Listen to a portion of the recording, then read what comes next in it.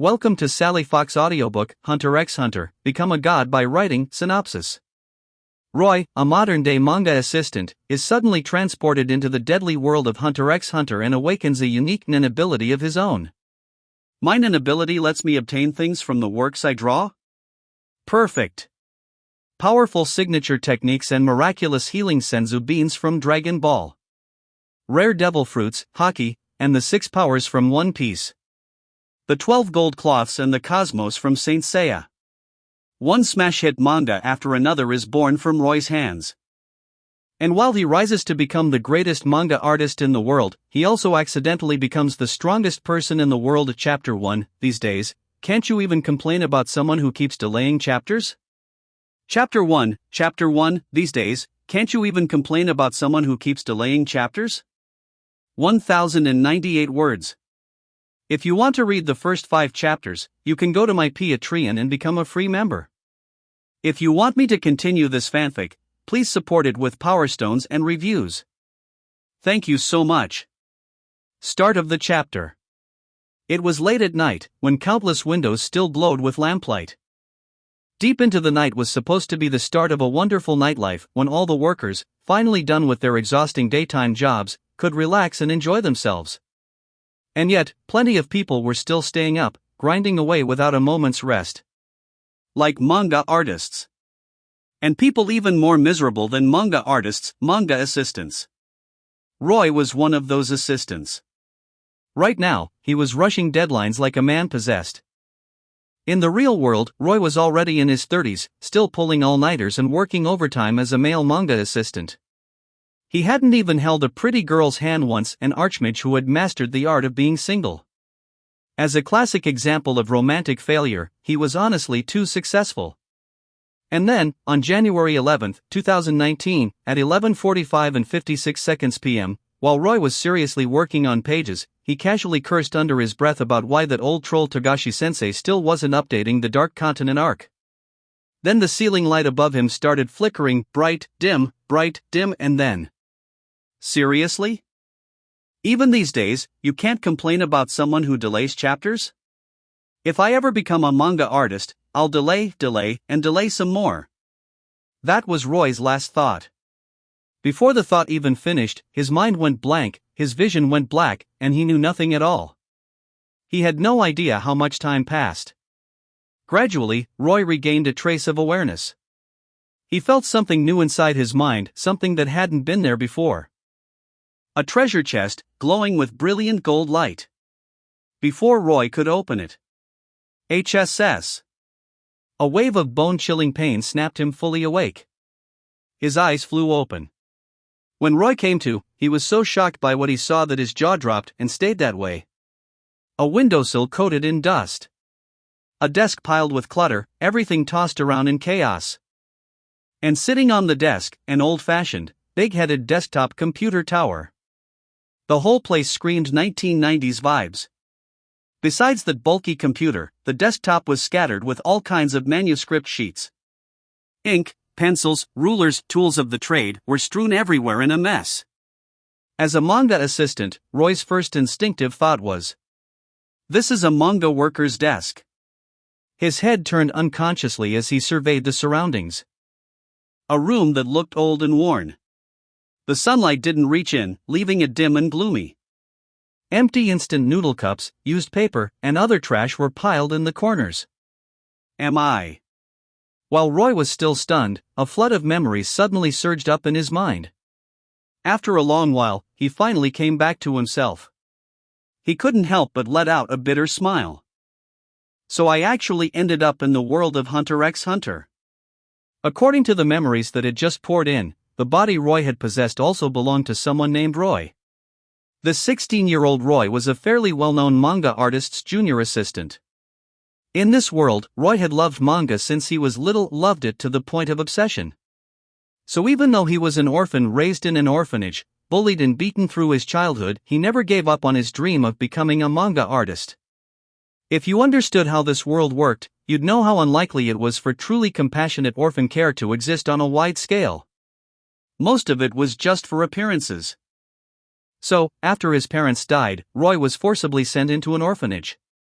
When Roy was small, whenever the orphanage director and nurses treated him violently, it was those stacks of manga volumes that soothed his fragile heart. That was why he developed an intense fixation on manga. And on top of that, he genuinely had talent and aptitude in the field. So when he was 14, he took the drafts he'd secretly drawn and sought out a manga artist with some reputation. That manga artist was also the owner of a magazine company. Because he loved manga as well and wanted more people to love manga too, he had established the magazine company specifically to publish excellent works. They were both manga fanatics, and the original Roy's feverish passion hit the boss right in the heart. After looking through some of Roy's drafts and confirming his identity and that nothing seemed suspicious, the boss decided on the spot to take Roy in as his manga assistant. He'd taken a liking to talent. So Roy became a junior assistant, thrilled beyond words. Of course, because he'd never studied manga in any systematic way, Roy started out doing nothing but errands, bringing tea and water, running small tasks. But Roy was still happy. Truly happy. He had escaped the torment-filled orphanage and reached the side of the person he had always admired, a real manga artist. To become a great manga artist, that was his dream. And Roy's talent was genuinely dazzling. In just 2 short years, he absorbed knowledge like a starving sponge. He didn't waste a single moment. Even when he went to the bathroom, he'd clutch a book on manga theory and read it carefully. So his skills improved at a terrifying pace. Finally, his effort and excellence moved the manga artist he worked under, the magazine boss. And it just so happened that a serialized manga in their magazine was about to end. In situations like this, the boss would usually draw 1 or 2 short stories personally, or recruit other manga artists to start new serializations. But recently, none of the manga artists they had good relationships with had suitable new works. And the boss himself had no inspiration for the time being. So he thought it over and simply handed the opportunity to Roy. If Roy succeeded, that would be perfect. A new excellent manga would be born, and the magazine company would profit. If Roy failed, it wouldn't hurt anything. They could just say the boss was training a newcomer, earning a reputation for nurturing the next generation. Either way, the boss had given Roy this opportunity. Whether Roy succeeded or not, Roy would still be grateful and would be willing to keep working for him wholeheartedly. This boss was sharp as a knife. End of chapter. If I see that this fanfic has support, I will upload 20+ chapters to Patreon. patreon.com/suku. Thanks for your support. Chapter 2, Ninability Manga Realm. 1063 words. If you want to read the first 5 chapters, you can go to my Patreon and become a free member. If you want me to continue this fanfic, please support it with Power Stones and reviews. Thank you so much. Start of the chapter. Of course, this was nothing more than the most basic business tactic. If the boss didn't have real ability, he wouldn't have been able to keep a magazine company running in the hunter world, a high-risk world like this one. And honestly, the boss hadn't done anything wrong. Strictly speaking, he was still a good person who genuinely loved manga. Roy, after receiving the news that he had to draw a one-shot himself, was ecstatic. Naturally, he was also deeply grateful to the boss. After making up his mind to produce an outstanding manga that would live up to the boss's expectations, Roy began creating his manga. Because it was his first work, Roy set extremely strict standards for himself. He threw his entire body and soul into the creation process, so much so that he didn't even have time to take care of his own daily life. As a result, the room that had once been tidy became messy and filthy. Then, after Roy stayed up day and night without rest, finally locking down the genre and finishing the draft just as he officially started inking, he kicked the bucket. The preparation stage had drained far too much of his mental and physical energy. Add to that the non-stop all-nighters, and the lingering hidden injuries his body had suffered from abuse back when he was a kid in the orphanage. In the end, he collapsed over his desk, dead from sudden cardiac death. That was the set of memories Roy from Earth had just received. What a waste! Earthroy felt genuine regret for the Roy of this hunter world. So that's why I ended up here, because this Roy's obsession with becoming a manga artist was too strong, huh? Don't worry. I'll make the name Roy the loudest, brightest name in the manga industry. Because I am also a manga assistant. In the next instant, Roy seemed to hear a faint thank you in his ear, and his whole body suddenly felt a little lighter.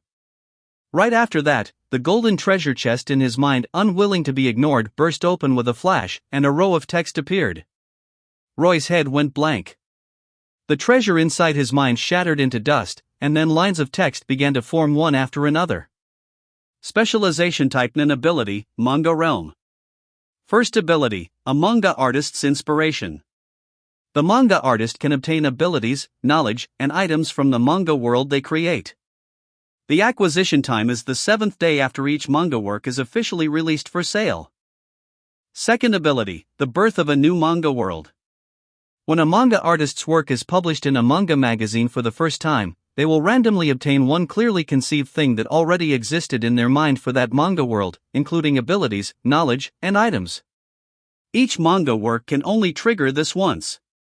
The more famous the magazine company, and the better the placement of the work within the magazine, the higher the tier of what is obtained. Third ability, a hit manga. The more the work is recognized and chased after by readers, the more people like it, or the bigger its reputation, and the higher its sales and sales ratio, the more abilities, knowledge, and items the manga artist can obtain from that manga world, and the higher their quality. Fourth ability, hunger for updates, the grudge of being asked to update. The stronger the reader's desire to see more, and the stronger their resentment toward slow updates, the more abilities, knowledge, and items can be obtained, and the higher their tier. Fifth ability, the world's finale. When a manga work ends, based on how popular it was during serialization and how the public reacts after it ends, the manga artist will obtain 3 random things from that manga world. Ability restrictions. The manga work must be recognized by the general public. It must be created solely by the user alone. No plagiarism, no copying, no inspiration from others' work. It must be created specifically in manga form. The initial publication reward can only be obtained if the work earns its magazine placement due to quality. If the quality declines midway and causes a certain number of readers to become dissatisfied, then the abilities, knowledge, and items obtained from the work will decrease, dropping in tier, or even resulting in no gain at all. If the work is abandoned mid-serialization or ends in a disastrous, ruined finish, then everything obtained from that work will be reclaimed, and the author will receive a punishment depending on how severe the situation is. Nen ability? Right, given Roy's fanatical, obsessive fixation on manga, it made perfect sense for him to develop Nen. Everyone gives off tiny amounts of life energy, but most people unconsciously allow it to leak away. The power to freely control the life energy emitted from the human body, also called aura, and to use that aura for offense or defense, is called Nen. Learning this technique is also a requirement to become a true hunter.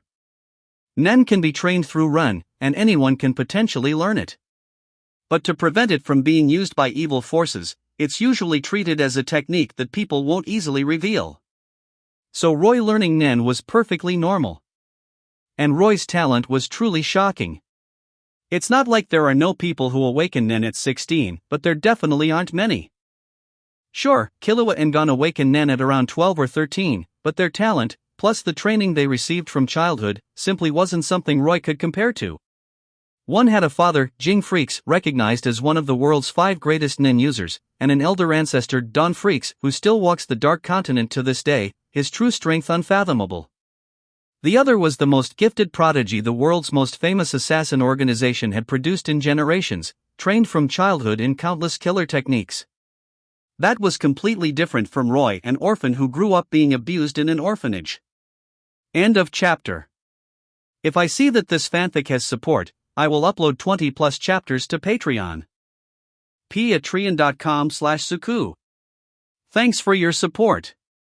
Chapter 3, Come Forth. Dragon Ball.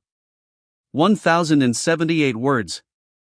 You can read up to Chapter 7 on my Patreon, just become a free member. Start of the chapter. There are 5 detailed rules to this ability, but the summary is simple. If the manga you draw gets recognized, blows up, becomes popular, gets readers hooked, then you can obtain things from that manga's world. The value of what you obtain is directly proportional to how hot your manga is. The more popular it is, the better the rewards.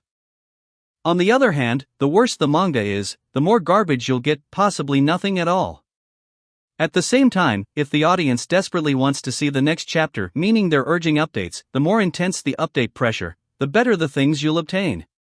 Therefore, mastering cliffhangers is extremely important. Roy had already pictured it: cut the chapter right at the peak, then harvest all that frustrated resentment. Beautiful. Absolutely beautiful. As for why he had to wait 7 days before he could obtain anything from the manga. Because 7 days is exactly the window for the audience's reaction to a chapter. 7 days is enough for readers to judge whether your work is good or bad, and then the nin ability will evaluate it and determine the quantity and tier of what you deserve to receive.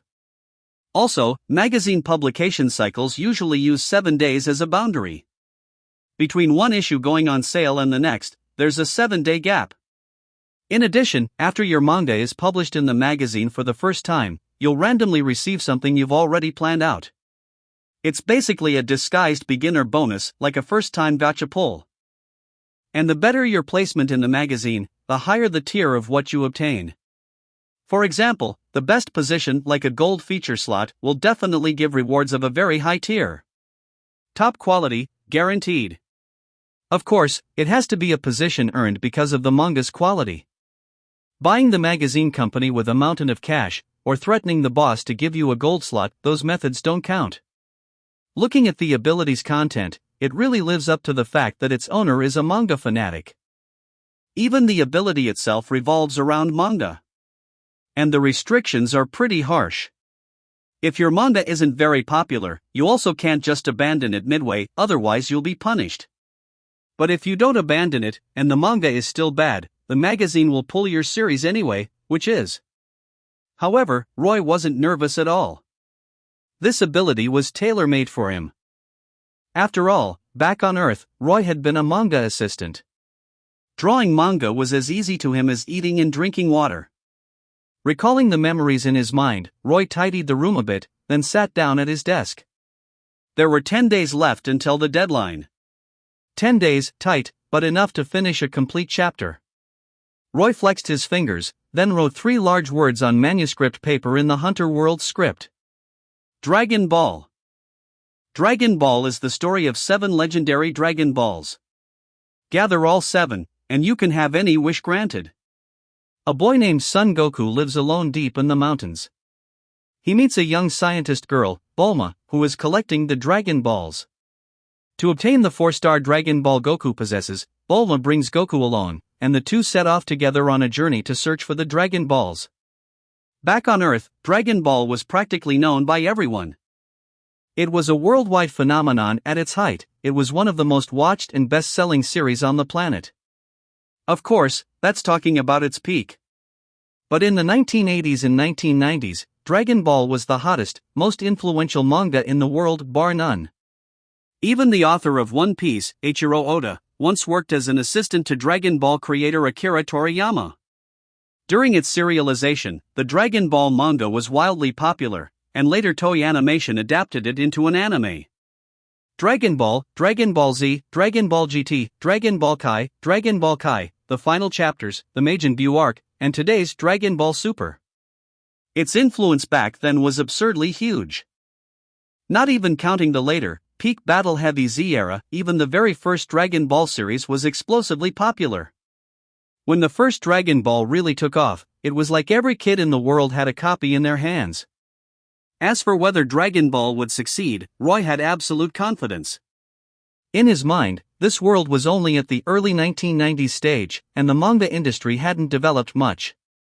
Moreover, because this world was full of danger, the manga industry's growth was extremely slow.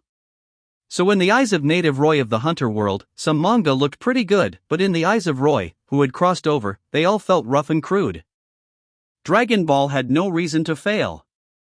And Roy had another crucial reason for choosing Dragon Ball.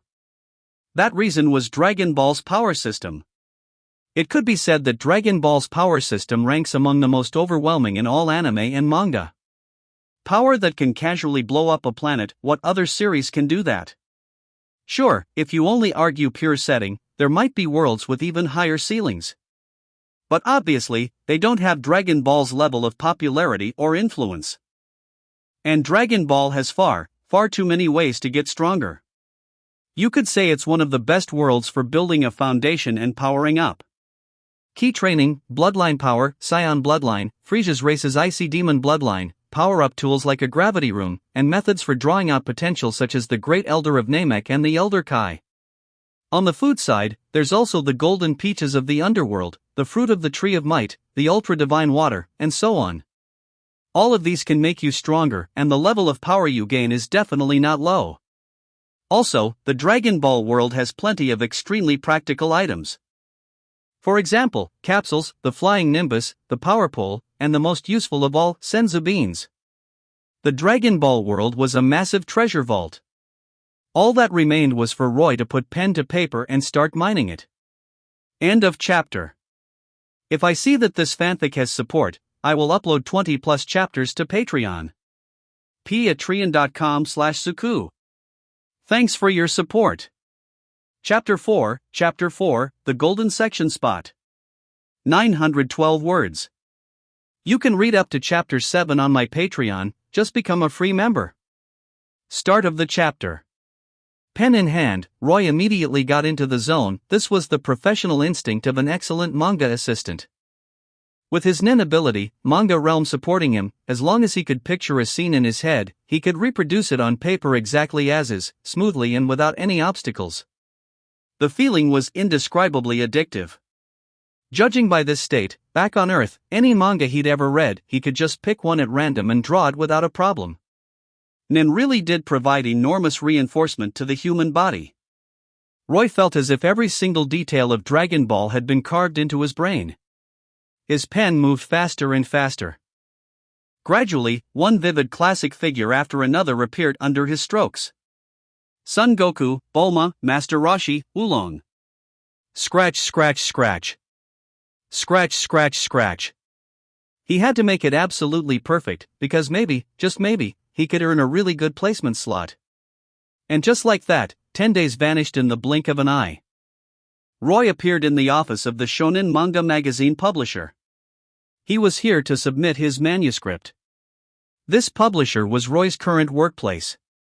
The boss of the magazine, also a somewhat well-known manga artist, Luke, was flipping through the pages Roy had handed him. Collect 7 Dragon Balls and you can summon a dragon? A backwoods kid who's never seen the world, yet possesses immense power, traveling together with the young heiress of a wealthy city family? That's a solid concept. Luke put down the manuscript in his hands and looked at Roy with open approval. Roy, you really didn't disappoint me. It's all because you taught me well, Luke-sensei. Luke-sensei was someone Roy genuinely respected, a kind person who truly loved manga. The story's great. There's no problem publishing this in the magazine. Thank you, Luke-sensei. MHM. You must have exhausted yourself these past few days. Go out and get some proper rest. Watching Roy leave, Luke sat quietly for a long time. Then he picked up the Dragon Ball manuscript again and resumed reading. This kind of line work, these strokes and structure, the character designs, the story outline. Roy, you really are a genius through and through. As a manga artist with a name of his own, Luke knew exactly what Roy's manga meant for the current manga scene. This level of technique and style made even Luke feel inferior. After thinking for a moment, Luke quickly made his decision. He picked up the phone and dialed a number. Listen, make this Dragon Ball the flagship headliner project of our magazine. Yes, that's right. Put it in the most eye-catching spot. Give the golden section placement to Dragon Ball. After hanging up, Luke let out a long breath. This manga was going to blow up. Their shonen magazine was going to blow up too. Maybe the springtime of the manga industry was about to arrive. Back in his room, Roy started physical training. Even if he'd awakened Nin, he couldn't slack off. A good body was the foundation. Your body was your capital. Also, the Shonen magazine's release date was fixed the 5th of every month. Today happened to be the 1st. In 5 more days, the new issue would hit the shelves. Roy was eager to see what kind of placement Luke-sensei had arranged for Dragon Ball, and what kind of reward he would receive. 5 days passed in the blink of an eye.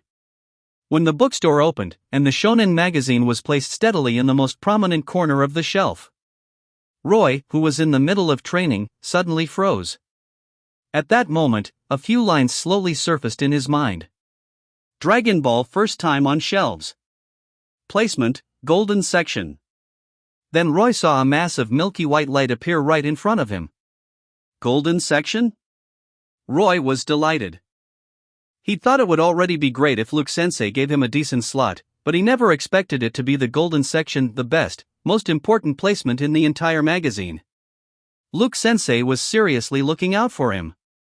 And since it was the golden section, according to the abilities rules, the quality of what he received this time would definitely be extremely high.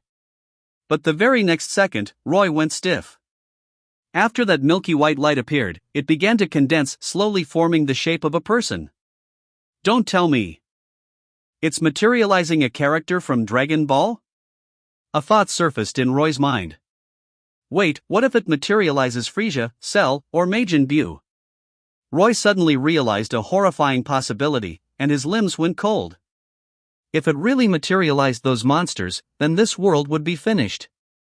Even with a golden section placement, it shouldn't be able to materialize something on Cell or Majin Buu's level, right? Roy could only comfort himself like that. Finally, under Roy's terrified gaze, the milky white light slowly took form. The result was revealed, and the glow dispersed into the room. And by then, Roy had already seen exactly who had been materialized.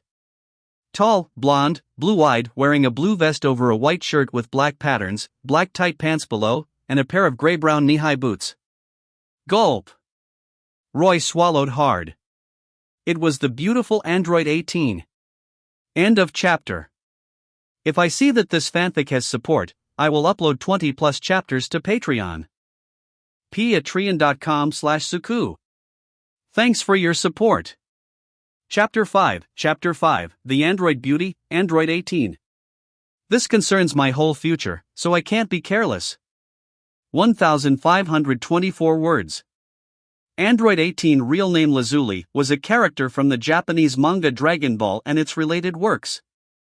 Android 18 was originally a beautiful, normal woman from Earth.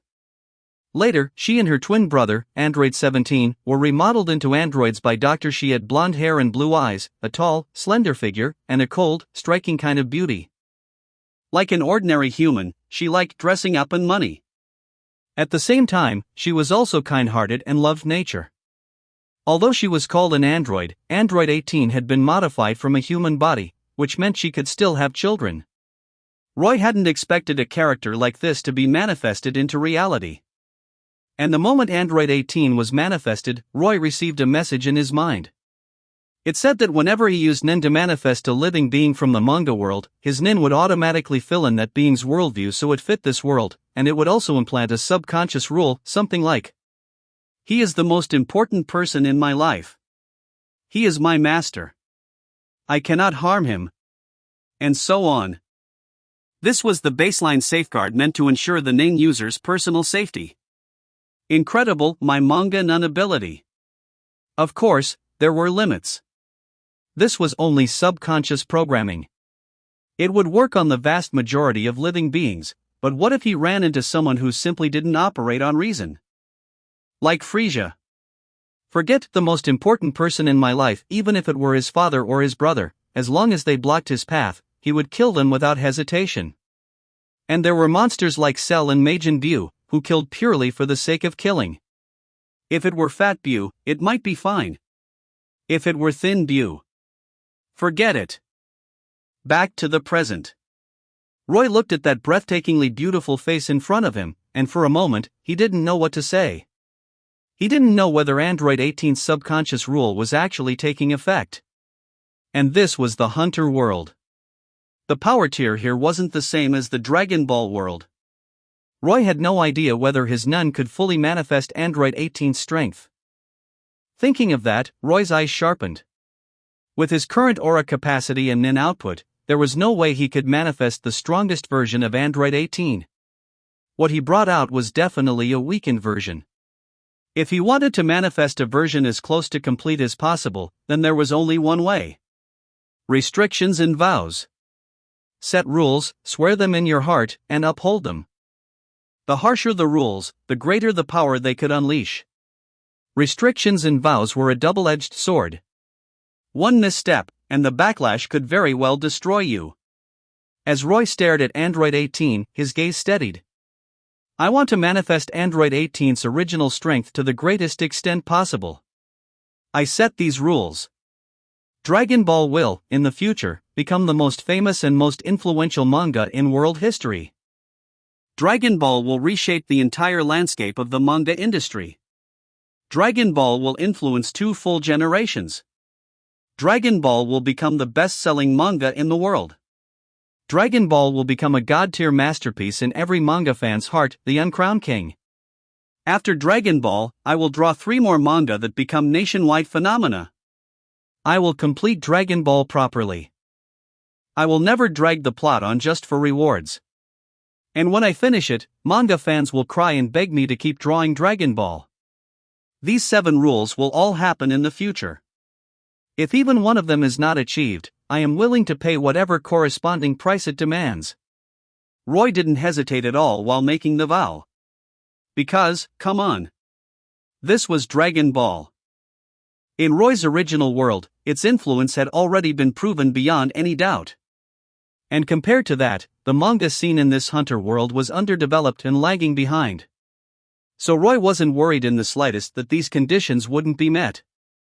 Then, the very next second right after he finished the 7 vowed rules, a dazzling white light surged up from Android 18's body. And in the same instant, Roy felt an utterly terrifying aura pressure erupt from her. Kokoro Mountain. A tiny old man sitting in a rocking chair, watching an animated show, slowly opened his eyes. Hunter Association Headquarters. A shameless, lecherous old man who had been sipping fragrant tea while staring at a female staff member's chest lifted his head. Far, far away from the 6 continents, somewhere swallowed in darkness. A figure whose face could not be seen clearly, but who vaguely resembled the Hunter world's protagonist Gon Freaks and Jing Freaks, paused mid-motion. That aura pressure came fast, and it vanished just as fast. Aside from Roy, the instigator of it all, and only a handful of top-tier experts across the entire world who sensed something strange, everyone else remained completely unaware. And at this point, Android 18 had already recovered from the confusion of first appearing. Her cool, aloof eyes swept around until they landed on Roy, who had been staring at her the whole time. In that instant, her gaze softened. Seeing the change in her eyes, Roy let out a breath of relief. The eyes were the windows to the soul.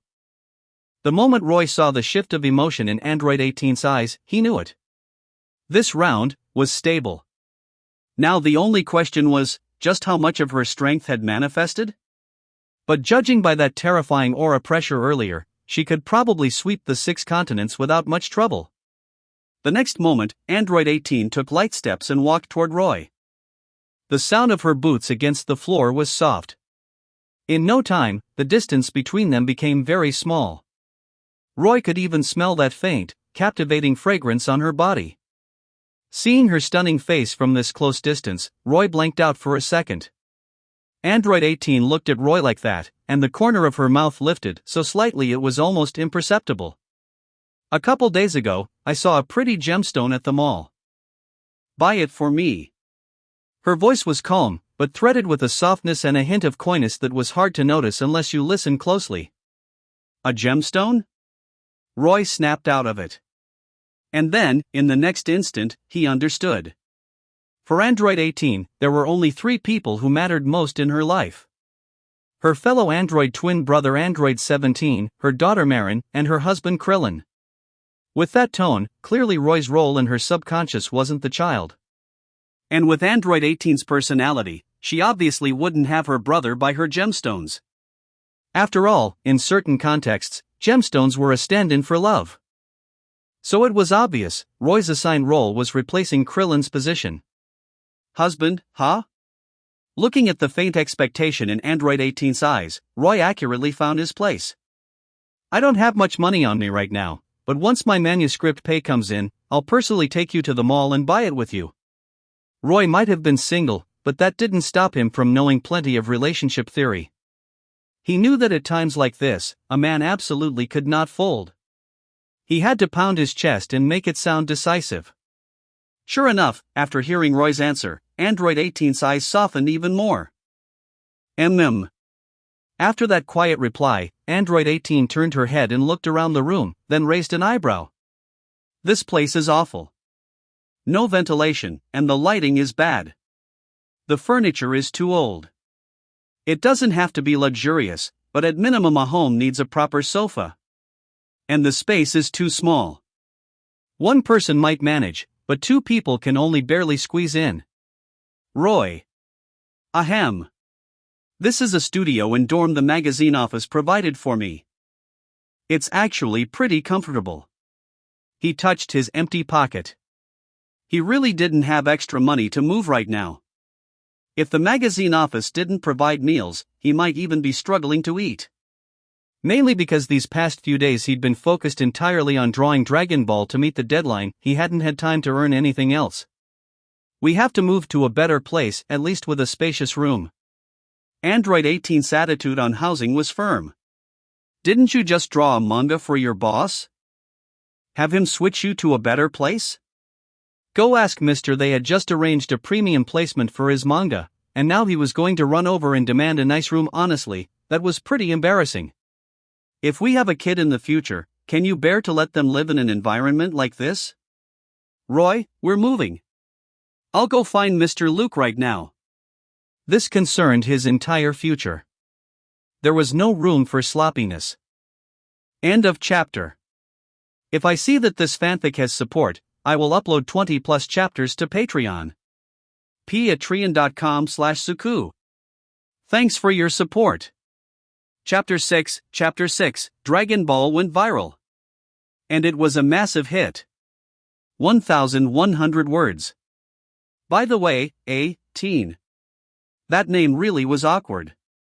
It didn't even feel like a proper name. So, that gemstone you picked out, how much does it cost? Roy suddenly had a very bad feeling. Not expensive. Just 2.5 million jenny. Roy. In the original story, Android 18's desire for money was on par with Nami from One Piece. Roy felt like his bright future had just gained a faint layer of darkness. In the end, Roy still moved into his new place 2 days later. Old Luke was very straightforward. He waved his pen in a big, decisive stroke and transferred the best property under his name to Roy. The house was not far from the magazine office and was also a bit closer to the core area of Old Silver Mountain, making it extremely suitable for living. The city Roy lived in was Old Silver Mountain City on the Yorubian continent. It was located on the northern side of the Yorubian continent. While the city's overall style and economy couldn't compare to York New City in the west of the continent, it was still fairly decent. At the very least, its basic fashion trends, technology, and entertainment were all at the forefront of the 6 continents. Shonen Magazine was a mid-tier magazine company that mainly focused on manga and had a certain reputation. However, the overall quality of its manga wasn't very high, so its sales were neither great nor terrible, still enough for the company to operate in a normal, stable state. That also came with a benefit: since the magazine company wasn't big, it didn't threaten the profits of the long-established major publishers. And because Shonen Magazine had its own connections and reputation, it also wouldn't get shaken down for protection fees by the bottom-dwelling scum. So the overall atmosphere at the magazine company was quite harmonious. But all of that changed drastically after Roy's Dragon Ball began serialization. 2 days earlier. Lax was a loyal reader of Shonen Magazine, and also a manga enthusiast. He never missed a single issue. Every time he bought Shonen Magazine was a genuinely enjoyable moment for Lax. But today, he was in a bad mood. Giselle-sensei's Evil Dragon Prince already ended last issue. It was really good. Why didn't they draw a few more chapters?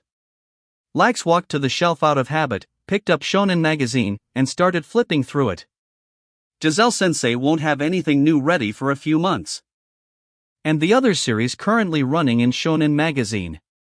I don't really like them. I can tell what's going to happen on the next page just by reading the previous one, so boring. I can only see if there's any new manga to fill the gap Evil Dragon Prince left behind. Dragon Ball? Author, Roy? Oh right, look, Sensei said he'd let his proud disciple take over as lead artist for the next manga story. Let's see how the story is first. Gather all 7 Dragon Balls and you can summon Shenron to grant any wish? That's so cool. Little Goku is so cute. Haha, Bulma actually tried to use seduction on little Goku. He probably doesn't even know what a woman is as a creature. Time passed second by second, and Lax didn't notice at all. His eyes were glued to the pages. The bookstore owner, curious, walked up behind him. Lax was a regular customer here. Normally he would casually flip through a little, pay, and leave. But this time, he'd been standing there for a long time. The two of them were familiar with each other, so the owner didn't chase him away. However, the other customers in the store didn't get the same treatment as Lax. When they saw how absorbed Lax was, their curiosity was sparked too, and they started picking up Shonen magazine to flip through it as well. The moment they did, they couldn't tear their eyes away either, just as hooked as Lax. But the owner wasn't about to let them read for free. He grabbed a feather duster and smacked one customer after another back to their senses. The customers snapped out of it, then all paid and bought their copies of Shonen magazine. Lax also came back to his senses, because someone called out to him. "Sir, could you transfer that copy of Shonen magazine you're holding to me?" A young man stood in front of Lax, speaking with an embarrassed expression. Lax glanced at the shelf and realized Shonen magazine had sold out. What he was holding was the last copy in the entire bookstore. Meanwhile, the owner was already at the counter on the phone, urging the supplier to rush more stock. Seeing that, Lax immediately understood what was happening. He hugged Shonen magazine to his chest and said, "Sorry. I'm buying this one." So, while the young man wore a face full of regret, Lax hurriedly paid and left the bookstore. After the new issue of Shonen magazine hit shelves across bookstores, every customer who came to buy it naturally saw Dragon Ball in the golden feature section. So, unsurprisingly, Dragon Ball blew up. And it wasn't just popular, it was a massive hit.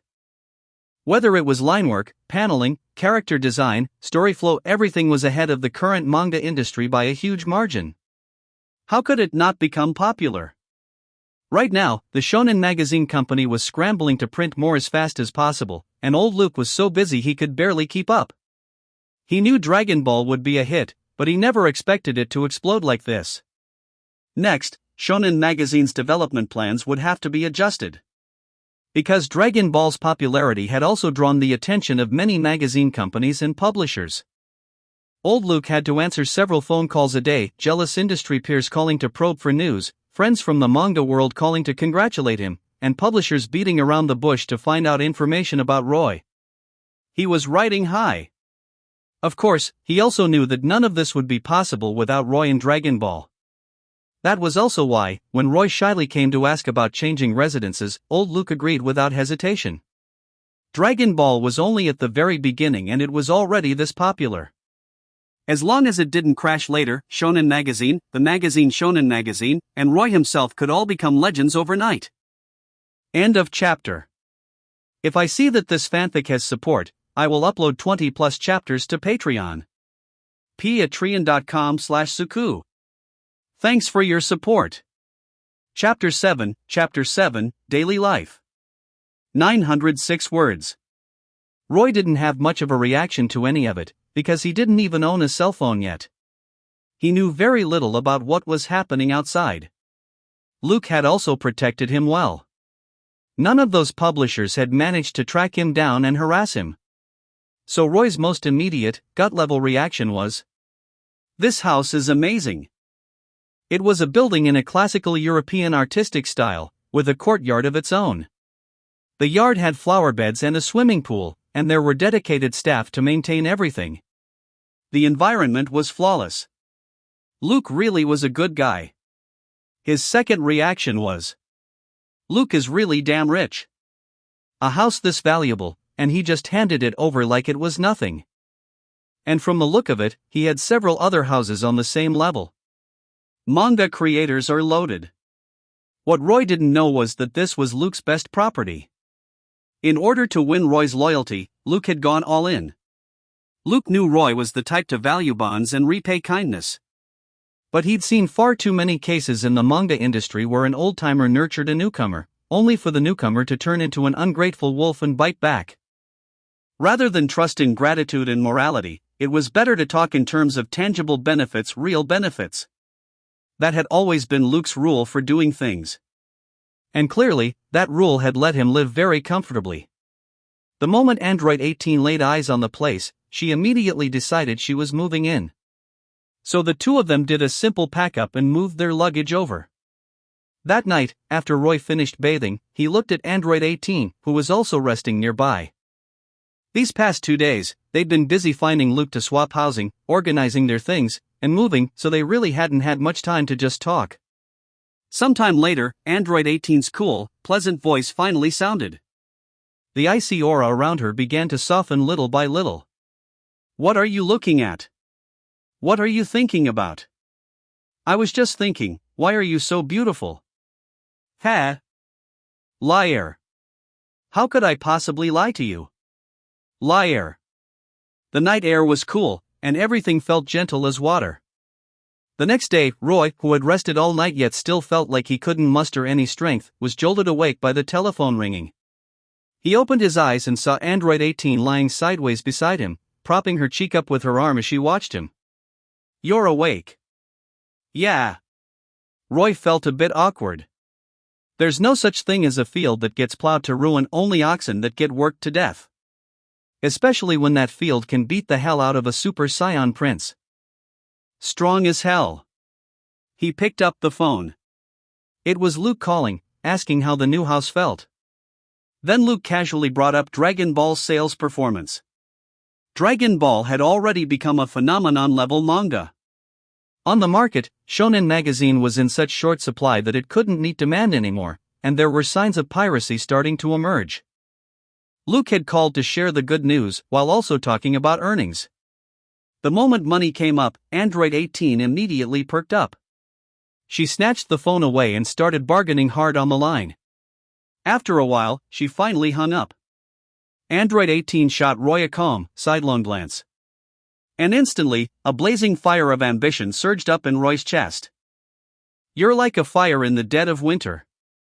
Your roaring flames set me ablaze, burning up my calories." A brand new day began with the second round of morning cardio. On the other side, in the office, Luke stared at the receiver in his hand, looking a bit dazed. Where did that kid Roy pick up such a terrifying woman? She squeezed a whole chunk of profits right out of me. But then Luke thought again, since she'd negotiated so frankly and seriously, it meant Roy still wasn't going to leave Shonen magazine. Luke immediately felt much more at ease. One reason Dragon Ball is so explosive is the cute, fun character designs. If an anime has ugly characters with no distinct traits, it's easy to forget.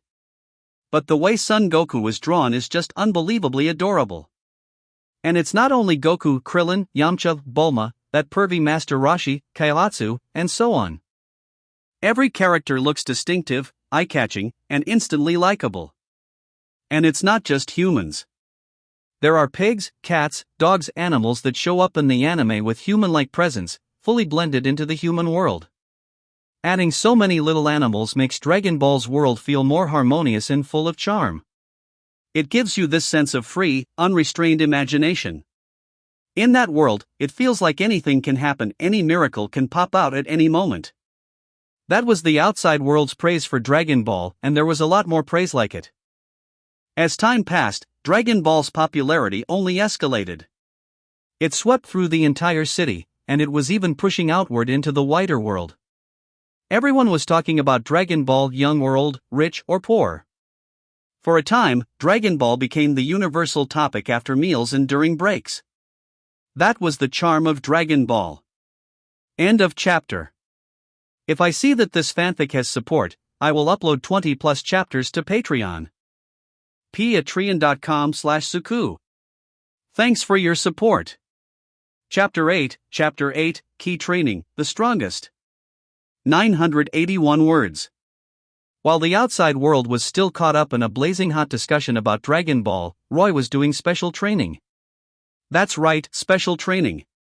Because you had to understand, the original Android 18 was the kind of monster who could pin a Super Saiyan to the ground and beat him into the dirt. Her combat power was top tier even on a universal scale. Android 18 was an incredibly powerful android modified from a human base. Because of her perpetual energy reactor, she possessed effectively infinite energy. Her cells aged extremely slowly, she wasn't prone to growing old, and she didn't need to eat, though she did still need to stay hydrated. When she first appeared during the Cell arc, her strength was slightly above Vegeta right after he turned Super Saiyan. And according to official interview material, Akira Toriyama himself once said that Android 17 and Android 18 could become stronger through training. What does "can become stronger through training" mean? It means that in Android 18's memory, there was a method for cultivating ki.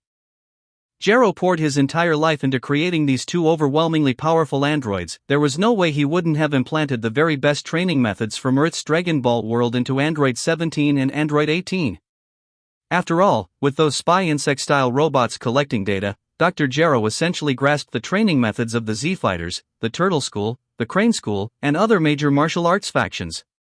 Then he refined them, taking the best, discarding the worst, merged the various training systems together, and implanted the result into Android 17 and Android 18. In other words, the training method Android 18 possessed was the most top-tier ki cultivation method in the entire Dragon Ball world. Note, although Nin training also cultivates energy, and the term overlaps with what Dragon Ball calls ki, to keep things clear from here on out, Dragon Ball's training will be called ki, and the Hunter World's system will be called Nun. And since Roy was Android 18's husband, he naturally received that teaching without the slightest reservation. So, under Android 18's meticulous guidance, Roy's strength began to surge at an astonishing pace. First came ki. Nun cultivation is energy cultivation, and in Dragon Ball, it's also energy cultivation. There was a subtle connection between the two. Roy discovered that when he trained Dragon Ball ki, his Nun dramatically boosted his training speed. And conversely, Dragon Ball ki also boosted his Nin training.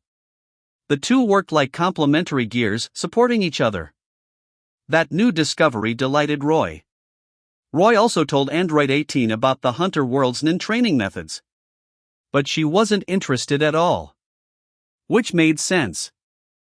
With Android 18's current strength, she had more than enough power to carve her way through the entire Hunter World, and maybe even the Dark Continent, going in and out 7 times over.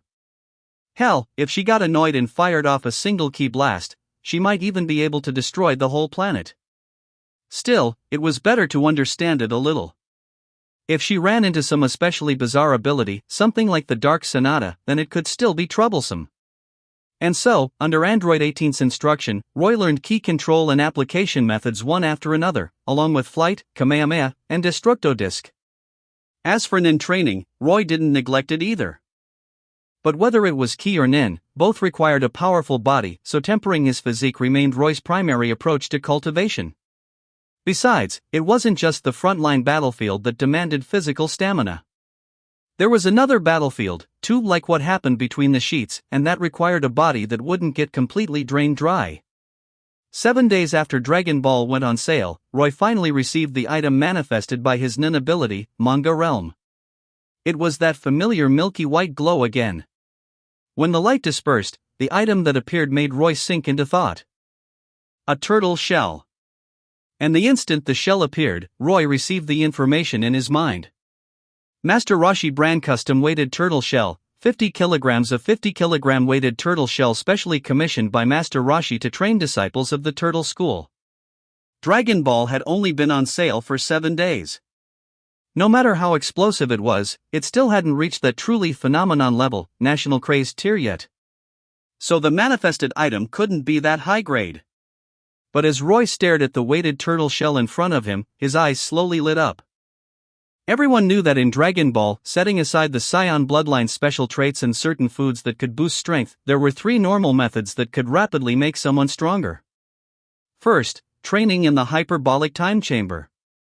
The time ratio, 1 day equaling 1 year, could let you become far stronger within a single day. Second, unlocking potential.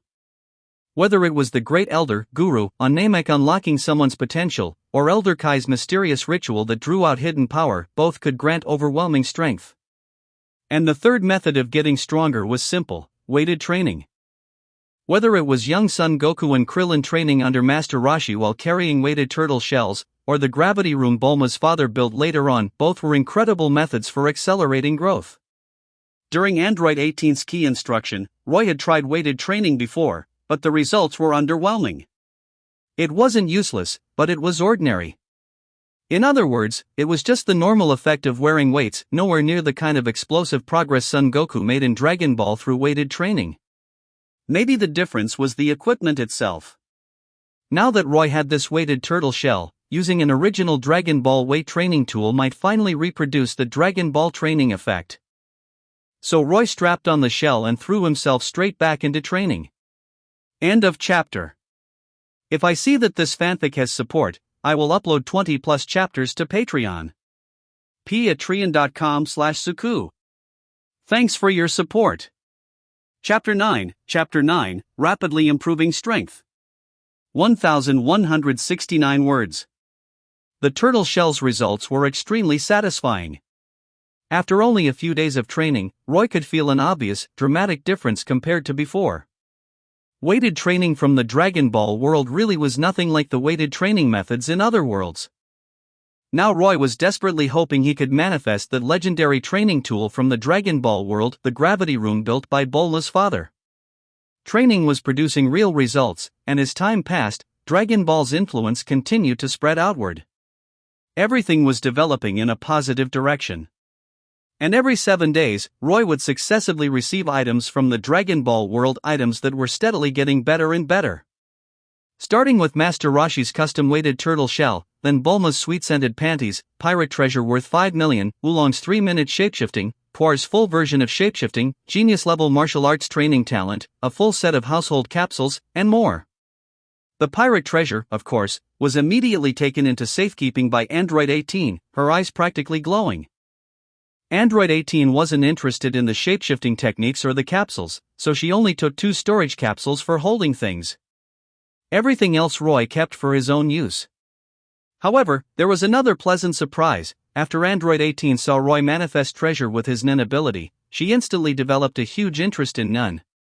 As for the genius-level martial arts training talent, it massively accelerated Roy's training efficiency and speed, causing his strength to increase at a breakneck pace. And so, Roy's days became harmonious and comfortable. Both in his career and in his sex life. During the day, aside from training, he would accompany Android 18 while she went shopping, bought things, ate out, and relaxed. Occasionally, he would draw the Dragon Ball manga. With his current strength and hand speed, he could finish drawing the entire Dragon Ball story in less than a single day. At night, naturally, it was adult-making time. After training, Roy's physique had become much stronger. But unfortunately, even the strongest beast of burden has a moment when it gets worn out. There are workers who collapse from exhaustion, but the work itself never breaks. After training for this period of time, with aura and Nen stacked together, Roy might still be a bit short of what it took to walk the Dark Continent, but to rampage across the 6 continents? That was completely doable. Even if it was the Hunter Association or Meteor City, he was confident he could go in and out repeatedly, no one could stop him. That wasn't exaggeration. Nen and aura reinforced each other, and combined with genius-level martial arts training talent, Master Roshi's custom-weighted turtle shell, and Android 18's careful guidance, his rate of growth was downright terrifying. And the power scale of the Dragon Ball world really was stronger than the Hunter world by who knew how many times over. At the beginning of Dragon Ball Z, Vegeta's Gallic Gun could casually annihilate a planet, let alone the mid to late stages where battle power skyrocketed geometrically. Meanwhile, no matter how bizarre the Hunter world could be, at its core it was still confined to a single planet, meaning it sat at a level where Vegeta could erase it with a single Gallic Gun. So from a fundamental power scale standpoint, that natural tier difference made Roy's current strength practically inevitable. Author's note: this story is set with the Dragon Ball world being stronger than the Hunter world. If you don't like that, don't flame, it's simply the setting. In fact, after his strength soared, during these monotonous, harmonious days, Roy even found himself hoping some villain would show up, someone he could use as a prop to show off and slap down. What Roy didn't realize was that villains in his heart would always exist, anytime and anywhere, because Dragon Ball was so explosively popular that it had already affected certain people's vested interests. Many people had set their sights on Dragon Ball and Shonen magazine. They had made plans, taken shots, and tried dirty tricks. But none of them succeeded. Dragon Ball's influence was simply too massive. The entire manga industry felt enormous goodwill toward a work like Dragon Ball, something capable of revitalizing the whole field.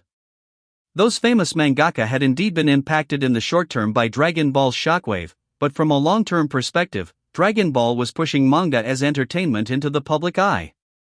In the future, the number of people who paid attention to the manga scene and to other manga works because of Dragon Ball would absolutely surge. When that happened, those famous mangaka would all benefit greatly. And they didn't even need to wait for the future. Even now, there were readers who, because of Dragon Ball, had started getting interested in manga beyond Dragon Ball. After the initial hit, sales of their manga actually climbed quite a bit instead. Therefore, anyone who tried to mess with Dragon Ball would become a public enemy of the entire manga industry, every mangaka in the field. So the people who wanted to move against Dragon Ball shifted their target to Shonen magazine. But obviously, Luke wasn't someone to be trifled with. He had dominated the manga industry for decades and built a magazine company into a thriving powerhouse. Of course, he had the ability and the methods to back it up. And on top of that, he had extremely broad connections in the manga world. Especially after many people learned about the relationship between Luke and Roy, how Luke had helped Roy and so on, they immediately decided to build goodwill with Luke. And so, a large number of people started openly supporting Luke and cheering him on. Reality proved that giving help during hard times was far less common than joining in when things were already going well. Dragon Ball couldn't be touched. Shonen magazine couldn't be touched either. So soon, someone put the target on Dragon Ball's author, Roy himself. Some of these people had considered using carrots and sticks to make Roy leave Shonen magazine. But Roy was doing perfectly fine at Shonen magazine. He lived in Luke's huge house, enjoyed excellent treatment, and Luke had recognized his talent. Strictly speaking, Luke had even saved his life. So why would Roy ever switch allegiances? The bribe him route was discarded. Then many people started thinking about intimidation. They sent many people to try to threaten Roy, kidnap him, and scare him, but none of those people came back. They even posted bounty listings in the underground world, and plenty of well-known underworld operators accepted the job. But without exception, they all failed. Not a single one returned alive. They would never imagine that Roy's own strength had already reached an extremely high realm and that by his side was a woman who seemed very likely to be the strongest in the entire hunter world. And so, those who tried intimidation also went quiet. At that point, Dragon Ball's road ahead became completely unobstructed. End of chapter. If I see that this fanfic has support, I will upload 20+ chapters to Patreon. patreon.com/suku. Thanks for your support. Chapter 10, Android 18's Burning Fighting Spirit. 1,178 words. After several months, with the entire manga industry sparing no effort to push it forward, Dragon Ball had already begun spreading from Old Silver Mountain City to every other continent. Because of that, the tier of items Roy received every 7 days jumped by a noticeable amount. On the martial arts side, techniques and insights like Wolf Fang Fist, Afterimage Technique, Thunder Shock Surprise, Matato's Training Notes, The Secrets of the Evil Containment Wave, Dodon Ray, Air Cannon, and all sorts of martial concepts and moves appeared one after another inside Roy's mind. It made Roy's path of training smooth and wide open. There were also plenty of support-type items, like a bizarre candy that could make someone get diarrhea just by a shouting fart, and a hovering flying car that could float off the ground, and so on. But what disappointed him was this: now that his strength had become very high, the Master Roshi brand custom-weighted turtle shell no longer did anything for him. And up to now, he still hadn't manifested any other gravity-type training item. That made his strength improvements return to a slow pace. It's time to go out and take a look around? When stillness lasts too long, you start wanting to move. In his luxurious room, Roy raised his head and looked toward a certain direction. That was the direction of the Hunter Association headquarters. After coming to the Hunter world, how could he not join the plot? The Hunter exam, the Zoldyck family, Heaven's Arena, York New City, Greed Island, the Chimera Ant King, the Zodiacs, and on and on. They were all fascinating storylines, and that was only the tip of the iceberg. Even though Yoshihiro Togashi hadn't finished drawing the Dark Continent arc and had only put out the beginning, you could still glimpse the leopard through the bamboo. So many exciting adventures made Roy's blood boil. He had always been the kind of guy with restlessness flowing in his bones. Roy himself loved adventure and fantasies, and he was the slightest bit Chuyuni. Otherwise, after graduating from a top university, he wouldn't have gone and become a manga artist's assistant. He believed that only inside the world of manga could those bizarre, dazzling adventure fantasies truly be satisfied. And now that he had come to the Hunter world, it was the perfect chance to turn those fantasies into reality. The Hunter exam was held every year on January 7th, and the next one was coming soon. Registration seemed like it was about to close. If he did the math, this year was 1997, and next year would be 1998, exactly the 287th session. It lined up with the story. However, Roy wanted to take the Hunter exam and the chain of events afterward, but he clearly owed Android 18 an explanation first. After all, Roy and Android 18 had been living happily together in such an excellent environment, fame and money, they lacked for nothing. With Dragon Ball exploding in popularity, Roy had received an extremely generous manuscript fee. And Roy could even accompany Android 18 every day, shopping, eating out, buying things. For a wife, that was practically happiness maxed out. But now, if Roy said he wanted to take an exam with such a high death rate, what kind of reaction would Android 18 have? Even though Roy was very strong, Android 18 knew that. Still, what wife in this world wouldn't want her husband safe and sound, the whole family living peacefully together? Even though Android 18 was basically the strongest person in this world, she was still a woman, with that small, delicate mindset. If Android 18 really refused to let Roy take the exam, Roy would have a real headache. The Hunter exam? You mean that exam with the especially high death rate? Pass it and you get a Hunter license? Clearly, Android 18 had some understanding of the Hunter exam. Roy wasn't surprised. When Android 18 was manifested, his nin ability had already set up her worldview. It wasn't strange at all that Android 18 knew about the Hunter exam. What Roy was slightly worried about was her stopping him from going. Go. I knew it. Wait, what? What did you say? You're agreeing to let me go? A second ago, Roy was already fairly disappointed, but he never expected happiness to come so suddenly the very next moment. I know your strength. Even that kind of Hunter exam shouldn't affect you. Besides. As she said that, Android 18 smiled brightly, and Roy stared so hard he almost lost himself. Who told you I'm your wife? If my husband wants to do something, then as his wife, of course I'll support him with everything I've got. Android 18. Roy was so moved his eyes turned red. With a wife like this, what more could a husband ask for? Android 18 let out another light laugh. You're already grown, why are you crying? But I'm still a little worried about you. This time, I'll go with you to the exam. Together? The Hunter exam is so dangerous, how could I bear to let you go with me? Trust me, Android 18. I'll definitely come back safely with the Hunter license. No. Let me go with you. No. You're my wife, how could I let you go somewhere that dangerous? Stay home comfortably and wait for me to come back. Android 18 was a super powerhouse. A mere Hunter exam wasn't dangerous to her at all. I'm going. Huh? Roy froze, gradually sensing something off. He'd graduated from a top university, after all. Right now, he felt like Android 18's stubborn insistence on going with him had a hidden meaning. Android 18 brushed her golden hair back and said, "Of course I'm going.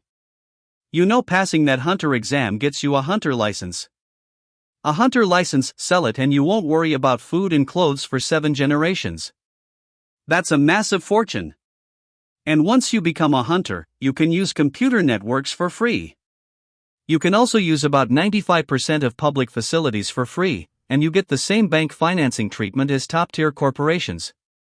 And you can enter 90% of countries that are usually forbidden, and enter about 75% of regions that are usually forbidden. You can even stay in countries outside your birth nation without a passport. Hunter is absolutely the most profitable and most prestigious profession in the world. Among the top 100 richest people internationally, 60 are active hunters. Everything known and unknown in this world is their prey. A license that fewer than 600 professional hunters in the entire world can have is a symbol of status and wealth, and even more, it represents privilege and strength. Get it, and your life will definitely become colorful. I must get a hunter license and become a hunter. As she spoke, Android 18's eyes blazed with burning fighting spirit. End of chapter. If I see that this fanfic has support, I will upload 20 plus chapters to Patreon. patreon.com/suku. Thanks for your support. Chapter 11, Hunter Exam, here I come. 883 words. Roy. He'd almost forgotten his own wife had an almost obsessive love for money and treasure. And a hunter license just happened to bring enormous wealth. So Android 18 having this attitude was both unexpected and completely reasonable. Alright then. Later I'll help you register too. No need. Android 18 shot Roy a sideways glance. I already registered. I registered you too. Roy. Alright. That settled it completely. So the matter of taking the hunter exam was happily decided just like that. As for Luke and the Shonen magazine side. What did you say? You're going to take the hunter exam? Luke wore a look that clearly said, "Are you messing with me right now?" Roy shrugged. He'd known Luke would react like this. It was exactly what he expected. Hey. What the hell are you thinking? Do you realize who you are right now? You're the brightest new star in the manga industry, money, fame, even plenty of privileges. Why would you go take something as dangerous as the hunter exam? What, are you still not satisfied? Once Luke saw that Roy didn't look like he was joking, he immediately flew into a rage. The hunter exam is truly dangerous. One slip and you're dead. What are you even thinking? And wasn't your dream to become a great manga artist? Why would you go be some kind of hunter? Yes, I know. The hunter exam is dangerous, and my dream has never changed. But right now I've completely run out of inspiration. Even when I was drawing Dragon Ball, I already felt the early signs of creative burnout. Inspiration often comes from life, yet rises above life, that's why I'm taking the exam. Roy delivered his nonsense with a perfectly straight face. I've already finished drawing the remaining Dragon Ball chapters. Please take a look. That way, even if something happens to me, it won't disrupt the plot's progress and development. Of course, there's no way anything will happen. Roy took out the remaining Dragon Ball pages and placed them on the desk in front of Luke. Over the last few days, to make sure he could still obtain things through Nin even while taking the hunter exam, Roy had deliberately rushed his drafts and produced a large backlog of Dragon Ball pages. Luke's brow stayed tightly knitted. This had nothing to do with Dragon Ball. He genuinely cared about Roy, and he didn't want him to die young with nothing left but a hunter license as a legacy. Luke lit a cigarette and said in a low voice, "I still don't." Bam! The office door was shoved open violently. Luke snapped his head up, ready to bark a curse. But when he saw who it was, he swallowed the words back down. "You're here?" Roy blinked at Android 18 at the doorway. "I've already packed everything. When are we leaving?" "Go wait outside for a second. I'll be right there." Bam! Android 18 slammed the door shut again, just as roughly. "Your wife is going with you too." Only after the door closed did Luke speak again, his tone unconsciously softening. "Sir, you know my wife's strength. With her going with me, safety won't be a problem." Luke fell silent. He knew Android 18's strength far too well. Roy still remembered that afternoon, some suicidal underground assassin had tried to kidnap him. Luke had happened to come by that day to drink with Roy. And so, Android 18's heroic catching the thief scene had been burned deep into Luke's memory. If you're determined, I can't say anything else. Just be careful. Roy nodded, and privately let out a breath of relief. Luke was both his benefactor and the one who'd guided him. Without Luke, Roy wouldn't even have had a stage to make use of Nen. After Android 18 appeared at Roy's side, it had been Luke who handled both their wedding and their marriage registration, and Luke had also taken care of Android 18's household registration. Roy owed Luke a great deal. And Roy sincerely hoped Luke would support his decision. With Luke handled, there were no obstacles left on the road to the Hunter exam. Hunter exam, here I come. The skies were clear, the air fresh, and a pleasant breeze drifted through. At the dock on Old Silver Island, Roy said goodbye to Luke and the others aboard the Sea God. When the time came, the Sea God let out a long horn blast and slowly pulled away from the harbor. Luke watched the departing ship and couldn't help letting out a sigh. I just hope little Roy comes back safe this time. As for Dragon Ball, Luke rubbed his temples. When I get back, I'll check how many pages are left. If it's short, then we'll switch to one chapter every 2 weeks. If it's enough, we'll keep it the same as always. Seriously, are geniuses all just born with some weird quirks? If those old geezers in the manga world find out little Roy went to take the Hunter exam, who knows what kind of uproar it'll cause. End of chapter. If I see that this fanfic has support, I will upload 20 plus chapters to Patreon. patreon.com/suku. Thanks for your support. Chapter 12, Hand over anything valuable.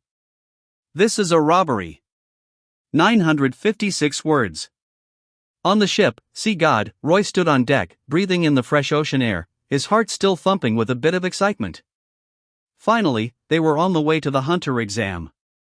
Android 18 leaned in at that moment and said, I already checked everything. This trip on the ship, Sea God will only stop at 3 ports to pick up registered examinees. One is Peanut Ton, one is Old Silver Mountain City where we boarded, and the last is Whale Island. Android 18 was unusually invested in this Hunter exam. She was determined to get that Hunter license no matter what. Roy looked around and saw there were already quite a few people moving about on the ship.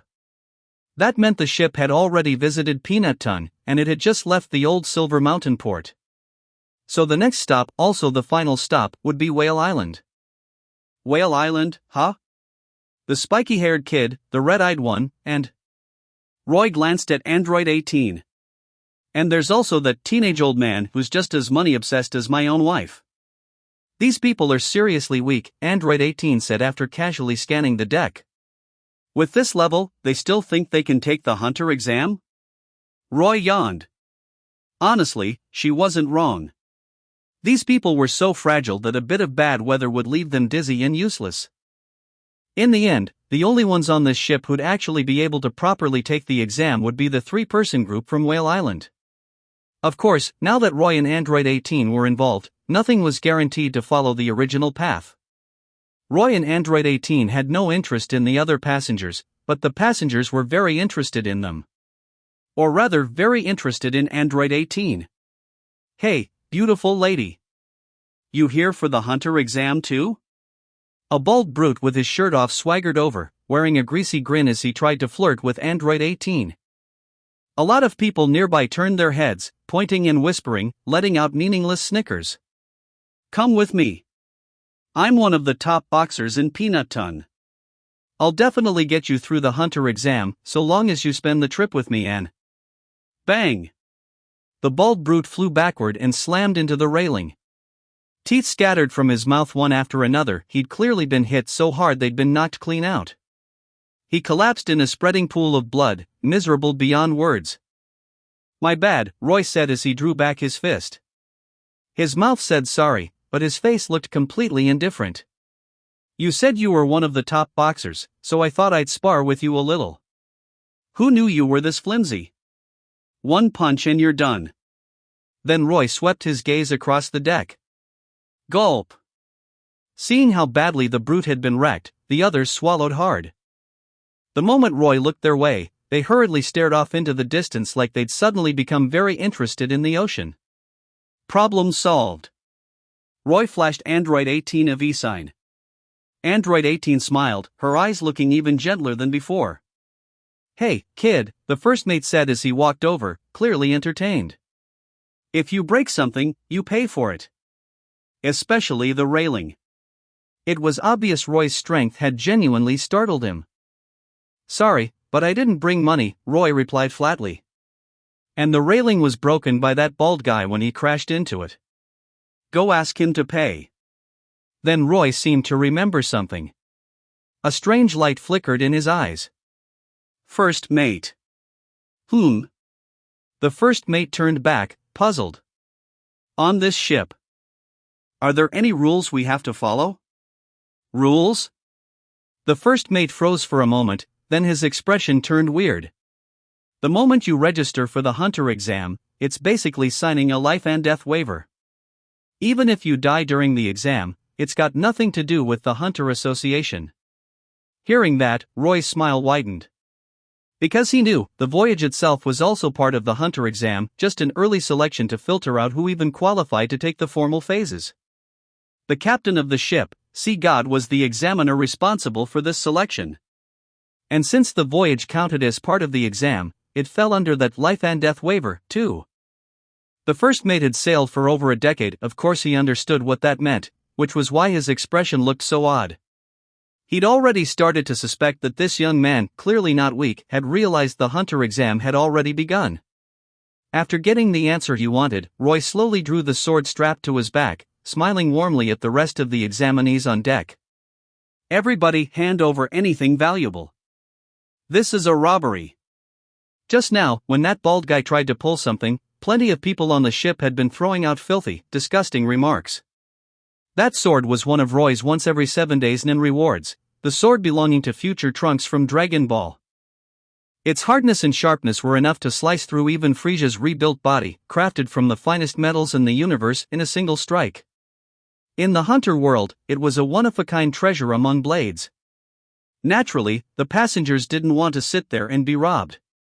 Unfortunately for them, the gap in strength wasn't just big, it was hopeless. So in the end, across the entire ship, aside from Android 18, Roy, and the sailors and other crew, there wasn't a single passenger left conscious. Roy had dropped every last one of them. "Finally," he said, satisfied. "Some peace and quiet." End of chapter.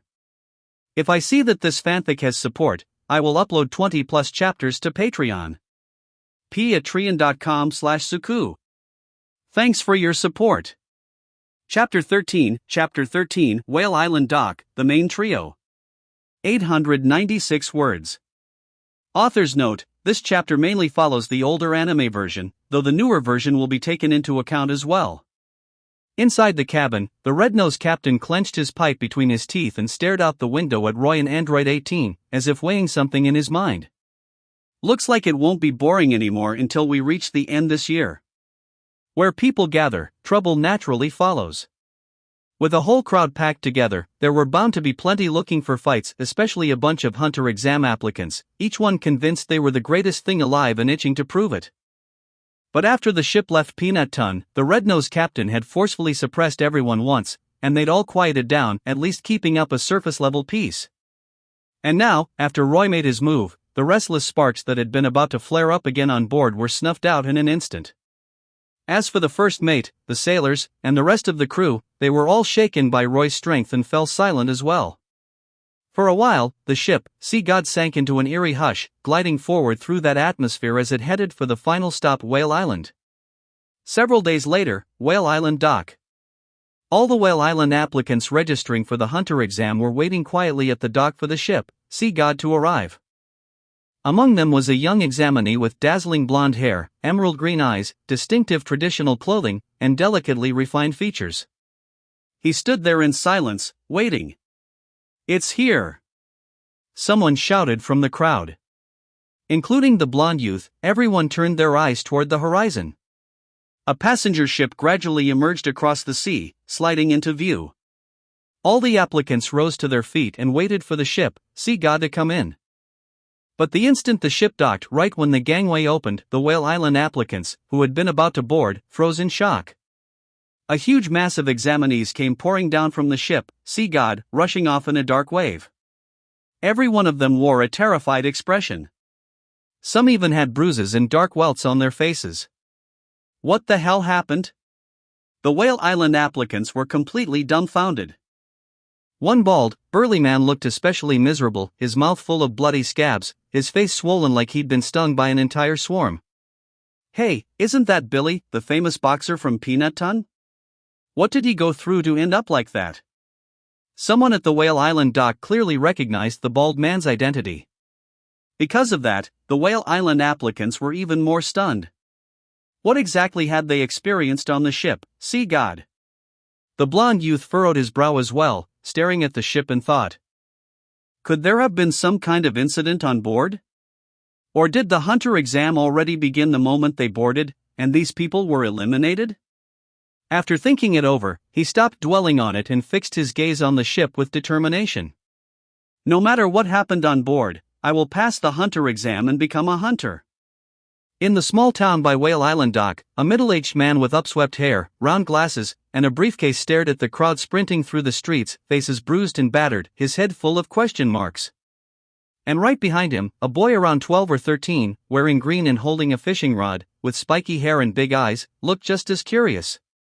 Back on the ship, Saga, Roy lay with his head on Android 18's lap, basking in the pleasantly warm sunlight. Everyone already left the ship. Now the only examinees still on board are the two of us. Whale Island applicants should board later. Should we forget it? Leave them a way out and let it go. Mainly because these examinees didn't have anything valuable on them. There wasn't much profit to squeeze out. And Whale Island was the last stop for picking up examinees. Keeping it up would be pointless. The Whale Island applicants boarded with a mix of nerves and caution, only to find that aside from what looked like a young couple sunbathing, there was nothing worth worrying about. And judging by appearances, the couple looked slim and not particularly threatening. So the others stopped paying attention and instead began observing the first mate and sailors on board. Only the blonde youth carefully glanced at Roy and Android 18 a few times, then chose a seat far away from them. Kurapika, huh? That sharp intuition and wariness really stand out. Even with his eyes closed, Roy could sense every movement of everyone on the ship. The perception and application of aura, endlessly useful. After quite a while, the ship, Saga, let out a long horn blast and slowly started moving, pulling away from Whale Island dock. Moving out already? Then that spiky-haired gone, and that teenage uncle Leo Rio should be about to. Bang! Spiky-haired gun dropped from the sky and landed safely. Meanwhile, teenage Uncle Leo Rio smashed down face-first like a total wipeout. Safe landing. Perfect. The Hunter World's main trio was assembled. The plot had officially returned to the proper track. End of chapter. If I see that this fanfic has support, I will upload 20+ chapters to Patreon. patreon.com/suku. Thanks for your support. Chapter 14. So, being uneducated is truly scary. 852 words. At Whale Island Harbor, the sea god had already raised anchor and set sail, cutting across the deep blue ocean. On the ship's deck, a spiky-haired boy in green was holding a fishing rod and staring intently at the sea. Gon had started fishing the moment he boarded. Just then, the rod twitched. Gon immediately yanked it up. As he pulled, the catch finally broke the surface, an elongated fish with a pair of wings. A flying fish revealed itself. A flying fish. I'm so lucky. Even on Whale Island, these are rare. The other Whale Island applicants watched Gon grinning to himself and all shook their heads with disdain. Clearly, Gon's sunny, carefree personality didn't fit the slightly tense, heavy atmosphere on the ship. Gon's little stunt drew plenty of attention, both from the applicants and from the red-nosed captain. This kid's pretty good. He actually reeled in a fish that big and a flying fish, too. Those rarely bite. The red-nosed captain was always interested in anything related to the sea. Awk, awk, awk. No one knew when it started, but a swarm of seagulls began circling the sea god at low altitude. Their cries were mournful, as if they were trying to say something. A storm's coming. Seeing the seagulls acting strange, Gon sniffed, then took a deep breath of the damp air. How is that possible? It's calm as can be. Gon, can you understand bird language now? Rio leaned over and asked. Just a little. And the air's really salty. The wind's warm, too, Gon said. Then you've gotta teach me later. Rio looked genuinely interested. At the same time, he was already calculating how he could make money with that skill once he learned it. Kid, you're from Whale Island, right? Who's your father? The red-nosed captain had been watching Gon the whole time. He had a guess, so he spoke up to confirm it. He's a hunter. I've only seen his photo, but I really respect him, Gon answered innocently. Hearing that and looking at Gon's somewhat similar features, the red-nosed captain was already certain. Kid, how long until the storm gets here? The red-nosed captain asked. He wanted to test Gon's judgment. About 2 hours, Gon estimated. The red-nosed captain nodded. That matched what he expected. Crack, crackle. A bolt of lightning tore across the sky. On the sea god's main mast, violet points of light appeared enough to make anyone who saw them feel a chill of fear. Elmo's fire. The red-nosed captain frowned. The moment those words fell, it was like some switch had been flipped. The pitch-black sky kept getting ripped open by blinding lightning. The wind began to howl. The once calm sea answered the sky's passionate summons and started to move. As the wind and waves intensified, the sea god began to sway left and right. Standing on deck became a staggering struggle. Anyone with weak balance was already rolling across the floor. Elmo's fire, people who see it are said to die at sea, someone in the crowd suddenly shouted. That single sentence was like tossing a red-hot stone into still water. Sure, anyone who had boarded the sea god to take the hunter exam had some ability, but St. Elmo's fire was simply too famous. And with the sea god pitching up and down in the huge waves, people grew even more panicked. Panic spreads. In an instant, no one stayed calm. It turned into a vicious cycle. Rio and Kurapika's expressions tightened, too. The morale was shaking. Only Roy and Android 18 remained steady in the storm, calmly enjoying the ship's swaying. Seriously, it's just a storm. These people won't stop yapping. It's annoying as hell. Roy opened his eyes, then saw Android 18 turning her head to the side, her eyes full of rapture, murmuring. So beautiful. Question mark. Roy followed her gaze. In the distance, the violet glow along the horizon was dazzling. With the stars scattered overhead, it really was breathtaking. It really is beautiful. Beautiful, my ass. That's St. Elmo's fire. We could all die, you know? One sailor felt ice cold all over as he weakly complained. So, being uneducated is truly scary. Roy stretched, then stood up. The real cause of St. Elmo's fire is a kind of cold, glowing corona discharge, also called electrical luminescence. During thunderstorms, a powerful electric field ionizes the air. Even though the name includes the word fire, it isn't hot at all. It's plasma at a relatively low temperature. Because the potential difference around it becomes so large that it exceeds the breakdown strength of air, currently about 3 million volts per meter, the air becomes conductive. As it conducts, it emits a bright glow. This is extremely common in severe thunderstorm weather. After all, before getting ice-skied, Roy had graduated from a top-tier university. He'd learned this kind of basic seafaring science in general education classes. Finally, Roy snapped his fingers and concluded. In short, this is just a perfectly normal natural phenomenon caused by thunderstorms at sea. End of chapter. If I see that this fanfic has support, I will upload 20+ chapters to Patreon. patreon.com/suku. Thanks for your support. Chapter 15. Chapter 15. Let's explain it through tradition and mythic origins. 1021 words. You can read up to chapter 20 on my Patreon, just become a free member. Start of the chapter. The moment Roy finished speaking, 99.8% of the people on deck froze on the spot, completely baffled. The remaining 0.2% were Gon and Android 18. Gon wasn't baffled at all, he didn't understand any of it anyway. He just thought this guy was insanely impressive. As for Android 18, those irresistibly charming eyes of hers seemed to fire off a gentle, tender beam that nearly turned Roy's bones to jelly. Corona discharge caused by cold light? Electroluminescence? Air ionization? Plasma potential difference? Dielectric breakdown threshold? And so on. What kind of nonsense was all this?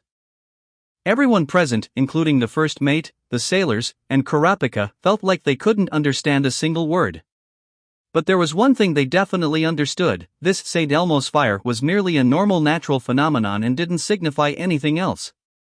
Also, Roy's tone carried that helpless "you people never read books, did you" vibe, plus the unconscious superiority a top student has over slackers. It wasn't outright mockery, but that tone stung even worse, trampling people's pride and making everyone feel awful. Elmo's fire is a curse. It's a legend passed down mouth to mouth.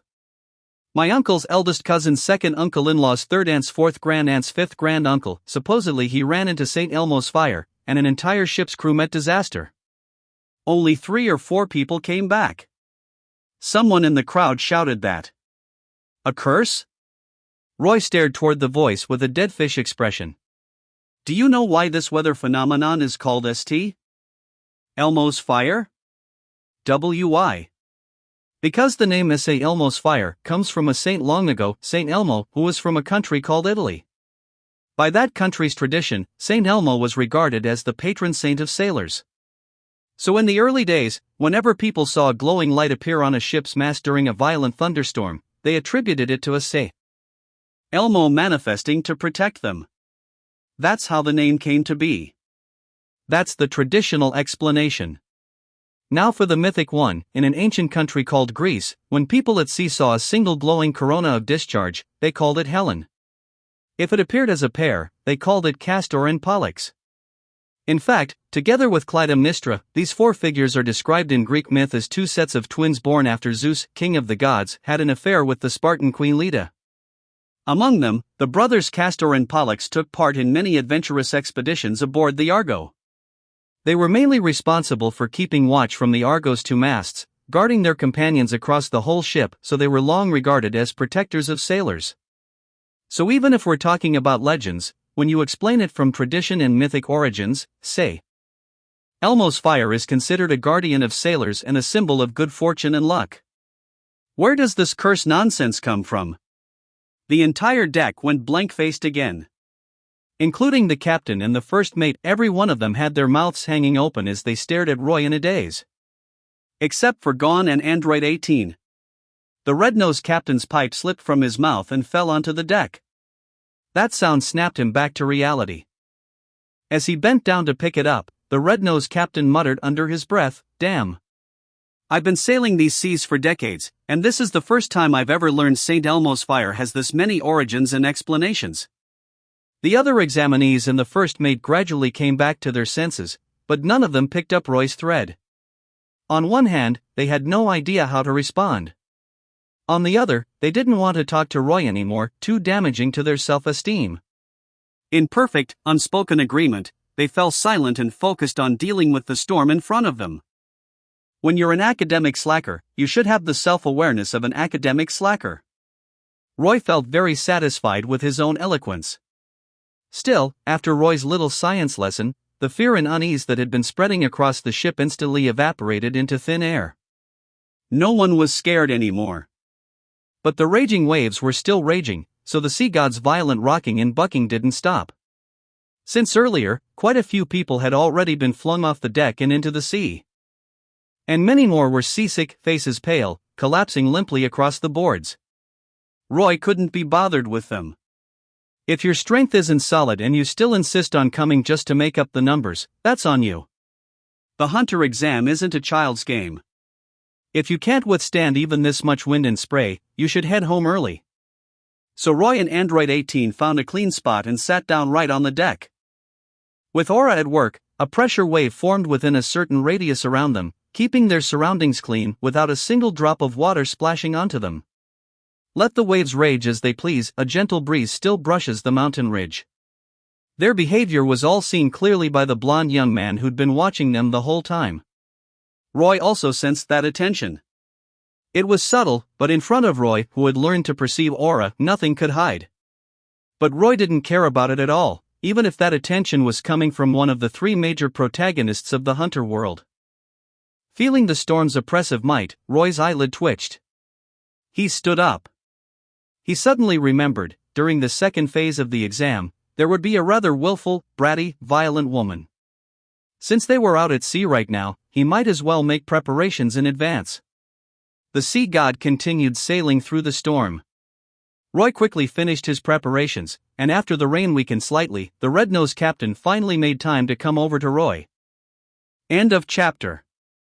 If I see that this fanfic has support, I will upload 20+ chapters to Patreon. patreon.com/suku. Thanks for your support. Chapter 16, just an ordinary mangaka looking for story inspiration. 917 words. The red-nosed captain's actions also drew in the people on board who were still in decent shape, like the first mate, Kurapika, Leorio, and the others. He clapped a pipe between his teeth, mysteriously. It still hadn't gotten wet even in this torrential rain, and smacked his lips as he said, "Kid, I've been sailing on this ship for decades, and this is the first time I've ever heard someone explain St. Elmo's fire like that. From tradition? From myth? I've drifted around my whole life. I can't claim I've been to every corner of the 6 continents, but I know the basic countries. And I've never heard of anything called Italy or Greece. Are there really countries like that on the 6 continents?" The red-nosed captain was smiling clearly. He thought Roy had just made all that up on the spot. Hearing the captain's words, Roy opened his eyes and replied flatly, "Italy and Greece were just countries that existed on the 6 continents a long, long time ago. Some old historical records in libraries mention them." "Asen, judging by the way you're talking, you haven't read many books, have you?" The red-nosed captain felt like he'd just been stabbed in the chest. As for corona discharge, that cold glow effect, modern physics textbooks explain it. If you've got time, Asen, you can go check whether the phenomenon described there matches what appears when St. Elmo's fire shows up. And the related accounts of St. Elmo's fire have also been mentioned in the works of various great figures. Elmo's fire was referenced in Caesar's Bellum Africum and in Pliny the Elder's Naturalis Historia, among other old books.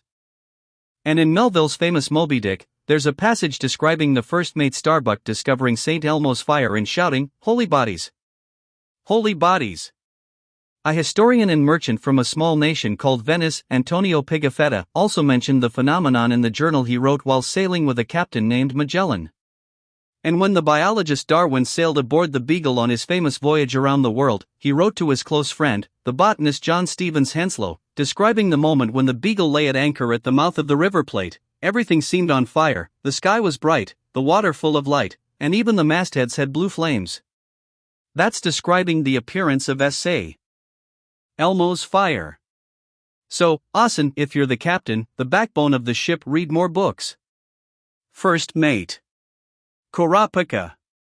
Leorio. At that moment, the red-nosed captain's lips trembled. Am I really getting old? Can't keep up with the times anymore? Why have I never heard of so many famous people in books? Is this really the difference between someone who reads and someone who doesn't? For a while, the red-nosed captain spiraled into self-inflicted torment. As for the others on the ship, the first mate had already felt his brain short-circuiting. Leorio barely managed to close his hanging mouth and muttered under his breath, "I didn't think a tiny sailing phenomenon would involve such a headache of knowledge. If you're a doctor, dealing with rare diseases and weird syndromes must be even worse. Yeah, being a doctor is not easy." Kurapika, meanwhile, racked his brain and still couldn't find any of the names or books Roy had mentioned. "Looks like the books I've read, and what I know, still aren't enough. This examinee." Kurapika looked at Roy with a heavy, guarded stare. "This is troublesome. Over here, the red-nosed captain also snapped back to himself. He was someone who'd been through storms and seas. He wasn't about to have his worldview shattered by a few sentences. But precisely because of that, he found Roy even more astonishing. He pulled the pipe from his mouth and asked, "Just who are you, really?" "Me?" Sensing the storm was about to pass, Roy closed his eyes again. "Just an ordinary mangaka looking for story inspiration, that's all." The red-nosed captain didn't dwell on Roy's mangaka identity. After the storm passed, even though it was still pouring outside, the ship gradually steadied. The captain directly brought Roy, Android 18, Gon, and the other two into a small room. "What are your names?" the red-nosed captain asked. "I'm Gon," Gon answered quickly. "I'm Kurapika," Kurapika also answered, back straight. "Ugh, what a pain." "I'm Rio said. Since everyone else answered, he didn't resist and just gave it up. "Roy." Short and to the point. "Android 18. A cool, clear voice. Even if her household registration said Lazuli, it was obvious Android 18 still didn't want to use her past name. As for fake names and aliases, wasn't Illumi also using the alias Gitaracker? None of that mattered.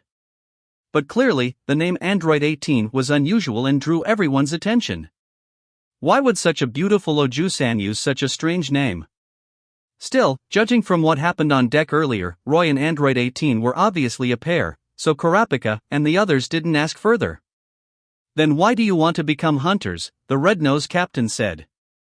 In his life he'd taken on countless examinees. He'd seen plenty of names far weirder than this. But that question was basically poking a hornet's nest, because with these two problem children, it hit a nerve. "Why should we tell you?" "This isn't an interview," Rio said, and Kurapika's eyes also filled with wariness. End of chapter. If I see that this fanfic has support, I will upload 20+ chapters to Patreon. patreon.com/suku. Thanks for your support. Chapter 17, Two Troublemaker Boys. 921 words. Aside from those two troublemakers, Gon answered honestly, "I'm doing it because my dad does this for a living, so I want to know what kind of job it is." Don't butt in so casually. "Can't you see we're talking business with this Ajisen?" Rio snapped, his tone sharp. The red-nosed captain's question tugged at Rio's nerves, dragging up some extremely unpleasant memories from the past. "I'm just saying my reason." "What does it matter?" Gon asked, puzzled. "I don't want to say it, and I'm absolutely not going to say it, because if it's something I don't want to do, then even if you make it a duel, I still won't do it." Rio roared. The horrific death of his old friend, Pietro, and his obsession with becoming a doctor flashed through his mind. "Rio, I agree with you." Kurapika's face was equally serious. "And my reason for becoming a hunter is extremely personal. Why should I tell a stranger I just met? I have the right not to say." That question made him think of the blood-soaked grudge he carried, and for a moment he lost his calm. At that instant, Rio and Kurapika reached an understanding. "Seriously? You still don't get it?" Roy pressed a hand to his forehead. "The hunter exam started the moment you boarded this ship. The Ajisen in front of you is a member of the Hunter Association." Roy continued, "This captain only called the 5 of us into the captain's room to ask a bunch of privacy-heavy questions that have nothing to do with him on the surface, questions that are very likely to piss people off. For a captain who's weathered countless storms and supposedly has the wisdom of a lifetime, doing something this thankless makes it pretty obvious he's one of the Hunter Association's people." The red-nosed captain found that wisdom of a lifetime line very pleasing until Roy immediately followed up with something that made him choke. Of course, we can't rule out the possibility that the Captain Ajisen suddenly had his brain short-circuit. Biologically speaking, people who get up there in age tend to do confused things. Ahem. The captain coughed at just the right moment, cutting Roy off. "Roy is correct." The red-nosed captain spoke plainly. "You must answer. Kurapika, Rio, otherwise, you're getting off this ship. The hunter exam really did begin the moment you boarded. From inside his coat, the red-nosed captain produced a card that represented the Hunter Association and continued, "Every year, the number of applicants is as countless as the stars. If we handled them one by one, how much manpower and resources would that waste? So the committee entrusts people like us to help screen candidates. Anyone unqualified, I've already reported to the committee. As for whether you get to take the Hunter exam," the red-nosed captain said bluntly, "that depends on my mood." His expression didn't change much, but his nose somehow looked even redder than before. Clearly, Leorio and Kurapika had managed to irritate him. "What a pain," Leorio muttered. "If that's how it is, I'll tell you. I want to be a hunter because of money. Once you're a hunter, you can earn a ton. With money, you can buy anything: big houses, nice cars, fine liquor, even women." As Leorio spoke, a dreamy look floated onto his face, making him look ridiculously funny. "Leorio, money can't buy a person's humanity," Kurapika said, unconvinced. "Brat, how old are you?" "Call me Leorio-san," Leorio barked. "Oh my, I think the same way as Leorio-san." Android 18 suddenly spoke up, brushing back her blonde hair with a smile. "I want to be a hunter for money too." Clearly, she'd found someone with the same tastes. "I told you money is great. It can buy everything." Having someone agree with him made Leorio visibly excited. However, Android 18 cut in after glancing at Roy, completely unbothered as she pulled the rug out from under Leorio. "I don't believe money can buy everything. At the very least, it can't buy women or love." Leorio froze for a moment, then realized Android 18 was a woman, and that some of what he just said was not exactly appropriate. He coughed lightly to ease the awkwardness. "Is that so?" "Leorio, Android 18, Kurapika said. Maybe you like money a lot, but in my view, money isn't omnipotent.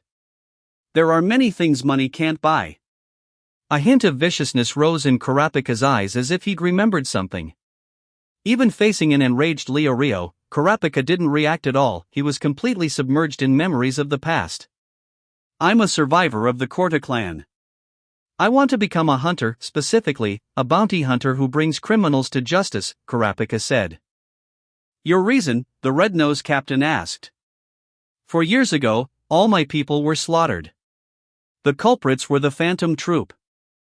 I want to become a hunter to capture them," Kurapika said. "The Phantom Troop are A-class wanted criminals." The red-nosed captain exhaled a ring of smoke. "Even seasoned veteran hunters don't move against them lightly.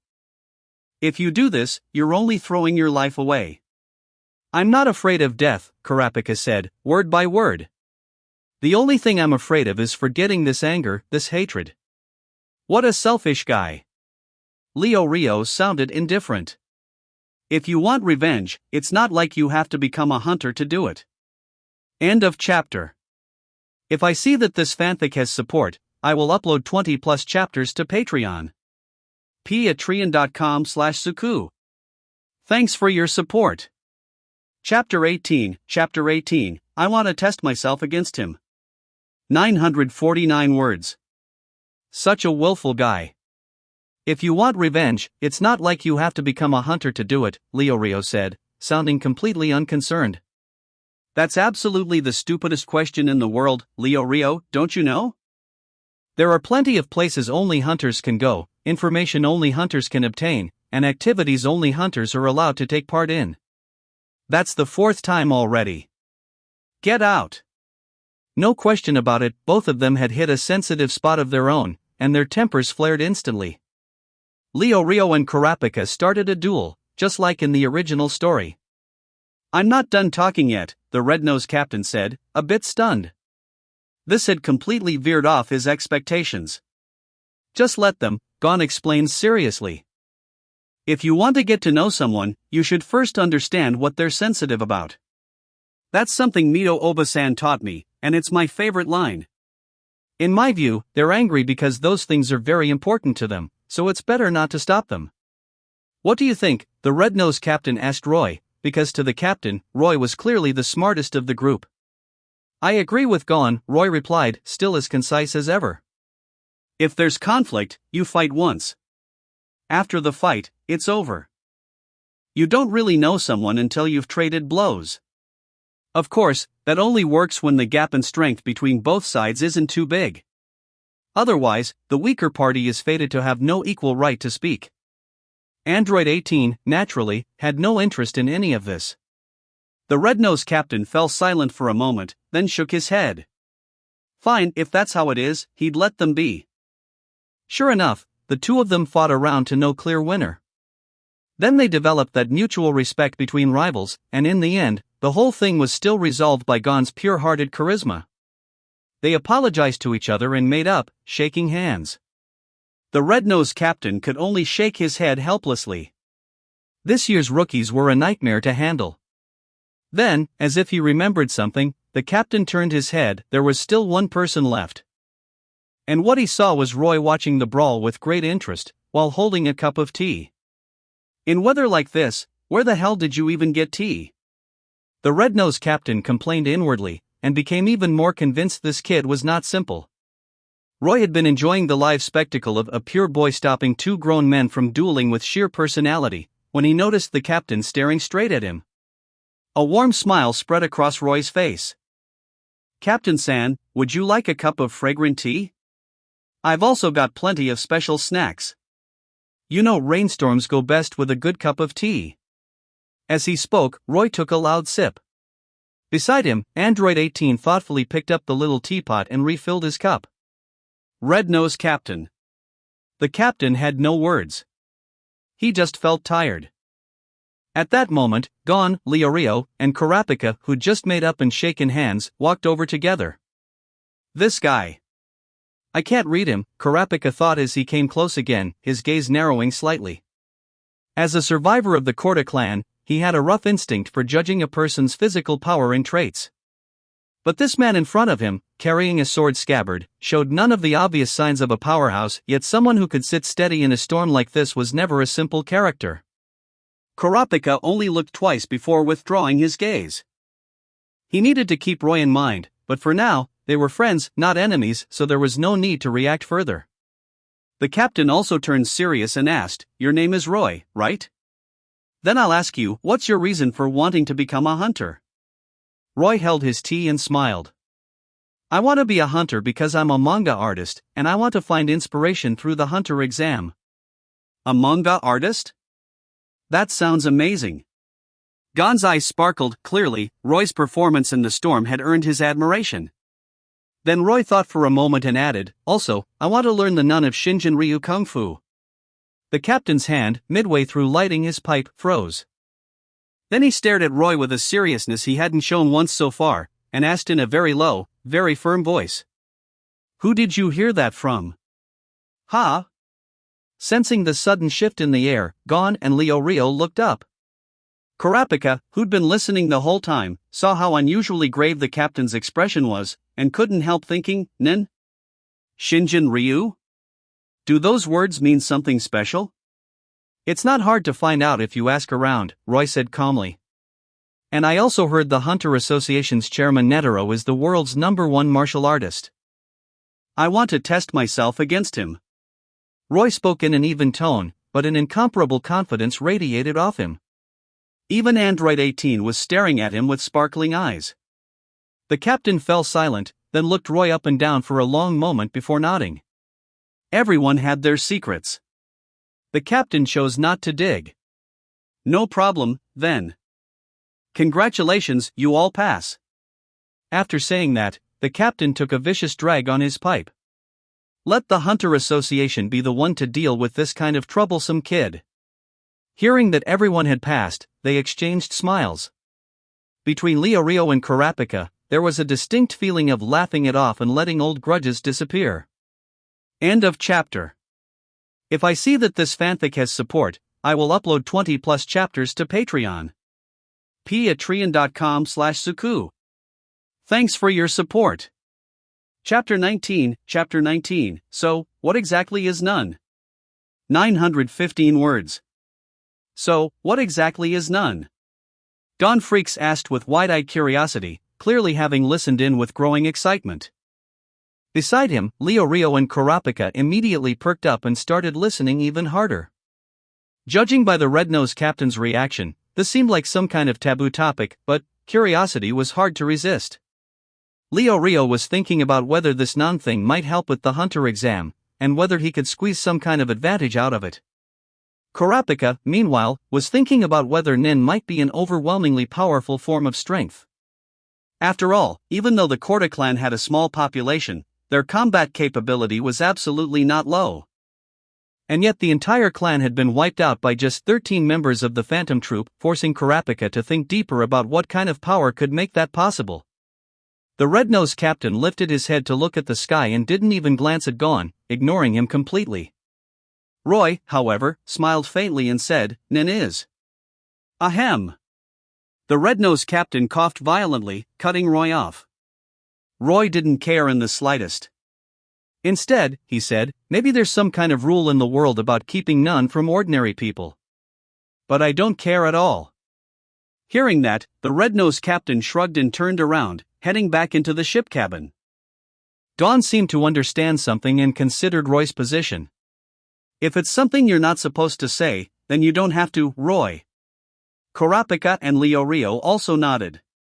They both desperately wanted to know what this so-called nin was, but they still had a line they wouldn't cross. They wouldn't pressure someone they respected, and they wouldn't force him into an uncomfortable spot.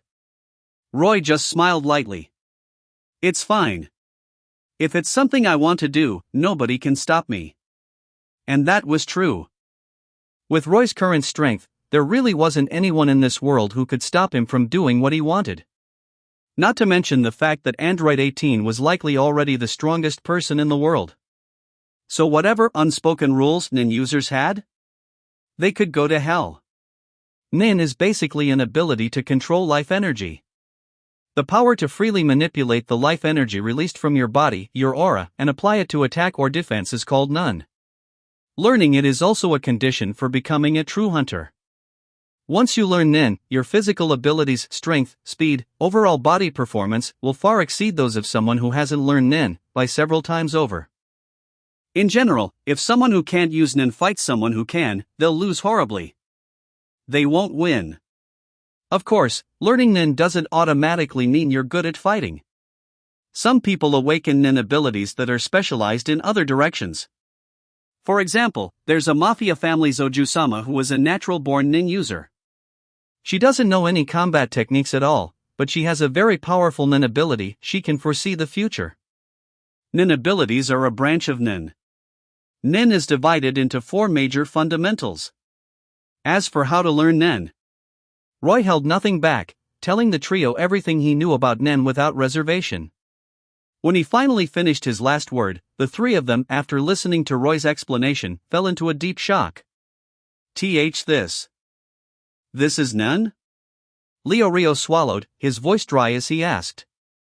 Kurapika clenched his fists tight, biting his lip, not saying a word.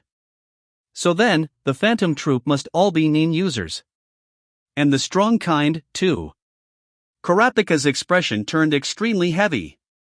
But no matter what the situation was, nothing could stop his determination to take revenge. So this is Nin. It feels insanely strong. Don didn't really have a concrete concept of getting stronger yet, he just thought it sounded incredible. Then he suddenly remembered something. Then my father, Jing Freaks, he's a hunter. So that means he's a Nin user too, right? Yeah. A Nin user isn't necessarily a hunter, but a hunter is definitely a Nin user. And since you said your father is Jing, that should be Jing Freaks. As he spoke, Roy raised his right hand, made a golden glow appear on his fingertip with his aura, and then tapped his own forehead. Jing Freaks, one of the world's top 5 Nin users, one of the Hunter Association's Zodiacs with the codename Boar, and one of the 5 strongest people in the world today. His achievements are enough for him to become a triple-star hunter, but he never applied because he thinks it's too much trouble. He's also one of the creators of the hunter game Greed Island. He's extremely intelligent, with accomplishments across many fields: biology, archaeology, linguistics, geology, game design. He's a truly incredible person. The sudden golden light startled Rio, Kurapika, and Gon. Then, seeing Roy recite information with a perfectly serious expression, they all understood at once. So this is Nin? Is this your nin ability, Roy? Gon looked thrilled, like he'd found something fun. Something like that. Roy began indulging his mischievous urge to mess with them. Android 18 watched Roy teasing them like this and couldn't help turning her head away as she laughed. Roy put on a demonstration right there, making the three of them understand Nin even more clearly. Kurapika and Leo Rio thought back to what happened with St. Elmo's fire earlier, and both nodded in agreement. End of chapter. If I see that this fanfic has support, I will upload 20 plus chapters to Patreon. patreon.com/suku. Thanks for your support. Chapter 20, Teaching Nin, Arriving at the Destination. 964 words. Still. Nin users treat their Nin ability like their trump card and don't show it to people easily. Roy, you're just showing it to us out in the open, are you sure that's okay? Don kept asking in his usual wide-eyed, innocent way. Roy smiled faintly. It's fine.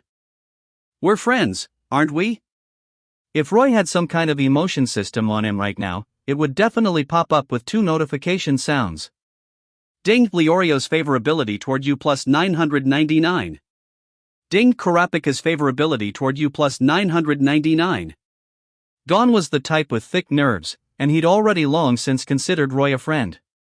Hearing that, he just grinned. As for Kurapika and Leo Rio, the corners of their mouths also lifted slightly. After all, having a Nin user tell you about their own ability was the most direct kind of trust. My Nin ability is called Goldfinger. It has a very wide range of uses. Besides looking up information, it can also. Roy was getting into it, enthusiastically selling the idea, when Kurapika suddenly cut him off. Alright, Roy. You don't need to tell us your ability in that much detail. Leo Rio nodded along. You don't have to deliberately explain everything right now. Maybe later, when you use it, we'll naturally find out then. Those two really were the sort of people who thought about others. Roy's ability was something he'd made up on the spot anyway. Seeing how Leo Rio and Kurapika were reacting for his sake, Roy couldn't help but smile. Then do you need me to help you open your aura nodes and become Nin users? Leo Rio, Kurapika, and Gon exchanged looks. In the end, all three of them steeled themselves. Then we'll be counting on you. Their voices rang out over the open sea. Inside the bridge, the red-nosed captain pulled his captain's hat down lower, lit the pipe in his mouth, took a deep drag, and blew out a ring of smoke. When something happens later, I'm not dealing with it. It's got nothing to do with me anyway. And so, with Roy's help, the three of them successfully had their aura nodes opened. So amazing. This is Nin? I feel like my whole body is overflowing with endless power. Leo Rio clenched his fist, looking completely stunned. Is this the power that killed my clan? Kurapika's eyes started turning scarlet. Then I need to become even stronger. So this is the power only hunters are allowed to teach. This is incredible. I feel like my body got a lot stronger. Don bounced around on the spot, practically vibrating with excitement. Roy casually pulled out a small snack and stuffed it into his mouth. Right now you're just beginners who've only just grasped Nin. Focus on stabilizing your fundamentals and practicing the 4 major principles of Nin. As for the deeper stuff, Ken and Shu, you can learn those once your Nin training reaches the right level. And then you can officially start developing your own personal abilities. Yes. All three answered in unison. The next few days passed peacefully. Under Roy's guidance, the three of them advanced in their Nin training at a startling pace. In general, the Hunter world's overall era felt roughly equivalent to a late 90s level of development compared to Roy's original world. Technology and many training methods were still relatively behind. But with Roy teaching them, and with their own excellent talent, it didn't take long for all three to gain much stronger control over Nin. Given their original strength, plus the boost from Nin, passing the Hunter exam shouldn't be a problem. And so, the ship, Sea God, continued steadily onward toward its destination. Over the following days, beyond Nin lessons and practice, they also began talking more and getting to know each other better. Leo Rio and Android 18 had the same goal as hunters and got along pretty well, especially when it came to making money. Android 18 came from a thoroughly modern metropolis in the Dragon Ball world, and she had a sharp business sense. Some of the ways she framed earning power made Leo Rio feel like the fog had cleared and the sky had opened up. If it weren't for the fact that Android 18 and Roy were already husband and wife and obviously close, Leo Rio might have ended up having a few inappropriate thoughts. After all, truly like-minded people were rare in this world. But even if Leo Rio had his flaws, when it came to being a decent person and a good friend, there was nothing to criticize. So he quickly tossed those thoughts aside and started seriously thinking through practical money-making paths. Meanwhile, Kurapika was deeply impressed by Roy's breadth of knowledge, and he often came over to ask Roy questions. On top of that, whenever natural sea phenomena appeared along the route, Roy always provided explanations that were convincing and coherent, which only made Kurapika admire him more. There was even an OCR-looking hiccup in the text here, a line that reads like even the ship's de, which clearly seems to mean the ship's first mate. In any case, even some of the crew came over as well, carefully writing down Roy's theories in small notebooks. With exchanges like that back and forth, the group naturally grew closer. Time passed, and finally, on one morning, the ship, Sea God, came to a steady stop at the port of their destination, Doll Harbor. "Thank you, Captain, for giving us such an enjoyable journey," Gon said. "And thank you for your warm hospitality," Kurapika and Leo Rio added politely, coming over to express their gratitude as well, thanking the captain for looking after them along the way. End of chapter. If I see that this fanfic has support, I will upload 20+ chapters to Patreon. patreon.com/suku. Thanks for your support. Chapter 21, The Correct Route to Zaban City. 1008 words. The red-nosed captain was clearly pleased by their thanks, and said with a smile, "Even though you've already arrived at Doll Island, the road ahead is still long." After seeing them nod, the captain continued, "In that case, I'll tell you one more thing. Think of it as a special service. See that giant cedar tree over there? Head toward that cedar tree, and it'll be the shortcut to the exam site. If you understand, then get moving. The test has already begun." The captain pointed at the enormous cedar tree standing out prominently on the mountaintop. "Thank you, Captain." The group thanked him together, then waved goodbye to the captain and the various crew members on the ship. The direction of the cedar tree is exactly the opposite of the road to Zaban City. "What are we supposed to do?" Leo Rio said anxiously. The group stood in front of the city map, studying the route. On the surface, it really was just as Leo Rio said. If they wanted to go to the cedar tree the captain had mentioned, they would definitely have to take a detour. "Roy, what do you think?" Gon had fully stepped into the role of the one asking Roy for the answer. Kurapika and Leo Rio also turned to look at him.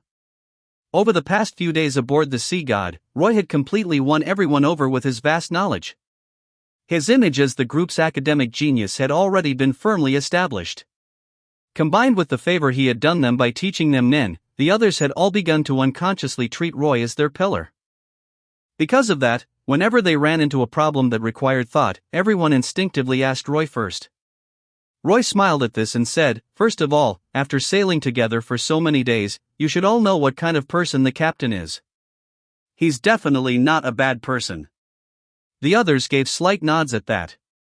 "And he has no reason to deceive us. Besides, he's also an employee of the Hunter Association.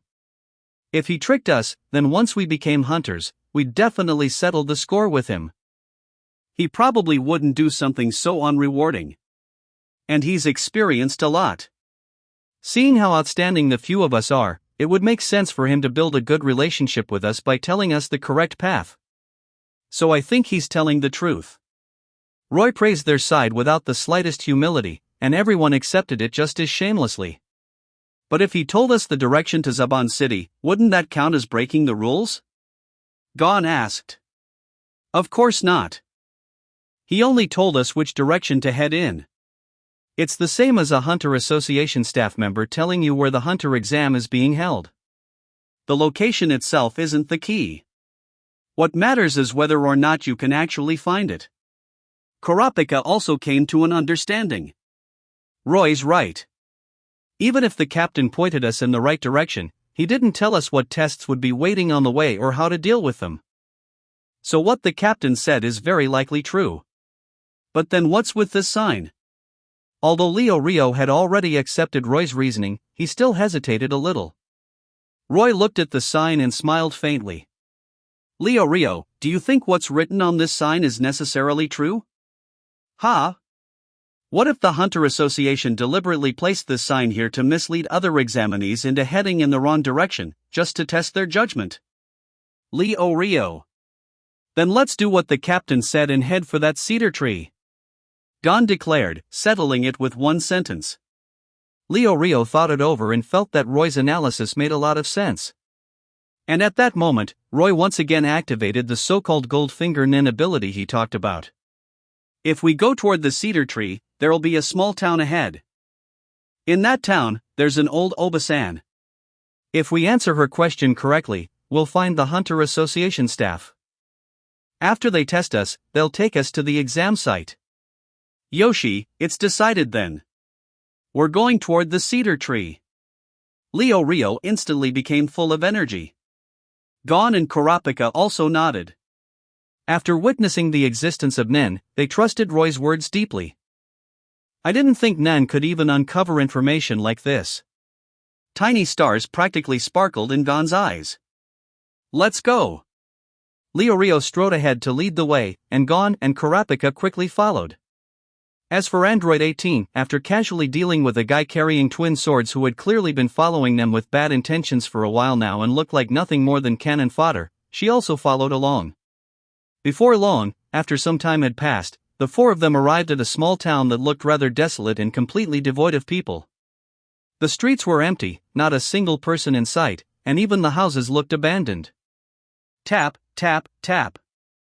Because the place was large and empty, the crisp sound of Roy's group's footsteps echoed through the silent streets.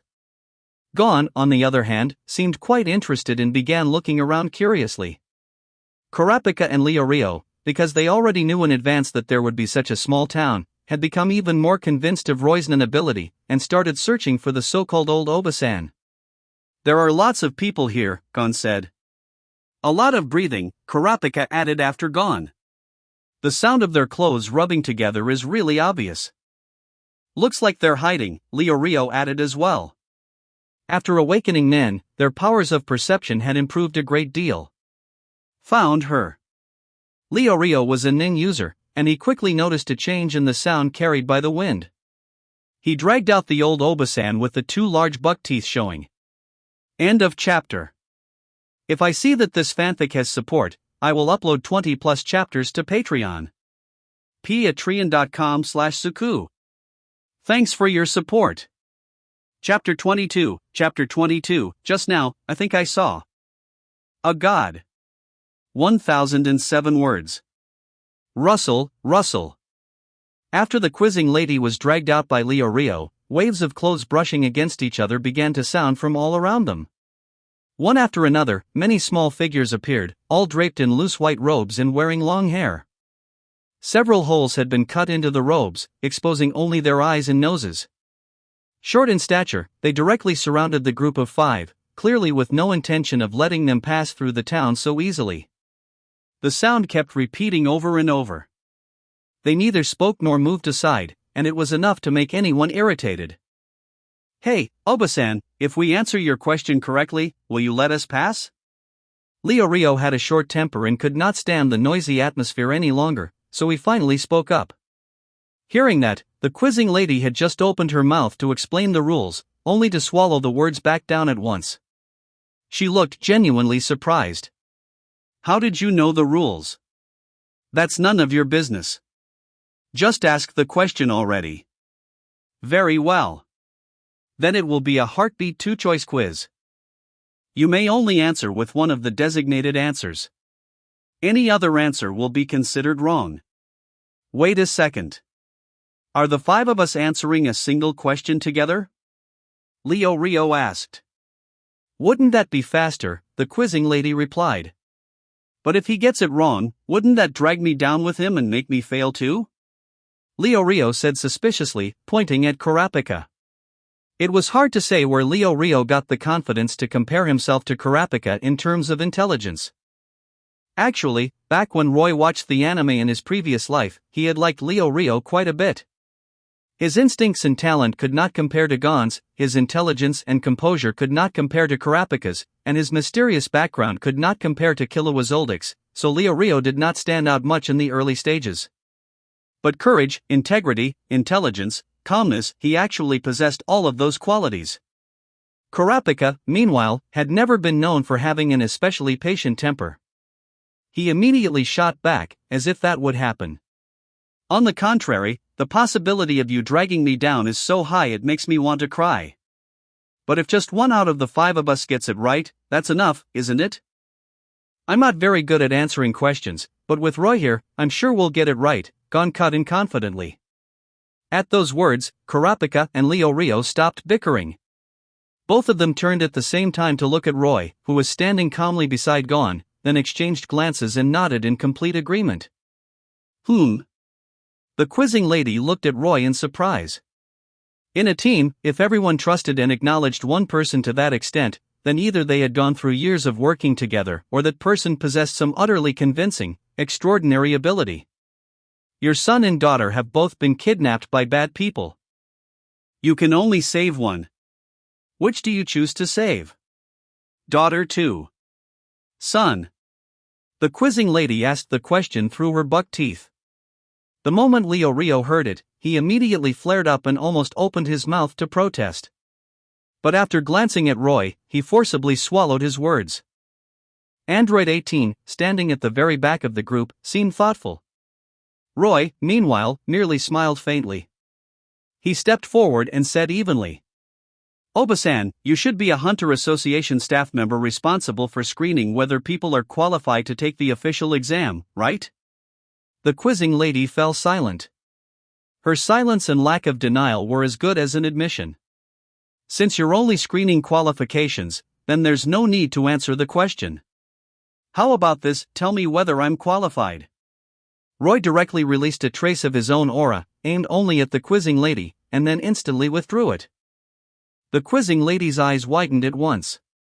A bead of cold sweat slid down her forehead. That's right, there's no need. You all pass. The moment her words fell, 2 masked figures with colorful hair stepped out from the crowd. They walked to the left and together pushed open a pair of large doors, revealing a dim and lengthy tunnel beyond. Let's go. Roy led Leo Rio and the others, who were still completely dumbfounded, into the tunnel. The quizzing lady watched their group disappear inside, her heart still pounding violently. That terrifying aura just now. I think I saw a god inside the tunnel. Gon could no longer suppress his curiosity and asked Roy, "Hey, Roy, what did you do just now? Why did that Obasan let us through so easily?" Leo Rio also wanted to ask the same question, but Kurapika, standing beside him, gave the answer first. I think it was none. Nah. Yes. According to what Roy told us, the official way to acquire nin abilities is to have it taught by people from the Hunter Association after passing the Hunter exam. But that Obasan was only screening whether people were qualified to participate in the Hunter exam. What Roy did just now was probably show her the presence of nin, so she concluded that we had already learned nin in advance and were more than qualified to take the exam. That's why she let us pass. Oh, so that's how it is. The two of them suddenly understood. Roy neither confirmed nor denied it. What he had released just now was not merely nin, it had also contained the presence of ki from Dragon Ball. In that case, the person under the cedar tree who leads people to the Hunter exam venue should also be an examiner responsible for screening qualifications, right? Then when we get there, if we release our nin abilities, we should be able to pass directly too. Gon quickly drew the inference. End of chapter. If I see that this fanfic has support, I will upload 20+ chapters to Patreon. patreon.com/suku. Thanks for your support. Chapter 23, which one would you choose to save? 1014 words. If we reach 10 reviews, I will upload 10 new chapters. So go leave your review. Start of the chapter. Yeah, that should be right. Yoshi, it's decided. Let's head for the official hunter exam venue this way. Just like that, the trio immediately set off down the pitch-black road, full of confidence. Roy, meanwhile, smiled calmly, but then suddenly shivered. As if sensing something, he turned his head and discovered that his own wife, Android 18, was staring fixedly at him. Roy instantly had a very bad feeling about this. Say, if one day our son and daughter were both kidnapped by bad guys at the same time, what would you do? Roy. As expected. I knew it. What am I supposed to do? Can someone tell me what the correct answer to this question is? Why did that accursed quizzing lady have to come up with such a terrible question? If a married couple happened to come here together to take the hunter exam, wouldn't that just ruin their family harmony? At that moment, Roy's heart was overflowing with resentment toward that quizzing lady outside the gate. And right then, Android 18 kept her blazing gaze fixed on Roy. Which one would you choose to save? Ahead of them, Kurapika and Leo Rio had already stopped when they heard the commotion. After Android 18 asked the question, both of them twitched in perfect unison, exchanged a look, and revealed deeply meaningful expressions. Gon, on the other hand, was completely baffled by all of this, his head practically full of question marks. A bit of sweat had already formed on Roy's forehead. This was indeed a trap-filled question that was very hard to answer. At that moment, Android 18 spoke again. Alright, then let's change the question. Roy immediately let out a sigh of relief. If I and our child were kidnapped by bad guys at the same time, which one would you choose to save? Roy, cough, cough. Damn it, he'd been relieved too soon. He almost failed to catch his breath. After coughing, Roy understood that if he didn't produce a model answer now, he could forget about having any peace today. So he immediately put on a solemn expression and said, those kinds of situations would never happen. If anyone wanted to take you away, they'd have to step over my corpse first. I'd fight for you until my very last breath. If they want to capture you, it'll only be after I'm dead. Those words made him sound every bit lofty and dependable. When Android 18 heard Roy say that, an extremely beautiful curve rose at the corner of her lips, and she laughed softly. Idiot. Clearly, she was very satisfied with that answer. Roy naturally noticed that too, and quietly breathed a sigh of relief. Up ahead, Kurapika and Leo Rio exchanged another look, then immediately turned their heads away as if nothing at all had happened. Gone. After that, things became much simpler. Since Gon and the others were releasing Nen as they trained along the way, the Kiriko family, with their keen senses, naturally noticed it. And so, naturally, none of the tests from the original storyline took place. The whole group directly obtained the qualifications to head to the final venue. During that time, Gon easily identified the male and female members of the Kiriko family, and as a result, earned their friendship. Alright, we'll take you to Zaban City next. Get ready to depart, said the Kiriko father. But there are 4 of you, and my daughter and son are rather frail. They can't support the weight of a grown adult, so transporting all of you will take 2 trips. Which of you will stay here and wait first? No need. Roy directly interrupted the Kiriko's words, then took out his gold finger. As usual, he symbolically made a burst of golden light flash from his fingertip, then tapped it against his forehead. The light immediately dimmed, while Roy himself steadily rose into the air. The Kiriko father's eyes widened at once. Not just him, every other Kiriko was staring in disbelief, and even Gon and the others were left open-mouthed. So Roy, your ability can even let you fly? My gold finger doesn't just have the ability to record information, you know. Roy waved the finger that was still giving off a faint glow and continued to bluff with a perfectly serious expression. Gon and the others immediately reacted, then started filling in the blanks on their own, all of them looking up at Roy in the sky with astonishment on their faces. The Kiriko father also gave Roy a long, deep look. I've been serving as an examiner for decades. I've met quite a few Nen users and seen many strange and unusual Nen abilities, but I've never once seen an ability that allows flight. It's not that special. Besides, is a flight ability really that rare? The The Kiriko family froze for a moment. Then in the very next second, their eyes bulged so wide they almost popped out. Android 18, who had been silent the whole time, merely shrugged. Then her feet slowly left the ground, and she too floated into the air and began to fly. The Kiriko family fell silent, while Gon and the others immediately cried out in amazement. That's amazing! So Android 18 can fly too. Bright little stars practically shone in Gon's eyes. He looked like he had completely turned into a devoted admirer. Kurapika and Leorio said nothing, but from the burning intensity in their eyes, it was clear that their hearts were far from calm. Nin really was an incredible power. Let's go! Even the Kiriko family felt sincere envy toward the kind of Nin Roy and Android 18 possessed, the kind that let them fly directly through the air without needing wings. End of chapter. If I see that this fanfic has support, I will upload 20 plus chapters to Patreon. patreon.com/suku. Thanks for your support. Chapter 24, a read.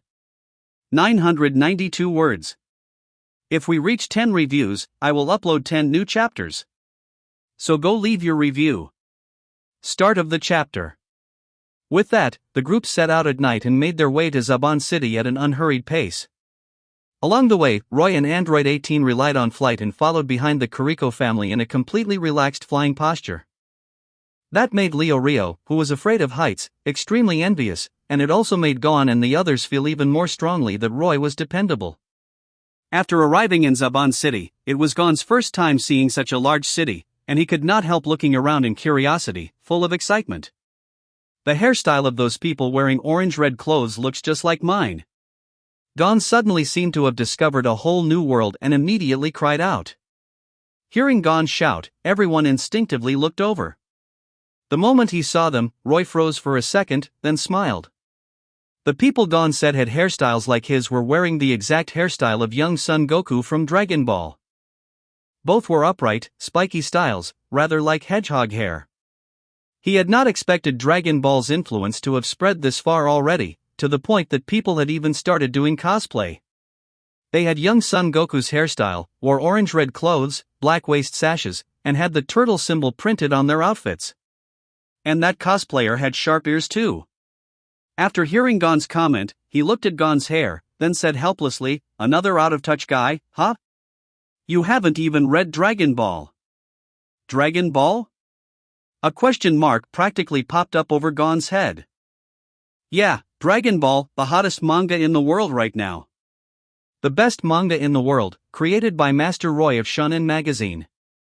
The cosplayer's face was full of excited fanaticism. Clearly, he was a manga fan. Master Roy? Kurapika sharply caught that keyword, then glanced at Roy. That's right, Master Roy.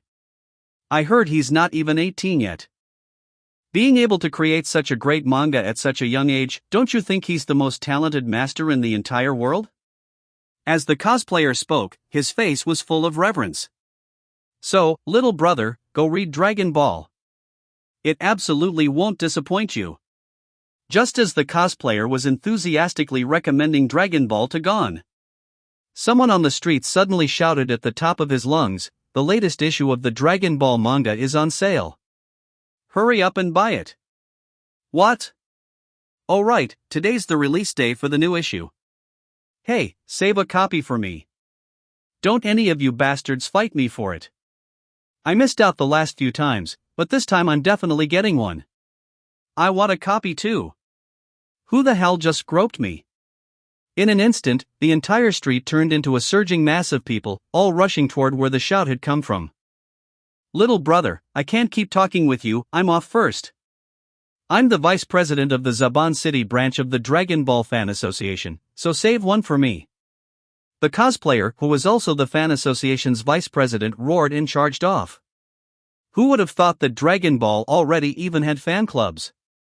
That kind of explosive popularity left Gon and the others at the side completely dumbfounded.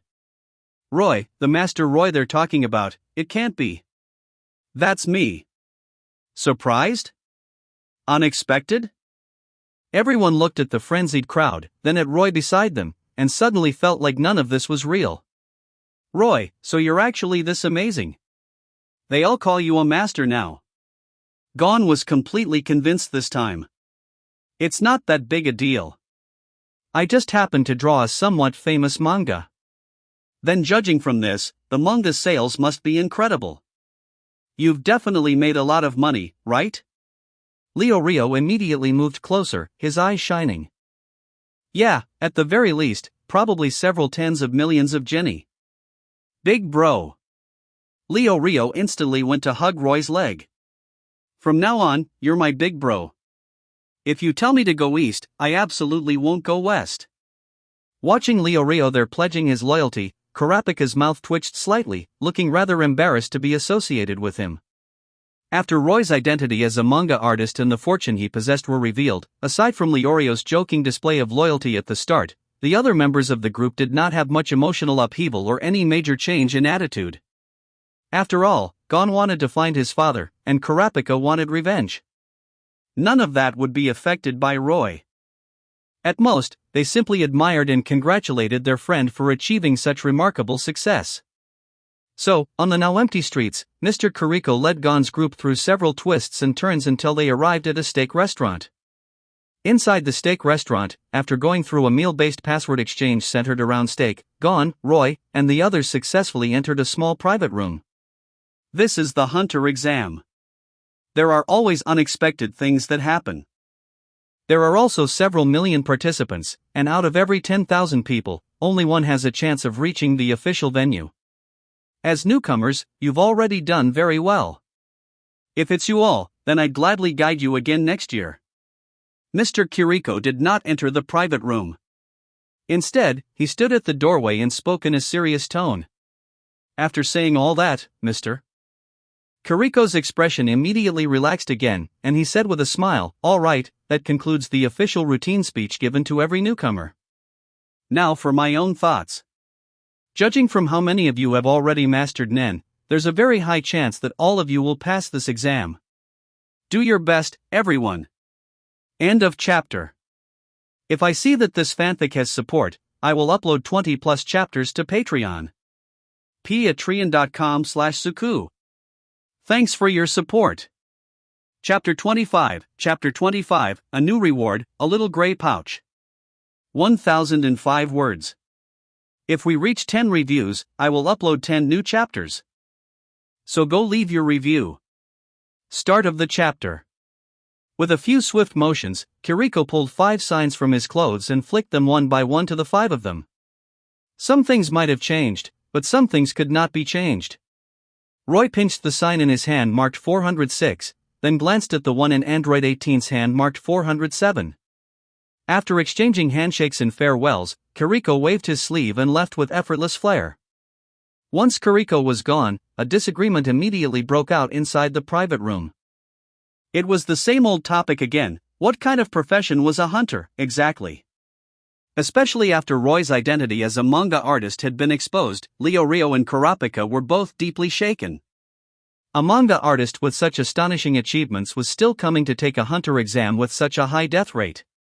Back on the ship, Saga, Kurapika and Leo Rio had dueled over the things they each cared about, and because of that, they had instead overlooked their differences in ideals regarding hunters. But now, after passing layer upon layer of obstacles and finally arriving at the official hunter exam venue, with the real exam about to begin, the tension of waiting made them pick up that previously ignored topic once more. Kurapika and Leo Rio launched into a fierce debate over the profession of hunter, and they even tried to persuade Gon and Roy to their side, but it got them nowhere. Gon only had one view of hunters: they could help him find his dad. As for what kind of hunter he would become after obtaining a hunter license, that probably was not even within the scope of the boy's thoughts. The kid probably had not even figured out the specific branches of hunters yet. As for Android 18, there was even less to say. She had the exact same idea as Leo Rio: hunter license equals endless money. Kurapika tried earnestly to persuade Android 18, but she barely paid him any attention, which made Leo Rio extremely pleased. As for Roy, well, he listened to his wife. And besides, when Roy had previously said he wanted to witness Shinjin Ryu Kung Fu, his real purpose had been to meet Isaac Netero, the man known as the #1 martial artist at the peak of the craft. When three walk together, one can always learn from the others. Anyone who could become the best in the world was bound to have something worth learning from. Especially the number one martial artist.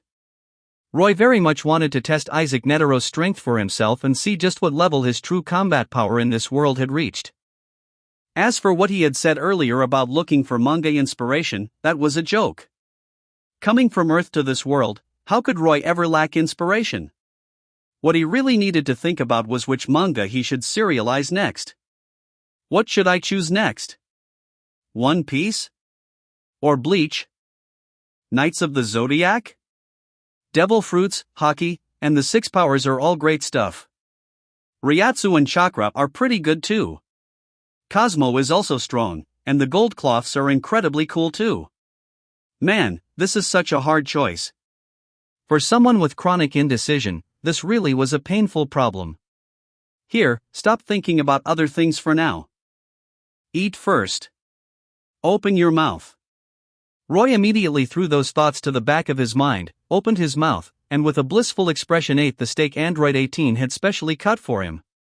After all, if you were sitting around waiting in a steakhouse, how could you not order a steak? Watching Roy and Android 18 act so lovey-dovey, Kurapika and Leo Rio instantly lost steam. All of a sudden, the topic they had been arguing about seemed completely meaningless. Roy and Android 18 dealt critical emotional damage to the two single guys, Kurapika and Leo Rio. The two of them gradually quieted down. Gon had no idea what had happened, but seeing that they had stopped arguing made him very happy. Time passed second by second. Then suddenly, Roy's eyebrow twitched, and a milky white ball of light that no one else could see appeared in his hand. He had already known on the way here that today was the release day for the newest issue of Shonen magazine. Counting the time, it was just about when his ability would activate and manifest an item. That ball of light was his unique nin ability. Only Roy himself could see it, no one else could. After witnessing the madness of the people on the streets, Roy no longer had the slightest doubt that the ball of light might produce another incredible item. No joke, Dragon Ball was so explosively popular now that it had gone completely beyond reason. And with nin, the hotter the manga became, the higher the grade and quantity of the items that would manifest.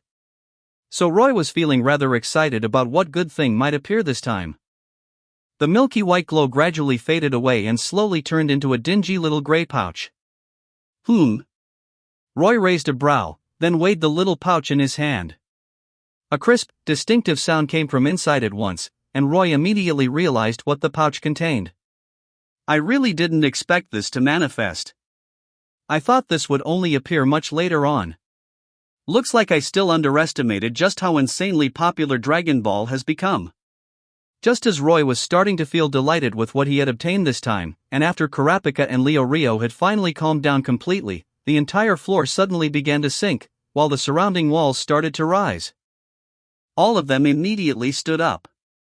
They all knew that the official hunter exam was about to begin. End of chapter.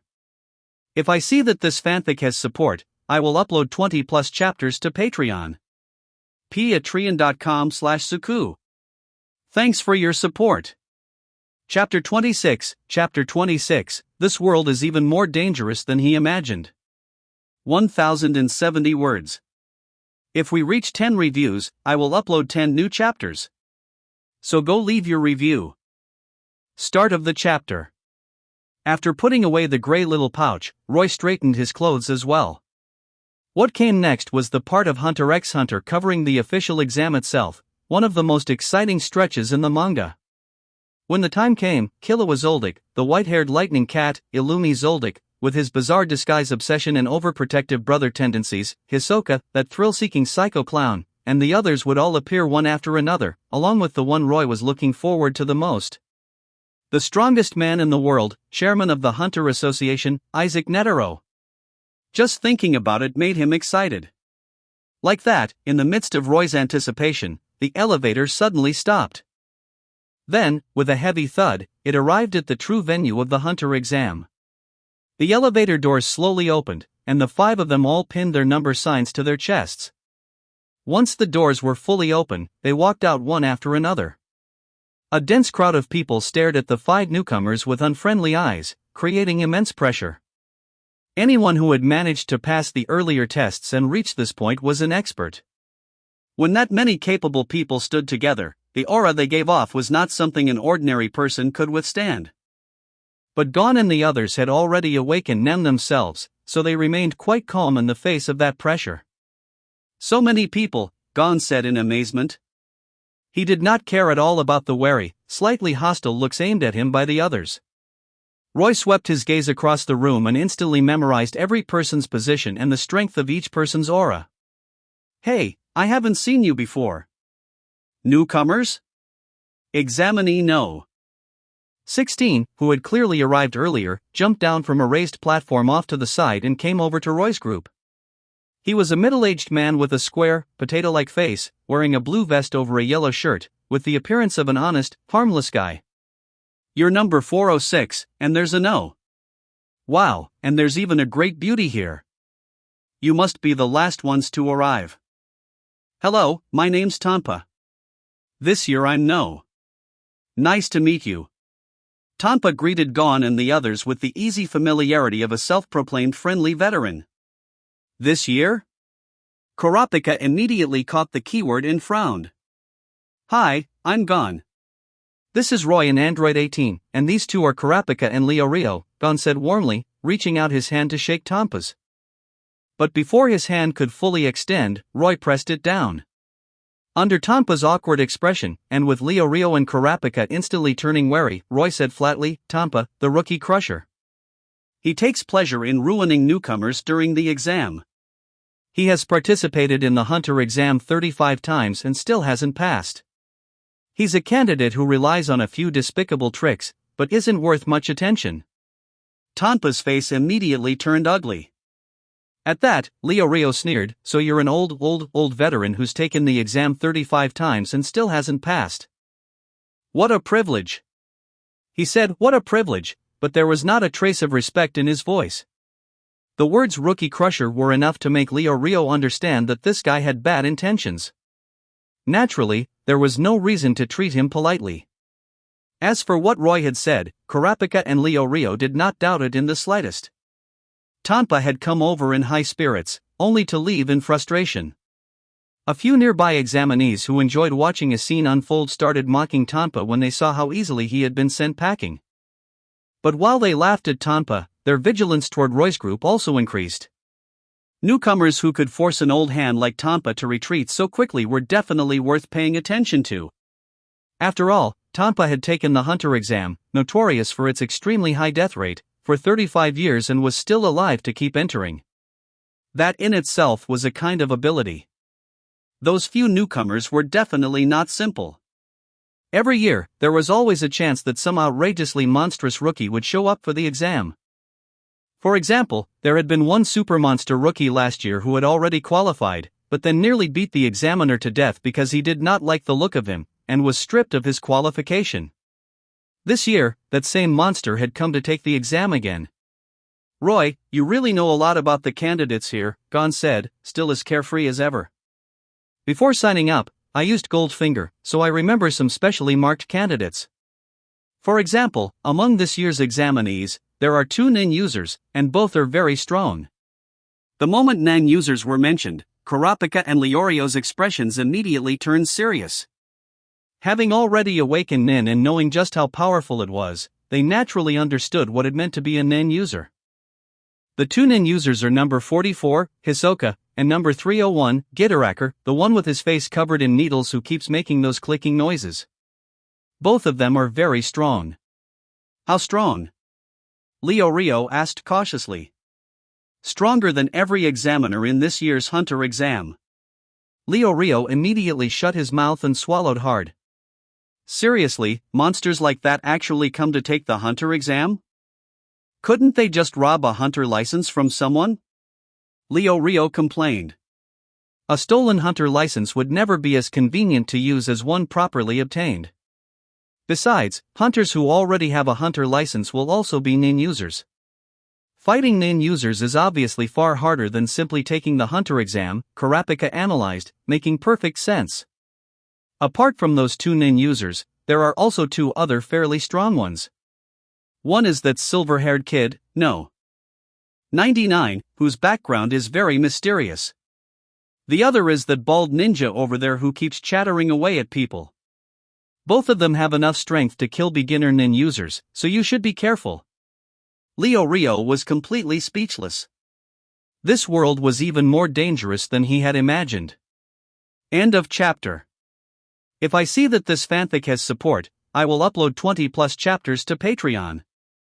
patreon.com/suku. Thanks for your support. Chapter 27, just how many people has my family offended, anyway? 930 words. So other than those four, there's no one else here who can threaten us, right? Kurapika asked. Of course. Your nin abilities weren't learned for nothing. If the others run into you, they'll be taken out instantly. Kurapika got the answer he wanted, and Leorio's fighting spirit flared back to life as well. So there are only 4 dangerous people? I'm definitely going to get that hunter license. Then, naturally, Hisoka put on a little show, making someone's arms disappear like a magic trick, further proving just how terrifying he was and wiping away the tiny bit of arrogance the trio had developed after teaching themselves none. Hisoka the Magician, number 44, was perhaps the most popular and also the strangest character in all of Hunter x Hunter. If you called him a villain, he had once fought side by side with the protagonist. But if you called him one of the good guys, then from any angle, he was still a cold-blooded creature who treated human life like dirt. Perhaps it was precisely that blurry line between good and evil that made him even more popular.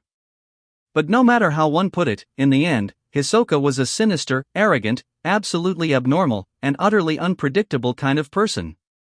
Just as Gon and the others were looking around, the silver-haired boy Killua Zoldyck entered their field of vision. He was carrying a skateboard, his hands tucked in his pockets, wandering around without any clear destination. And yet every step he took was flawless. As an outstanding talent of the Zoldyck family of assassins, he had long since learned to place his own safety first. No matter the environment, he would never lower his guard. Yo, you're Killua Zoldyck? When Killua drew near Roy and the others, Roy called out to him. As the male lead's main counterpart, Killua, compared with Gon's reckless, straightforward way of thinking and acting, was undoubtedly more careful and mature, and in the later parts of the story, he became even more beloved by readers. Killua heard the voice and turned his head.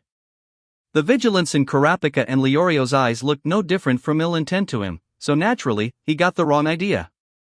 You've got to be kidding me. Don't tell me people even come after me during the hunter exam. Just how many people has my family offended, anyway? How many enemies have we made? Kurapika and Leorio had only shown the most natural kind of caution because Roy had told them earlier that the silver-haired boy before them, Killua, possessed the strength to take down beginner-level nin users.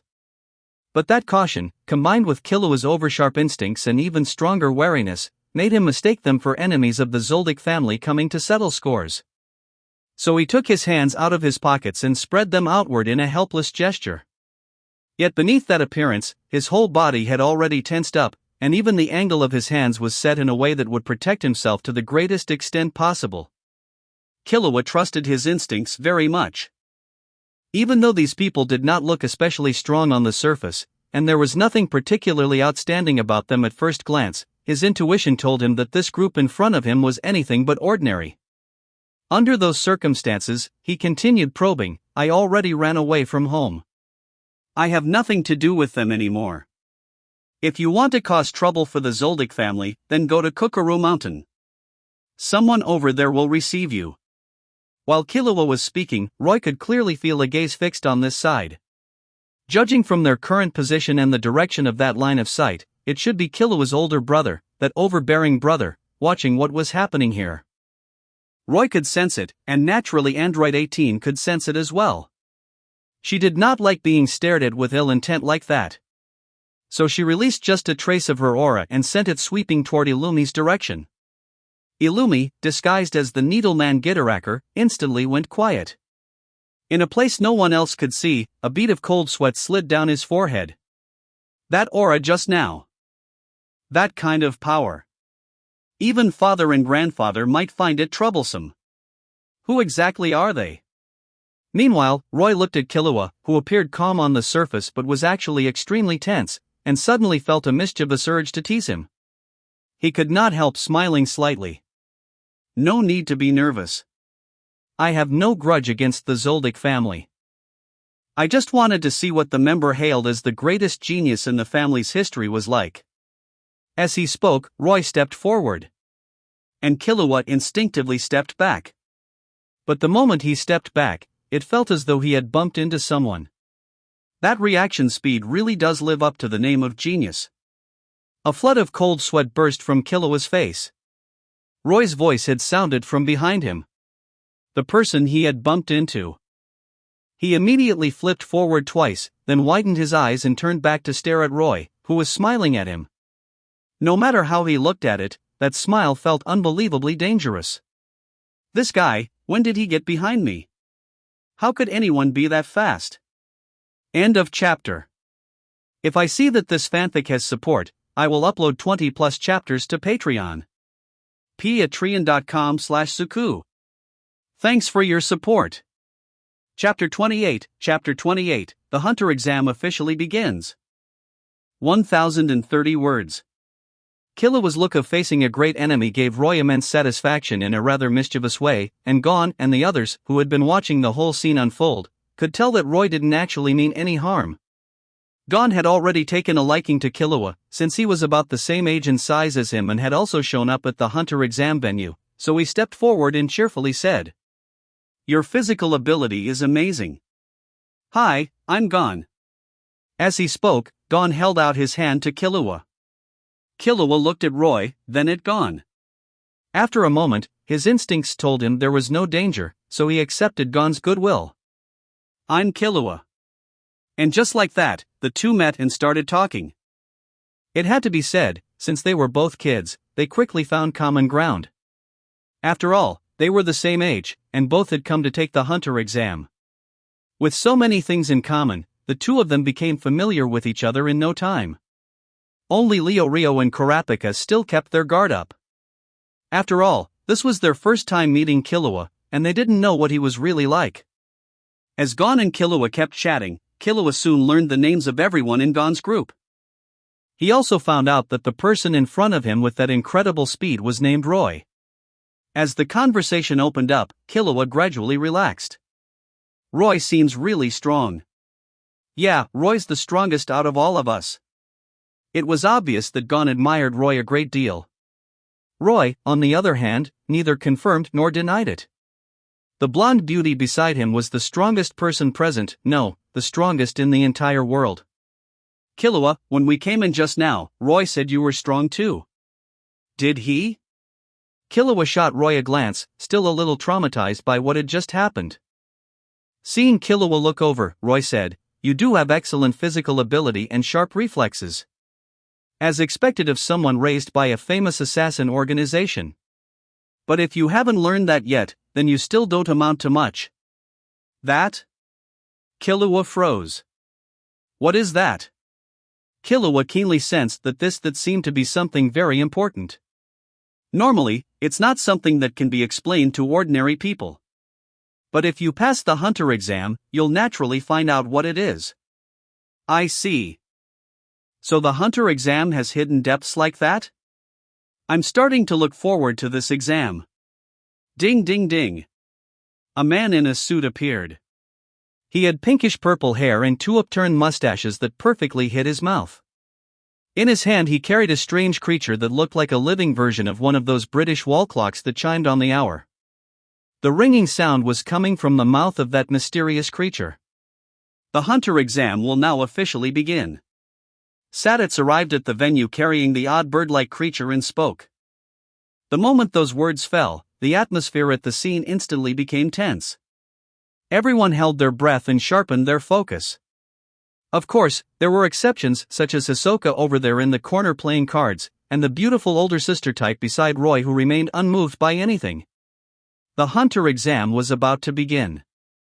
Gon and the others were all somewhat nervous. Even Killua licked his lips. There definitely won't be any problem.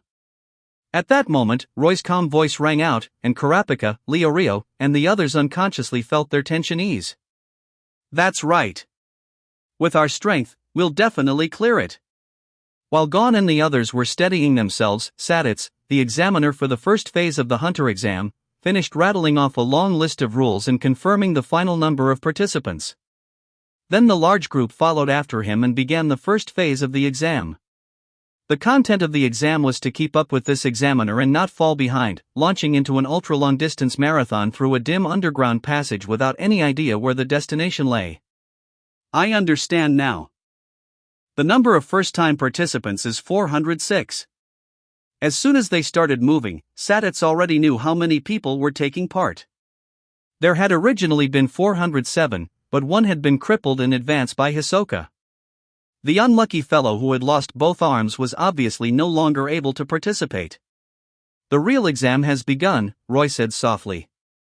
Based on the exam events in previous years, it's obvious this isn't just a long-distance run.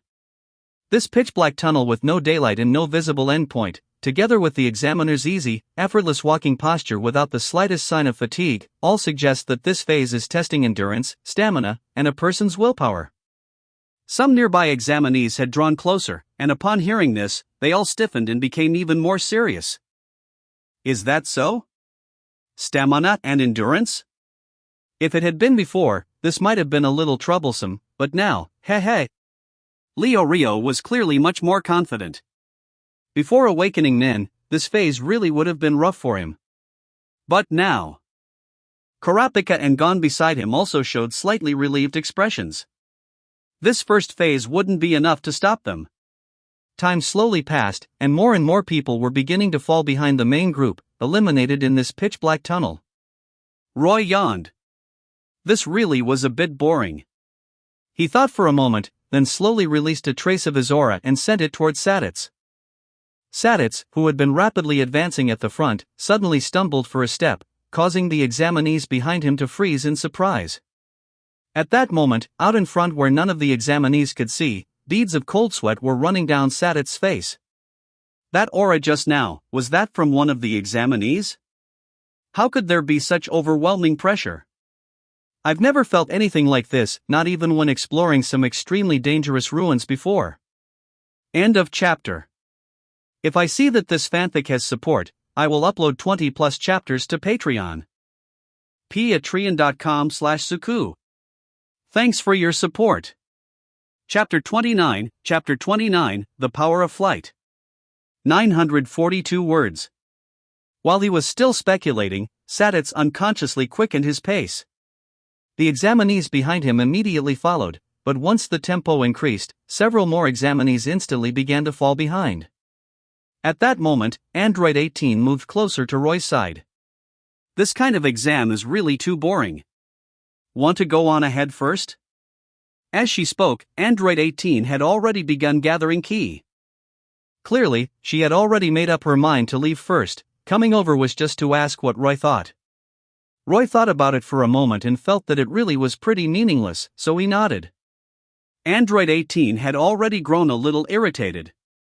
The moment she saw Roy nod, she immediately flared her ki and, with a bang, shot past Saditz and flew away. The violent wind stirred up by her explosive takeoff sent the surrounding examinees reeling, knocking them all over the place. When she flew past Saditz, his tiny pupils suddenly contracted. As for the examinees who were barely still standing, each and every one of them widened their eyes, wearing expressions as if they had just seen a ghost. Quit joking around.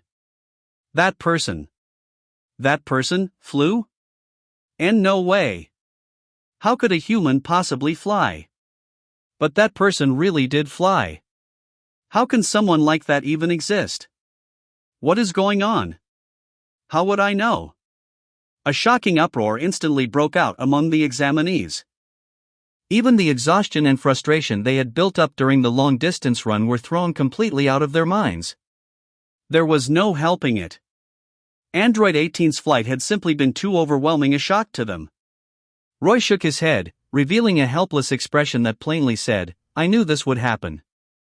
Then Roy went over to Gon and the others and let them know what he was planning. Since Gon and the others had already seen Roy and Android 18 use flight back at the Kiriko's place, they did not react too strongly. Of course, they were still a little shocked and envious deep down. After all, that was the power of flight. A dream ability humanity had longed for since ancient times. And beside Gon, Killua Zoldyck, who had stepped onto his skateboard, had already been thoroughly stunned by Android 18's display. When he heard Roy come over, he turned his head like a machine. "Hey, Roy, this flying. Could it be that it's also?" "Yeah, your guess is right. It's that." Roy's flight had been learned from Android 18, and Android 18 had been manifested from Nin ability, Manga Realm. Therefore, saying that the power of flight came from Nin was completely accurate. Gulp. Killua swallowed hard. His eyes gradually came back into focus. The blankness faded away, replaced by a growing blaze of excitement. "Now I want to know even more what that is, and learn it for myself." "Do your best." Roy encouraged him, then told Gon and the others that he would go wait up ahead for them. After that, he leaped into the air and flew up as well. At a speed no slower than Android 18's, he once again passed through the chaotic crowd, knocking down another group in the process and leaving everyone far behind. So amazing. So Roy can fly too? Of course. Roy's really strong. Can you tell me about your story? I'm pretty curious. Yeah, sure. At this moment, all the examinees. What the hell, another one? The first one had only just flown off a little while ago, and now here came another one. Had they already fallen behind the times? Since when could just anyone fly? What the hell was with this year's examinees, having monster after monster who could fly showing up one after another? Could they still take the exam together in peace or not? This year's hunter exam suddenly felt terrifying. Walking at the very front, Saditz remained silent. He had more or less already figured it out. That suffocatingly terrifying aura from earlier had most likely leaked from one of the two people who had just flown past. It seemed that this year's hunter exam was full of monsters. Should he notify the chairman of the Hunter Association? Further back, Illumi Zoldyck, disguised as Gitaracker, made a series of clicking sounds. It seems that the aura from earlier, the one that made my heart tremble and was no weaker than father's or grandfather's, should also have come from those two, right? They're truly terrifying. I'm probably no match for them at all. I might even be killed. Is there Nin ability flight? If they mean harm to little Killua, should I step in or not? Illumi pondered this. Beside him, Hisoka pulled out a deck of playing cards with the jokers included. His tongue unconsciously licked his lips, and a perverse curve appeared at the corner of his mouth. Even his gaze turned increasingly unreadable, and his whole expression carried the kind of delight one would have upon discovering something immensely pleasing. Interesting people. Hisoka toyed with the cards twice, licking his lips with great interest. After being hit by the double shock of Roy and Android 18, some of the examinees had finally started to regain their senses. Faced with opponents like these, was it really possible for them to pass the exam and obtain a hunter license? It had to be said that the flight Roy and Android 18 displayed placed tremendous pressure on the examinees' spirits and willpower. End of chapter. If I see that this fanfic has support, I will upload 20+ chapters to Patreon. patreon.com/suku. Thanks for your support. Chapter 30, how many? I want all of it, 921 words. Roy and Android 18's display of flight put enormous psychological pressure on the examinees. The candidates, whose willpower had already begun to fray, finally broke down completely, collapsing one after another by the roadside. For example, there was the chubby kid with the laptop, the one who had been strutting around and mocking people from the very start. Now his computer had fallen to the side, his steps were unsteady, and his face was a mess of sweat, tears, snot, and drool all mixed together. Why is the hunter exam completely different from what I imagined? Why is there even someone who can fly during the exam? I have to be dreaming. Right, dreaming, ha ha ha ha. Another one had completely lost his mind. Originally, the chubby kid had only broken down after Tanpa and the Amori brothers kept attacking him verbally, but this time Roy and the others had directly shocked him into doubting himself. The chubby kid was only one of many examinees whose spirits had collapsed and who gave up. Plenty of others fell along the road and never got back up. And so, the first phase of the Hunter exam continued under exactly those conditions.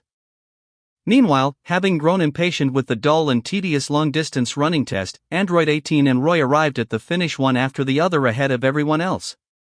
As for whether they might get lost, that was naturally impossible. The early exit point of the first phase was at the Milsey wetlands.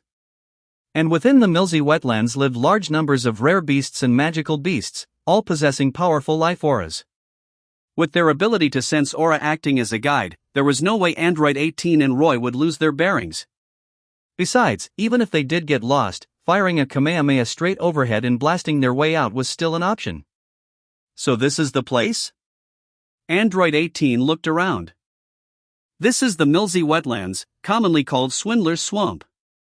More or less, this is also the only route to the site of the second phase. This wetland is home to many rare birds and strange beasts that don't exist anywhere else in the outside world.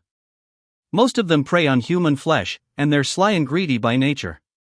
You can tell from the geography around Zaban City that this place should be very close to the Milsey wetlands. Combined with that examiner's test content, if you think a little about the direction he was heading in, it's easy to conclude that his destination was the Milsey wetlands. Based on the physical condition of those examinees, the examiner's pace, and the distance we just covered, they'll probably arrive here in about 7 hours. The Milsey wetlands, also known as Swindler's Swamp. Since Roy and the others had arrived several hours early, they couldn't just stand around doing nothing while they waited. That would be way too boring. After thinking it over, Roy said to Android 18, who was still surveying the surroundings. Android 18, should we go into the forest and take a look? There are a lot of. No. I hate damp environments. It's fine here. Android 18 smoothed back her blonde hair and replied calmly. Let me finish. In the wetland forest, there are all kinds of rare and exotic beasts. There are even a few beasts that are supposedly the last of their kind in the world, like the horn-scaled bear. And their territories definitely contain plenty of hidden treasures too. You mean? Android 18 seemed to remember something. Her eyes instantly lit up, and she asked eagerly. Those rare beasts are worth a fortune. Add in whatever treasure they've hoarded, and if we can catch a few of them, then what are we waiting for? Android 18 immediately said in righteous indignation. But didn't you say you hated damp environments? You Rusi. What damp environment? This is obviously a pile of glittering treasure. The smell of hypocrisy was instant. Android 18 burst with aura and shot out at once. Roy quickly hurried after her. Android 18, how many are you planning to catch? How many? I want all of it. Roy. Fine then. Being stuck with a gorgeous woman who treasured money like precious jewels, he could only observe 3 seconds of silence for the rare beasts of the wetlands. Do your best to survive. The rare beasts and ferocious creatures of the Milsey wetlands were doomed. For a stretch of time afterward, the rare beasts of the Milsey wetlands faced an unprecedented catastrophe. Roy and Android 18 charged through the place like a storm, raiding every nest the rare beasts had, and every leader beast they found was killed and stuffed into capsules. As for why they only killed the leader beasts, it was to make sure the overall ecosystem and ecological balance of the Milsey wetlands wouldn't suffer catastrophic damage. Ahem. Yes, definitely not because Roy simply didn't have enough capsules on hand to store more things. And leader-class rare beasts were the best developed, strongest, fiercest members of their groups. In short, they were the most valuable ones. So naturally they became Roy and Android 18's top priority. And so, in a beastly tragedy without equal, a massive hunting operation of extremely vile historical significance was born in the annals of the Milsey wetlands. End of chapter. If I see that this fanfic has support, I will upload 20+ chapters to Patreon. patreon.com/suku. Thanks for your support. Chapter 31, that. 983 words. The corpse of the chieftain beast, along with the treasures stored in its nest and by its pack, was far more than Roy could fit into his capsules. So when the capsules were nearly full, Roy and Android 18 finally stopped. By the time Roy checked the time and left the Milsey wetlands together with Android 18, every creature in the swamp had already begun fighting over the position of leader. With things like this now, if the examinees go in there, well, whatever. Let them leave it to luck. Sometimes luck is part of strength too. Roy shrugged off all responsibility without the slightest burden on his conscience. But when Roy and the others returned, they discovered that Gon and Killua had already arrived and were waiting by the huge iron gate at the end of that passage. You two got here early too? Ah. Killua and I were having a race to see who could reach the goal first, and we got so into it that before we knew it, we'd broken away from the main group and ended up here. Gon scratched the back of his head as he spoke. Then how did you know this was the finish line? The underground tunnels were a tangled maze, so Roy found it strange that the two of them had managed to make their way here correctly. By smell, Gon said with a grin, pointing at his nose. I caught the scent of Android 18's perfume and followed it all the way here. Roy. Right. He had almost forgotten that Gon's sense of smell was sharper than a dog's. Beside him, Killua looked like his worldview had just taken a serious hit. Hey, Roy, how exactly do you do that flying in the sky thing? What is that, anyway? At last, little cat-like Killua couldn't hold back his curiosity any longer and finally asked. According to the rules of the ordinary world, this isn't supposed to be explained to normal people. But if you pass the hunter exam, then sooner or later you'll naturally find out what it is and how it works. So I still have to pass the hunter exam? That's a prerequisite? Fine, then. I'm definitely getting a hunter license. Of course, that's only the rule of the ordinary world. As far as I'm concerned, I don't give a damn about it. If you want to know, I can tell you. Killua. Hey. You're messing with me, aren't you? You are definitely messing with me. Seeing Killua glaring at him with those cat-like eyes, Roy turned his head and said breezily, but not right now. The main group will be here any second. I'll tell you when there's time. Killua twitched his ears. Hearing the footsteps behind them getting closer and closer, he could only nod, somewhat unwillingly. He knew this wasn't the time to talk about it, especially with that freak Hisoka following behind them. Killua shook his little head, then seemed to think of something and pointed at Gon and the others. Hey, Roy, does Gon know about that too? Is he like you? Yeah. Gon and the others already know about that power, and they've already mastered it. TCH. Killua was even more irritated now. What the hell? Even a spacey little kid like Gon had mastered a power that Lord Killua himself still hadn't. And since they were the same age, Killua felt as though he'd somehow fallen behind Gon. Still, he sharply caught the key word. Is some kind of power? Killua's little head was already turning it over. There's not enough time to explain it now, but I can let you experience that power for yourself. Gon, use it on Killua for a bit.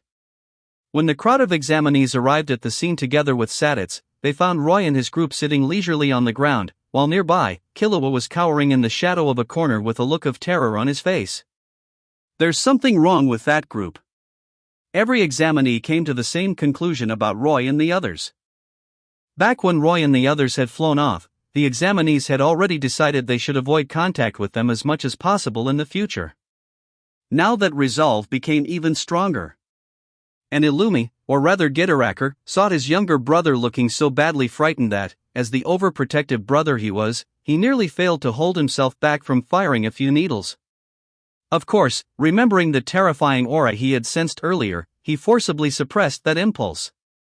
I'll settle this after getting the hunter license. Father always taught us that the Zoldyck family doesn't engage in pointless killing or unprofitable business. But since you provoked Killua, I may just have to make an exception. As for Hisoka, he said nothing at all. He merely watched the scene with calm eyes, the corners of his lips curving in a silent smile. When Leorio and Kurapika saw that both Gon and Killua were there, they both let out a sigh of relief. Earlier, Gon and Killua had gotten carried away racing and vanished in the blink of an eye, which had left Kurapika and the others worried for a while.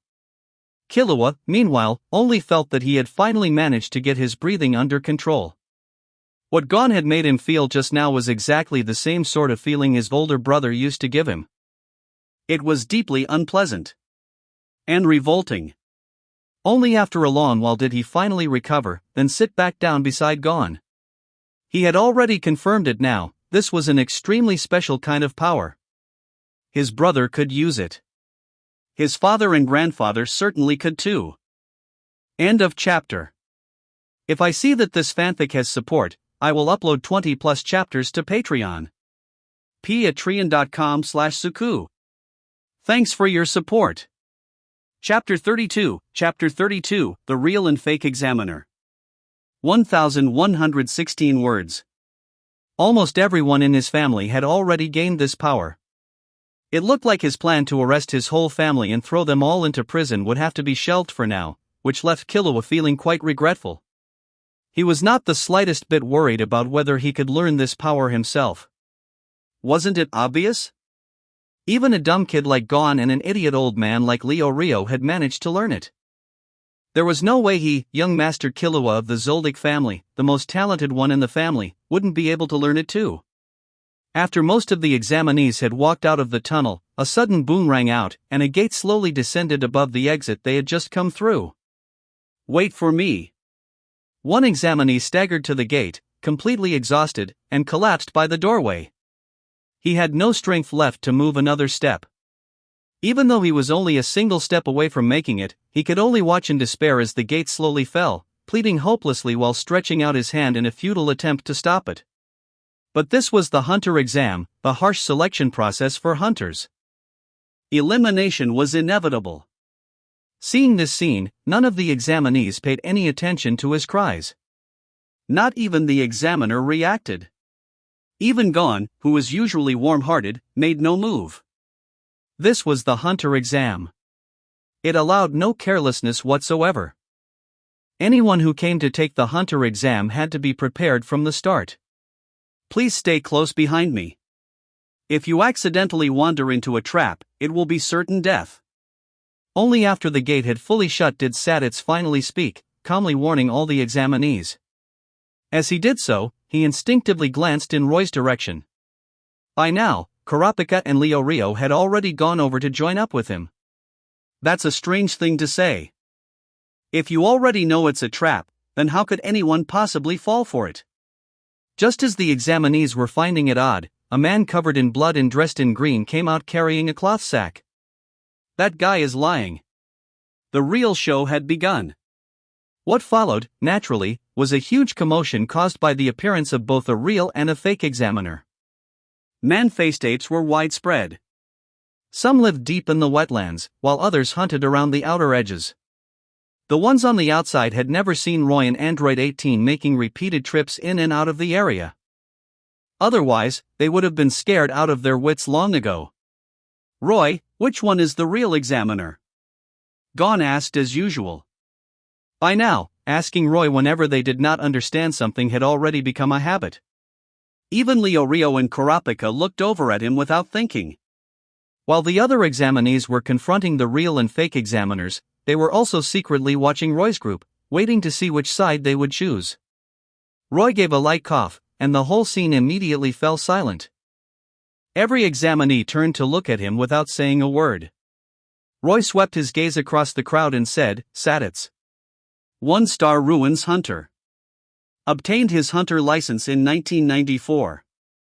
Born in Gumbik country. Blood type AB.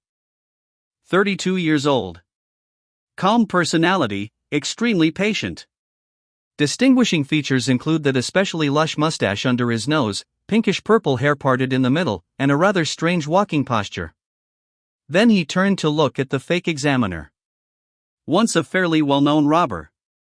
3 months ago, while fleeing pursuit from the police in Zaban City, he escaped into the Milzy wetlands and vanished without a trace after that. Defining trait, obsessed with wearing a green jacket. The moment Roy finished speaking, Rio impatiently stepped forward and pointed straight at the green-clothed man, whose face was already beginning to show signs of panic. "Now it's clear. You're that robber named Ilk, right? You're the fake one." You actually tried to impersonate an examiner? Rio, that robber called Ilk was probably eaten by a man-faced ape long ago. This thing only copied his face to deceive us, Kurapika said as he also stepped forward. The two of them declared their stance without the slightest hesitation, causing the other examinees to begin whispering among themselves.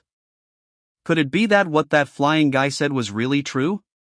Just as Rio and Kurapika were about to move in and capture the fake examiner. Whoosh! 3 playing cards shot at incredible speed toward the man in green, and another 3 cards flew just as quickly toward Sadits. They were launched at the same time and reached their targets at the same moment, yet the results were completely different. The fake examiner disguised as Ilk dropped at once, while Sadits caught the cards with ease. I see. Hisoka looked utterly unconcerned as he deftly shuffled his cards with both hands, then slipped one card between his fingers and held it there. The man-faced ape that had fallen to the ground and pretended to be dead sensed that its companion was already dead and that things had taken a bad turn, so it sprang up nimbly and tried to flee. Hisoka finished it off cleanly with another strike. So that's the correct answer.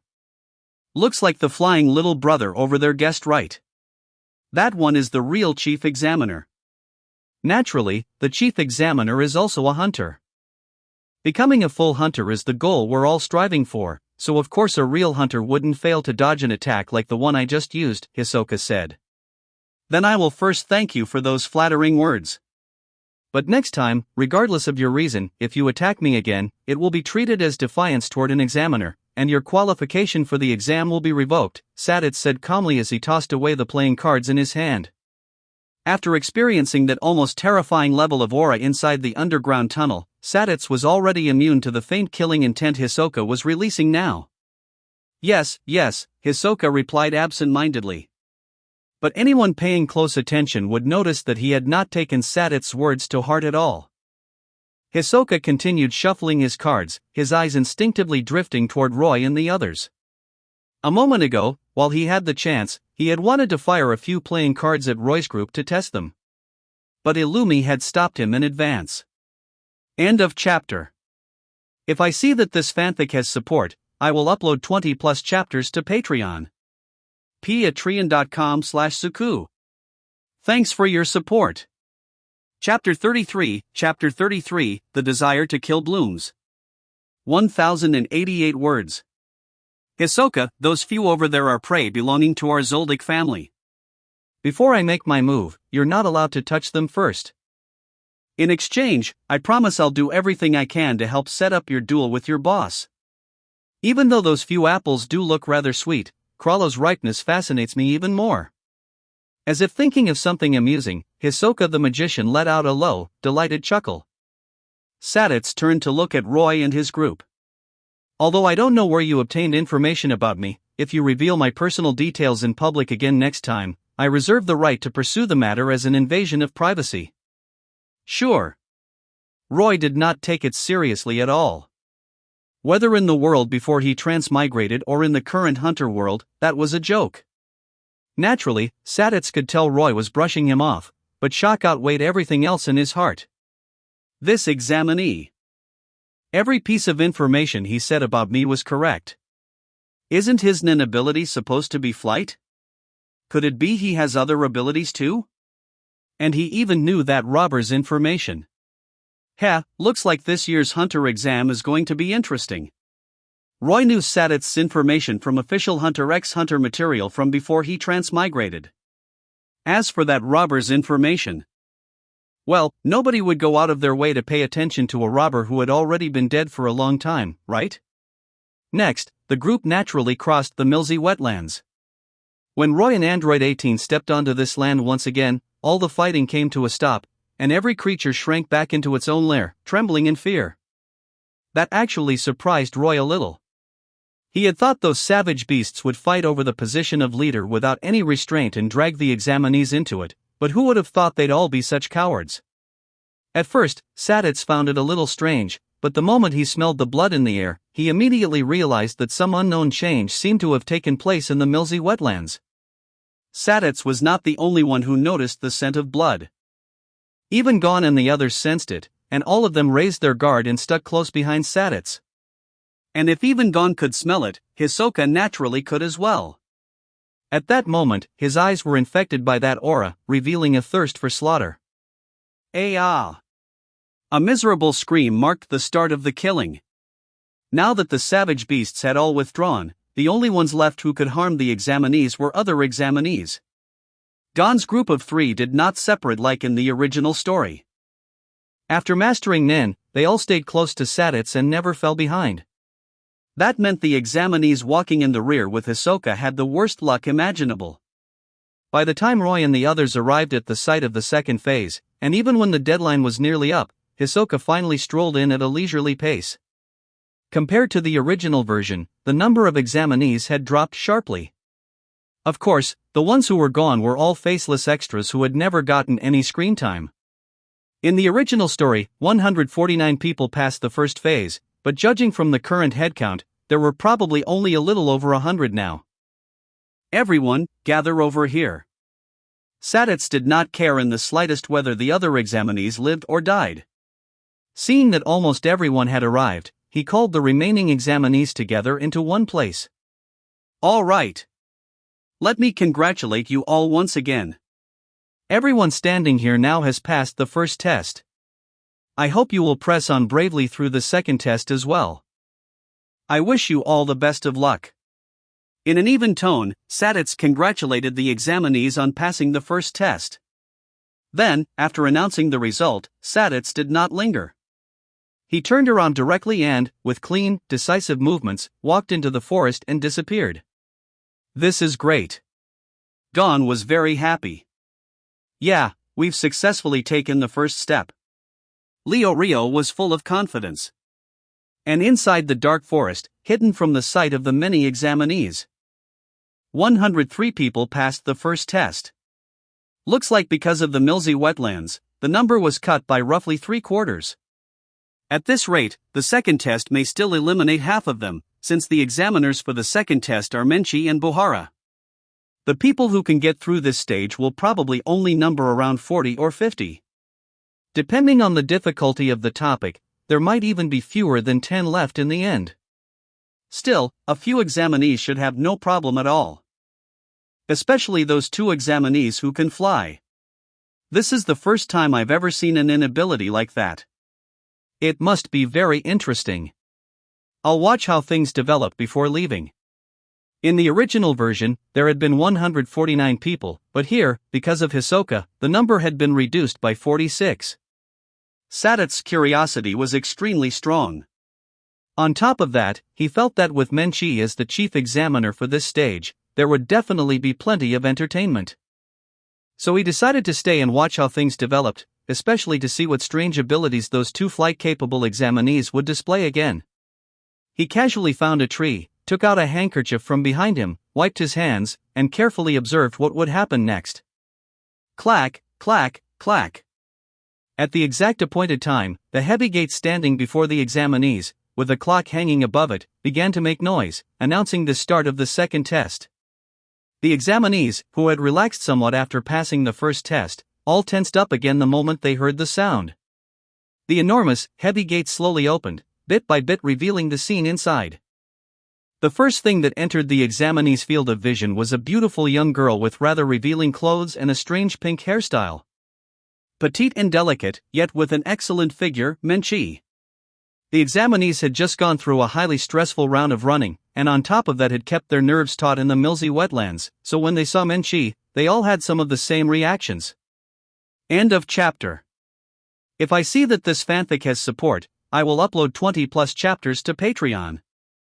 patreon.com/suku. Thanks for your support.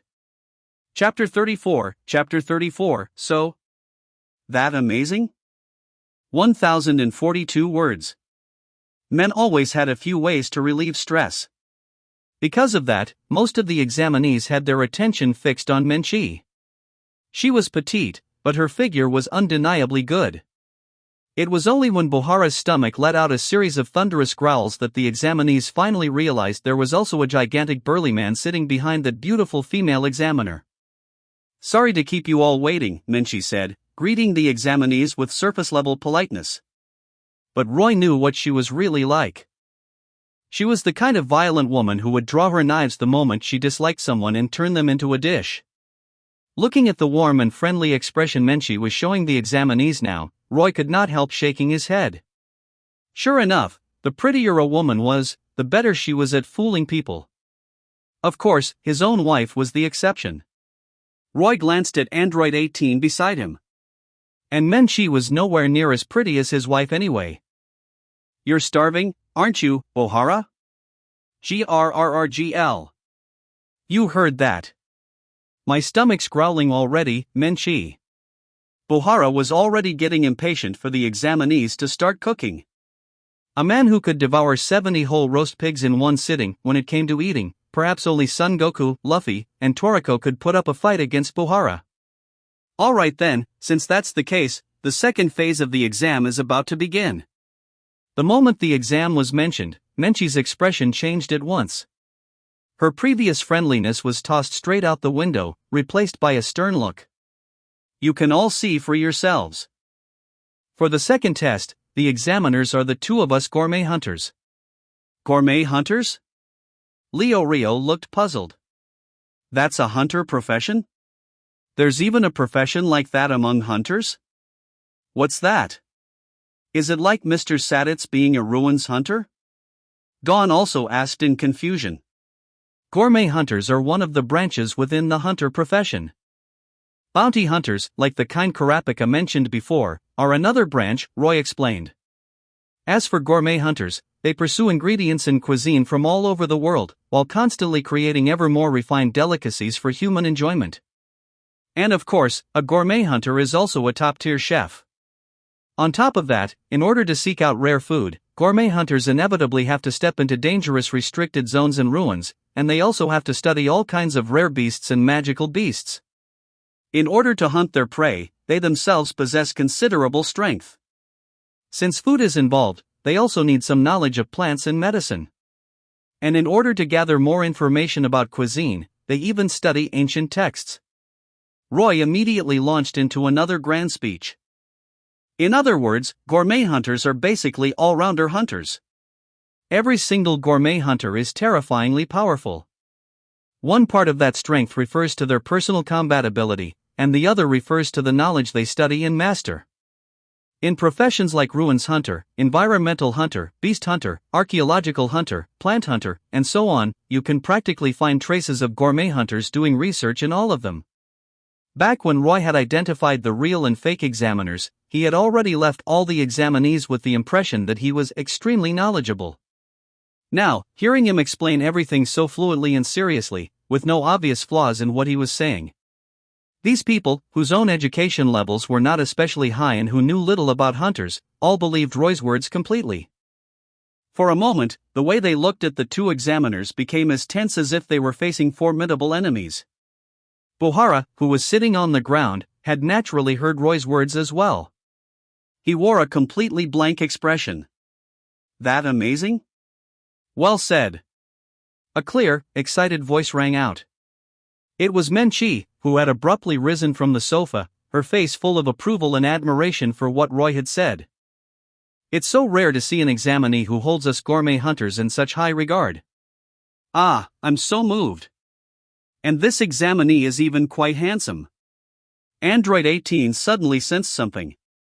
Instantly, the gaze she turned on Menchie became full of danger. Menchie! Bohara called out cautiously, snapping Menchie back out of her fantasy. Menchie froze for a second, then came to herself and coughed lightly. That's right. Just like examinee number 406 said, every gourmet hunter is strong and hardworking. After you become hunters in the future, I hope you'll choose to walk our path. Alright, enough talk. We'll now begin the second test. Since we are gourmet hunters, then the content of our test is cooking. Cooking? Quite a few examinees who had been on full alert were stunned when they heard the contents of the second phase. Some people, however, had clearly been mentally prepared. For example, Kurapika and the others, who had already guessed based on the examiner's hunter professions, as well as a certain bald ninja. As expected. Since both examiners are gourmet hunters, then the second phase is making food. But no matter how you look at it, cooking doesn't seem to fit the hunter exam at all. What a headache. It'd be great if the test happened to be a dish from my homeland. Honestly, to think they'd set a problem like this. That bald ninja with the big mouth kept muttering to himself under his breath. There were also some people who were very dissatisfied with the test content, but because Roy had just painted gourmet hunters as overwhelmingly powerful, they kept their complaints to themselves and did not voice them. Hisoka, who had also been talked into taking an interest in gourmet hunters by Roy, gave Buhara and Menchi his own internal rating, then curled his lips. There might indeed be some fun in fighting them, but compared to the sort of strength he had imagined, they still fell rather far short. Still, this was good too. With the examinees keeping quiet, there were at least fewer flies buzzing in his ears. End of chapter. If I see that this fanfic has support, I will upload 20+ chapters to Patreon. patreon.com/suku. Thanks for your support. Chapter 35, this guy even knows my exam question? 941 words. First, all examinees will prepare the dish I specify, Buhara said happily. On one hand, someone among the examinees actually understood what a gourmet hunter was. On the other, he could finally set a question, eat something, and fill his stomach. Only those who pass Buhara's test will be qualified to make the dish I specify next. In other words, as long as both of us think it tastes good, you'll have successfully passed the second phase of the exam, Menchi added. No one said anything, but the dissatisfaction in their hearts deepened. After all, whether something tasted good or not was entirely subjective, and quite a few people present were terrible at cooking. To put it simply, if both of us think it tastes good, you pass. This phase of the exam will end once the two of us are full. Men usually eat a lot. That woman doesn't look like she can eat much, though. Looks like a lot of people are going to be eliminated in this phase. Hanzo, the bald ninja, looked around as he analyzed the situation and inwardly celebrated. He just kept talking and talking, living up to his reputation as a chatterbox. So that's how it is. As expected, it really is about cooking, Kurapika said thoughtfully, while Leo Rio beside him looked like he was constipated. I've never cooked anything in my life, Leo Rio said gloomily. Even though life had been hard for him, he still had never actually made food for himself. This was going to be difficult. And cooking had nothing to do with combat strength. Even Nin wasn't all that useful here. I didn't expect there'd be a phase like this. Killua Zoldyck also raised an eyebrow. He hadn't expected the exam would test cooking. His family had taught him how to kill, not how to cook. Illumi Zoldyck, who came from the same place as him, tilted his head as well. I've cooked before. The egg rice bowl I make is really good. Gon Freaks looked delighted. Even Nito Obasan said my egg rice bowl tastes great. Egg rice bowl? Fine, I got it. You can make it for us next time you get the chance, Leo Rio replied weakly. Cooking really wasn't his strong point, so he was worried.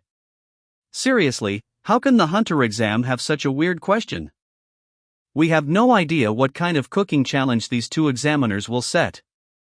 If we somehow knew their tastes and preferences, we'd at least have a chance, but there's no way we could possibly know that. Wait. Leo Rio suddenly jolted upright, and a bright light burst into his lifeless eyes. He immediately turned to Roy. Roy, can your ability find out information on those two gourmet hunter examiners? We don't need much, just their tastes and preferences would be enough. As if he had grabbed hold of a lifeline, Leo Rio spoke to Roy with an excited expression. Kurapika and Killua Zoldyck, who had been joking around with Gon nearby, also lit up and looked at Roy expectantly. Roy smiled and wrapped aura around his finger, causing it to shine with golden light. Is this also the power of that? It was Killua Zoldyck's first time seeing Goldfinger, and his eyes sparkled. When Android 18 saw Roy slipping back into his bluffing routine, she couldn't help curling her lips. Some of the nearby examinees also noticed the anomaly and immediately turned to look in Roy's direction. That guy's finger is glowing. It really is. What a weird guy. First he could fly, and now his finger glows? We'd better stay away from freaks like that. Just as Bohara and Menchi were about to announce the exam question, their eyes narrowed. A Nain user? Outside, on a tree branch, Saditz, who had been secretly watching the show, also widened his eyes slightly. After that flying ability from earlier, now it's a glowing finger? He really is an interesting examinee. This is getting more and more entertaining. Inside the room, after his finger lit up, Roy glanced around, then shifted his gaze back to Bohara and began his explanation. Bohara, 27 years old, born in Bay Country, a one-star gourmet hunter. Honest and gentle by nature, and considerate toward others. Loves food, is a glutton, and has an enormous appetite. His thick layers of fat grant him tremendous defense and attack power. He has hunted many dangerous beast ingredients and is extremely strong. I'm right, aren't I, Bohara-san? The exam hall fell silent. The examinees all turned to look at Bohara, waiting for his answer. Yes, that's right. Everything you said is completely correct. Bohara stood there in a daze for a while before finally speaking in surprise. I didn't expect you to know my information, but that won't help you. If you want to pass the test, you still have to make a satisfactory dish that meets my standards. Right now, Bohara had only one thing on his mind: eating. He had no interest in thinking about why Roy knew his personal information. All right, then. The first half of the second phase of the Hunter exam, the question I've prepared is. I'm not done yet, Bohara-san, Roy interrupted. Bohara-san especially likes grilled food, and roasted whole pig is your absolute favorite. So the question you're going to give us should be roasted whole pig, right? Bohara. He stared at Roy with a constipated expression on his face. This guy even knows my exam question. End of chapter. If I see that this fanfic has support, I will upload 20 plus chapters to Patreon. patreon.com/suku. Thanks for your support. Chapter 36, The Great Stamp Leader's Corpse. 1076 words. Should I change the question? But whole roast pig really is what I want to eat most. Bohara thought, deeply torn. The examinees, who had been quietly listening to the two examiners talk, saw that Bohara didn't immediately deny it and instead looked conflicted. At once, they realized that the guy who could fly and make his fingers glow might actually be right. The question is whole roast pig. Between preserving his dignity as an examiner and getting to eat his favorite food, Bohara ultimately chose the latter. Very Bohara. Very gourmet hunter. An uproar broke out. The moment they heard Bohara give the exact same answer Roy had predicted, the examinees exploded. They all stared at Roy in shock. This guy was incredible. So it really is whole roast pig. That's amazing, Roy. Killua said in astonishment. As for Gon, there was no need to mention him. He was already completely Roy's little fanboy.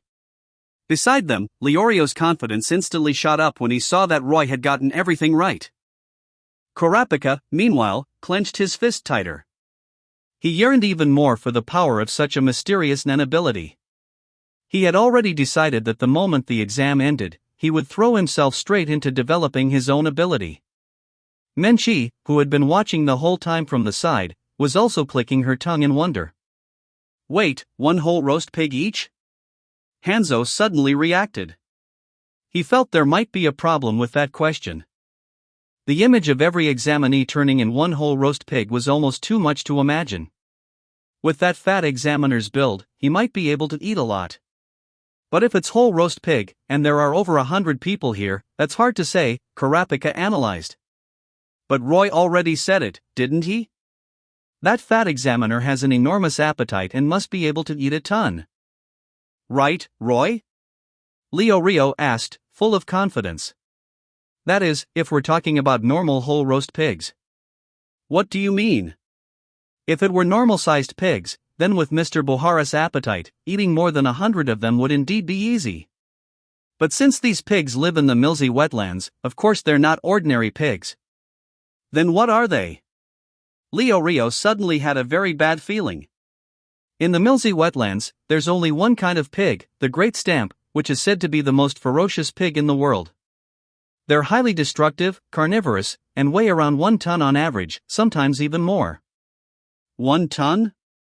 Doesn't that mean that even if this examiner can eat a lot, there's no way he can eat that many? What kind of joke is this? The examinees were getting anxious, and even Bohara shot Roy an unexpected glance. To even know the details of the great stamp, this examinee really was interesting. Just how big is that? How many could he even eat?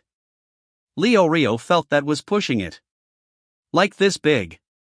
Roy casually tossed out a capsule, and the corpse of the great stamp leader stored inside appeared in front of everyone. With a loud bang, the sound of the massive corpse hitting the ground struck every person present right in the heart. When I was in the Milsey wetlands earlier, I was bored, so I casually killed a few beasts. This great stamp was one of them. It's that big? Rio stammered. And it feels really strong, too. The great stamp leader that lay on the ground had lived in the deepest depths of the wetlands. Its body was at least 5 or 6 times larger than an ordinary great stamp. Even in death, it still gave off some lingering pressure from when it was alive, enough to make people instinctively fear it. This should be the corpse of a great stamp leader. Normal great stamps are much smaller than this, so you don't need to worry. Menchie stepped in to explain, while giving Roy a deep look. After all, the great stamp leader lived in the innermost center of the Milsey wetlands. Even ordinary licensed hunters wouldn't dare set foot there. Yet this examinee had actually hunted one down and, from the look of it, had barely suffered any injuries at all? At that moment, Bohara's eyes were sparkling, and drool ran freely from the corners of his mouth. He had been coveting this leader for a long time, but because he feared the dangers hidden in the deepest part of the wetlands, he had never dared to act. And yet this examinee had casually tossed the corpse out of thin air. He was definitely a nin user. But judging from the glowing finger Roy had shown earlier, he probably had other abilities too. And if what Roy said was true, then he had hunted this great stamp during the time spent on the first phase of the exam. To go in and out of the deepest part of the wetlands in such a short amount of time, and he had even said he killed several beasts while he was at it. Those beasts were probably leader-class creatures too. That meant this man was strong. At the very least, stronger than Menchie and Bohara. Menchie took a deep breath and reached her conclusion. Hisoka stood quietly to the side. Even though the great stamp was already dead, its corpse still radiated a faint but terrifying pressure.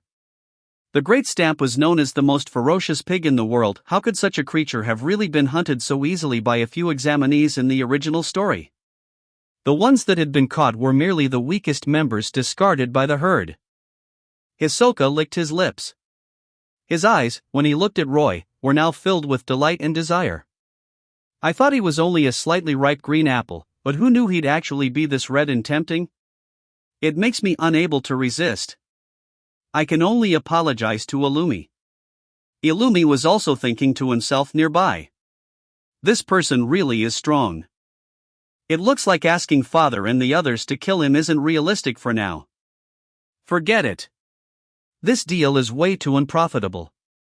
Maybe I should just stick another 2 needles into Killua's head later? End of chapter. If I see that this fanfic has support, I will upload 20+ chapters to Patreon. patreon.com/suku. Thanks for your support. Chapter 37. He probably got fleeced pretty bad, right? 906 words. Bohara had long since run out of patience. All he could see was food. Hey, let me cook that corpse for you, and I'll count it as a pass. How about that? His eyes were full of desire. What? That's not fair. Didn't you say we still had to cook it? He hasn't even made roast whole pig yet. The examinees finally voiced their dissatisfaction. Enough noise. If you can also catch a great stamp of that size, I'll pass you too, Bohara said impatiently. The examinees immediately fell silent. With that condition laid out, it basically meant that as long as they caught a great stamp like that, they were almost guaranteed to pass. That was far easier to accept than some vague, subjective standard of deliciousness. But with their strength, Could they really capture a great stamp like that? Roy grinned mischievously and moved to put the corpse back into a capsule. Sorry, I only brought this out so my friends could get a look at what the prey looks like. This one, I'll keep and deal with myself. Before Roy could finish, he suddenly felt someone tugging on the back of his collar. Now then, dear Mr. Bohara, do you perhaps really want this great stamp chieftain that we went through immense hardship to catch, risking our very lives for it? Android 18 stepped forward with a bright smile. She especially stressed words like immense hardship, risking our very lives, and chieftain. The moment Roy saw Android 18 step in, he immediately understood what was going on. His wife had activated her Queen of Profiteers mode. No, wrong phrase. Business queen, not profiteer. Android 18 was smiling, and inwardly she was in a great mood too.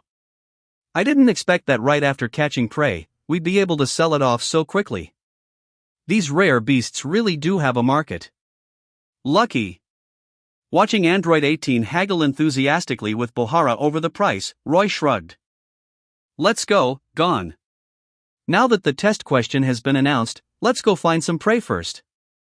Yeah. Saditz, who had been secretly watching from behind, was also enjoying the show. I never expected that examinee full of surprises to actually capture the great stamp chieftain. His strength is truly unfathomable. This exam is going to be very interesting. Aside from Roy's group, the other examinees also realized that the test had officially begun, and one after another they left to search for the great stamps. The world's fiercest great stamp, huh? Incredibly destructive, and carnivorous too. I wonder what it looks like. Still, with the strength of our group, we should be able to catch one, right? As they walked, everyone discussed the great stamp. Anything called the world's fiercest shouldn't be underestimated, even if it's just a pig. But since the examiner set this as the task, that means the examinee's strength should still be enough to handle it. Kurapika analyzed calmly. Great stamps may be fierce, but they have one fatal inborn weakness, their forehead. The forehead? While they were talking, they had already reached the area where the great stamps gathered. They're huge. But still not as big as the one you brought out earlier at the venue, Roy. And that nose is ridiculously prominent. I see. Since they used their noses to attack, the forehead became a protected weak point, right? Then let me try. With that, Gon rushed straight at one of the great stamps with his fishing rod. A minute later, the rod struck the great stamp on the forehead, and it dropped on the spot. Roy was right. The great stamp's weak point really is its head. Everyone's spirits immediately rose. A few nearby examinees who had come closer also discovered the trick, then hurried off to start hunting. We'd better move fast. Bohara may be able to eat a lot, but there's still a limit to how much he can eat. And going by how delayed taste perception works, when he's at his hungriest, even food that tastes pretty ordinary will seem especially delicious to him. So if we finish first and hand it in first, we'll have a huge advantage. Got it.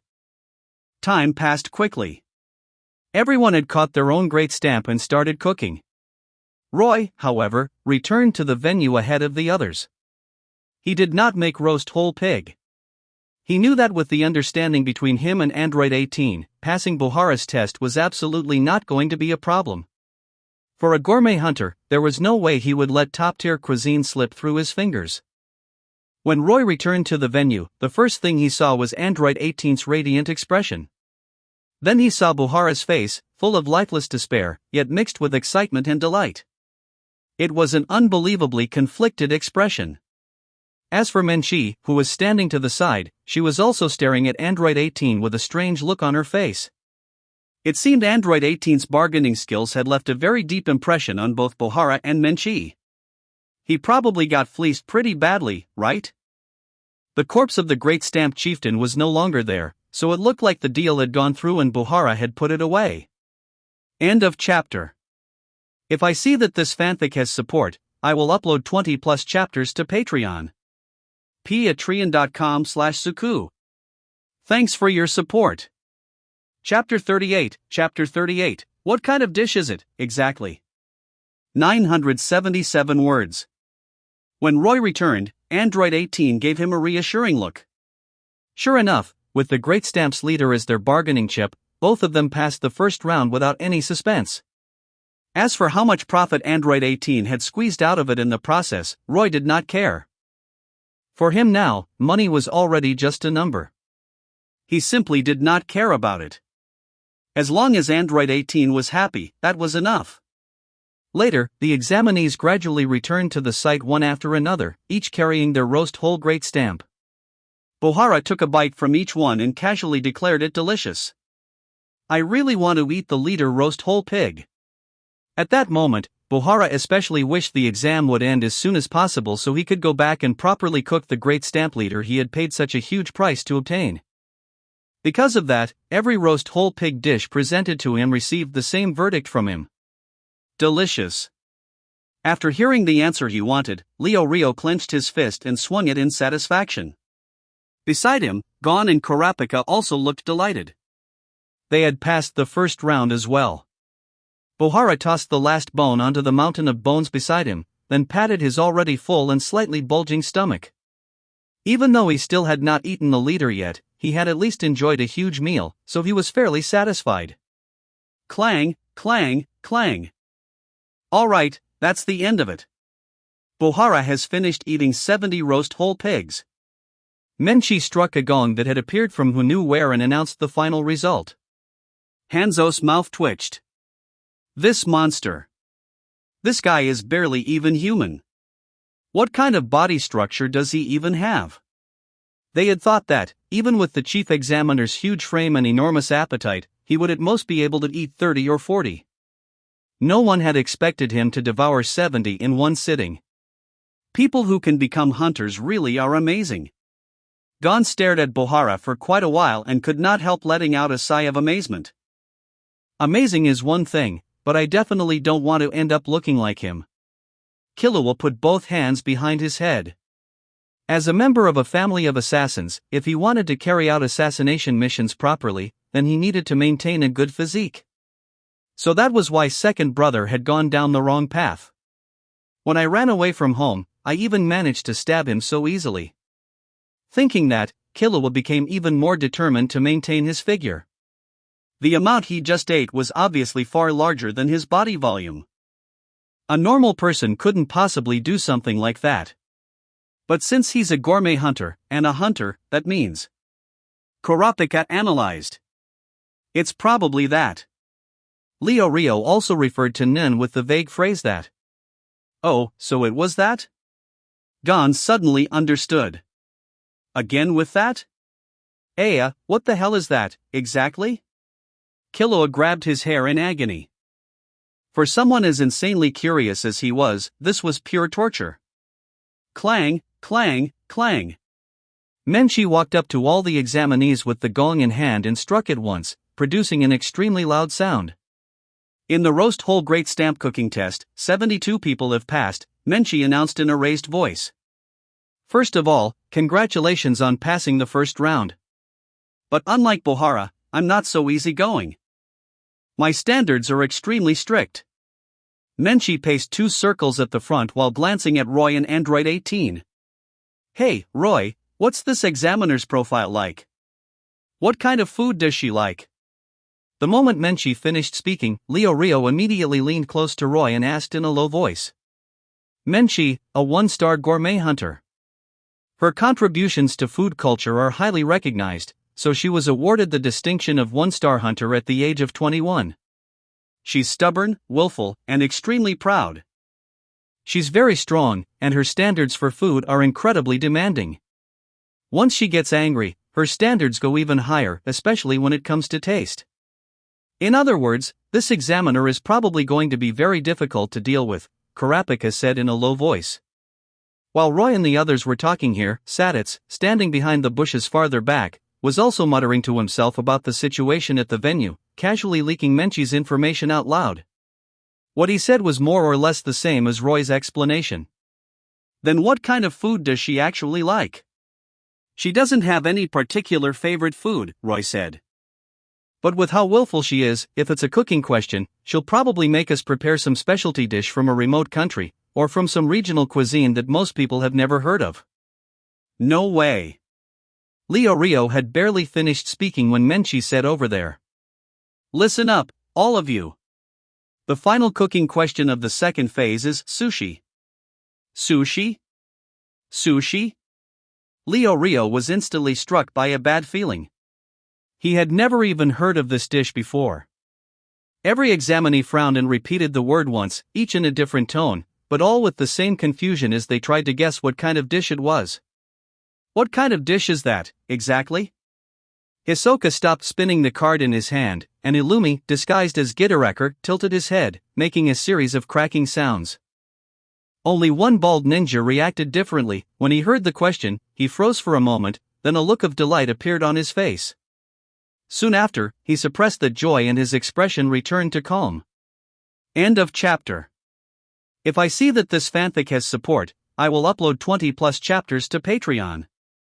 patreon.com/suku. Thanks for your support. Chapter 39. Chapter 39. Sushi isn't a traditional dish of some small island nation.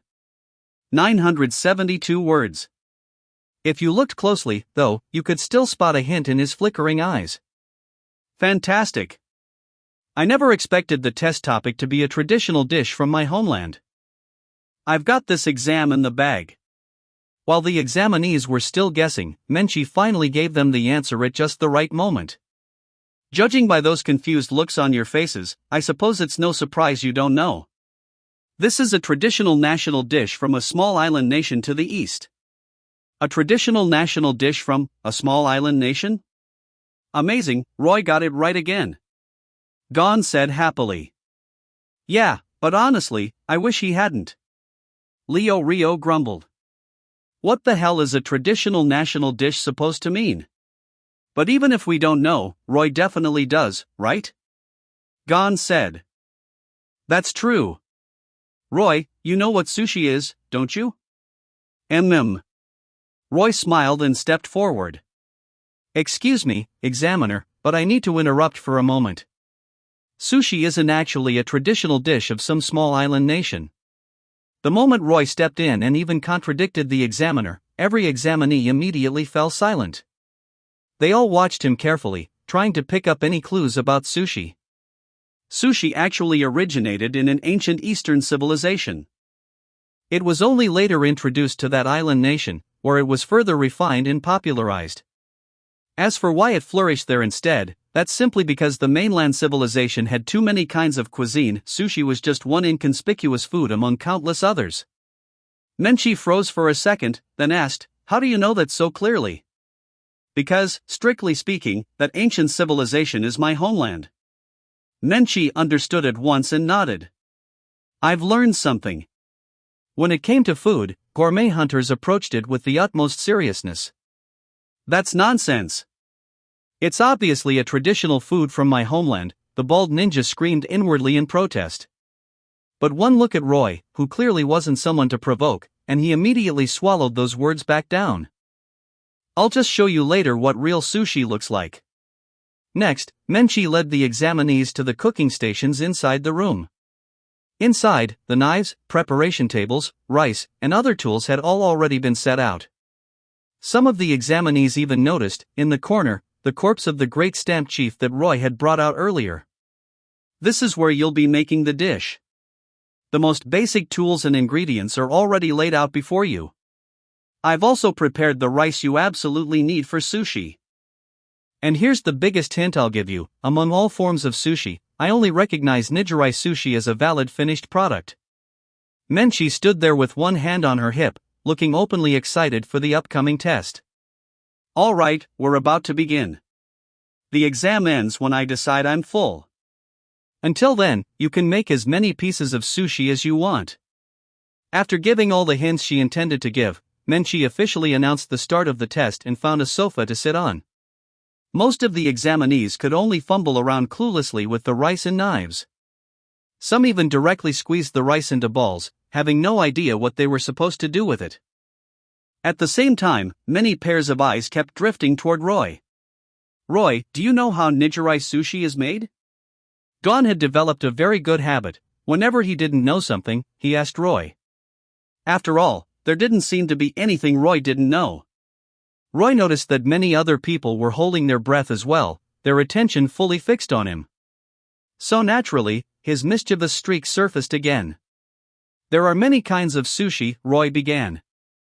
Nigiri sushi, aburi sushi, rolled sushi, and several other varieties.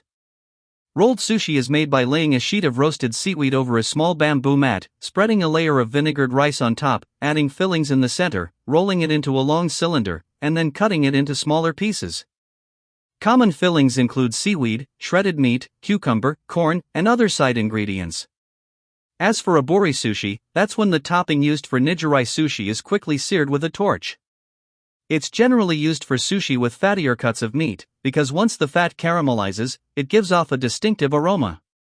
As for nigiri sushi, Roy saw that countless people in the room were listening to his explanation with rapt attention. Then he suddenly said, "Go on, you guys come closer. I'll explain the details to you properly." Put. The other examinees nearly spat blood. "You bastard, could you be any more shameless? You explained all the other kinds of sushi, but when it came to the most important one, nigiri sushi, you stopped talking." Android 18 didn't care at all about this second phase retest. After entrusting the sushi making to Roy, she went off to talk business with Bohara regarding the later handover. Menchie had never said the dish had to be made by a single person alone. When the other examinees saw the looks of sudden enlightenment on Gon, Killua, Kurapika, and Leorio's faces after receiving Roy's explanation, they were so annoyed their teeth itched. "So you're not going to tell us? We'll just watch what ingredients you go out to gather later." At that moment, Roy spoke again. "Gon, you guys can rest for now. I already have all the ingredients I need on me, so there's no need to go out." KO. The examinees were completely out of options now. What else could they do? They could only try to figure something out themselves. End of chapter. If I see that this fanfic has support, I will upload 20 plus chapters to Patreon. patreon.com/suku. Thanks for your support. Chapter 40, A Lost Recipe Book of Cooking. 936 words. That guy said earlier, when he talked about aburi sushi, that aburi sushi means quickly searing the ingredients of nigiri sushi with a blowtorch, and that it needs meat with a relatively high fat content. So that means we need pork? Or beef? Who cares? Great stamp are the easiest to hunt, so I'm going to catch another one. I'm going too. And it seems like it also needs nori and meat floss. Where are we supposed to get nori from? And there was cucumber and corn too. Does this forest even have stuff like that? Menchie, who had been paying close attention to what the examinees were saying and doing, looked more and more strange. Very good. Roy had successfully led the examinees down the wrong path, with the sole exception of the bald ninja. These idiots actually think high-fat meat means pork or beef. Some kinds of fish aren't low in fat either. Can't laugh. I can't get too smug either, or other people might notice. I should just pretend I don't know anything and quietly pass the exam on my own. That's what a smart person would do. I can't let it slip. Watching all the examinees other than Gon and the others leave the workshop, Menchie rubbed her cheeks and thought to herself in a very odd mood that this time, she would probably be seeing quite a lot of very bizarre sushi. At last, once everyone had left, Killua could not hold it in anymore and burst into laughter, rolling around on the floor. Ha ha ha ha. Those idiots probably never imagined that what sushi actually needs is fish. Ha ha ha ha. Looks like the only ones who'll pass this test are us. Leorio was laughing so hard beside him that he could barely straighten up. But sushi uses saltwater fish, and there are only freshwater fish in the forest. Kurapika pointed out the flaw. Don't worry. As for saltwater fish, I've got all you could ever need right here, Roy said, waving his hand and tossing out a capsule. With a bang, several sea fish that were obviously very freshly dead appeared on each person's cutting board. Roy had caught them earlier aboard the ship, sea god during the storm brought on by St. Elmo's fire. Menchie's eyes lit up. She was already certain that Roy was a Nin user, and now she suspected he also had some kind of storage ability. Judging from the state of those fish, they were clearly still very fresh. Yes, any ability that helped with gourmet food was a good ability. As for Gon and the others, they were already used to it. Only Killua looked openly envious. I want to learn that so badly. What the hell is that, anyway? After teaching Gon and the others the method and giving them the fish, Roy paid them no further attention. Gon and the others would not have let Roy make it for them anyway. They had hands and feet of their own, and someone had already told them how to do it. If they still could not make it after that, then there was nothing to be done. Roy interlaced his fingers and cracked them loudly. It's time to show my true skill. Anyone who had seen that classic martial arts cooking movie knew that in it, people could use martial arts and internal energy to cook, and the food they made tasted exceptionally good. Roy was planning to prepare nigiri sushi using a method similar to that. The only difference was that one used martial arts and internal force, while he would be using ki. Roy intended to try cooking with ki. As for why he was not using nen? If none alone could make good food, then gourmet hunters would already be everywhere. So ordinary nen clearly did not have much practical use in cooking. But ki was different. After a round of cooking, Roy presented the 2 portions of nigiri sushi he had prepared, including Android 18's share, to Menchie. These are made with genuine sea fish, and even the salt is sea salt obtained from evaporated seawater. This is a unique flavor I've never tasted before. So nigiri sushi can have a taste like this too. Menchie could not help but praise it and savor the aftertaste after eating both portions. Of course. The true birthplace of nigiri sushi is my hometown, not some island nation. So what I made is the most authentic nigiri sushi flavor. So, does that mean we passed the exam, beautiful examiner? Roy asked with perfect courtesy. It tastes delicious. You've unquestionably passed. Menchie first gave him her approval, then declared Roy qualified. Toward Roy, who acknowledged and praised gourmet hunters, Menchie naturally felt quite a bit of goodwill. But then her tone suddenly shifted. However? Roy froze for a moment. Then he saw Menchie cast a sidelong glance at Android 18, who was talking with Bohara, and immediately understood. He could not help but smile. Beautiful examiner, I happen to have quite a few lost recipe books from my hometown. I wonder if that interests you. Lost recipe books? Menchie's eyes immediately shone. To a gourmet hunter, the feeling of obtaining recipe books for dishes they had never seen before was the same as a treasure hunter finding an enormous treasure, or a ruins hunter excavating a brand new lost ruin. What kind of recipes are they? End of chapter. If I see that this fanfic has support, I will upload 20+ chapters to Patreon. patreon.com/suku. Thanks for your support. Chapter 41, Braised Giant Meatballs and Iron. 999 words. What kind of recipe? Braised giant meatballs and iron pot chicken stew. I don't know whether you've heard of them. Menchie's mind raced at high speed, and in the end, she confirmed that these were dish names she had never heard before. Menchie wavered. Roy naturally noticed, so he added more fuel to the fire. At the moment, all the examinees have already gone out.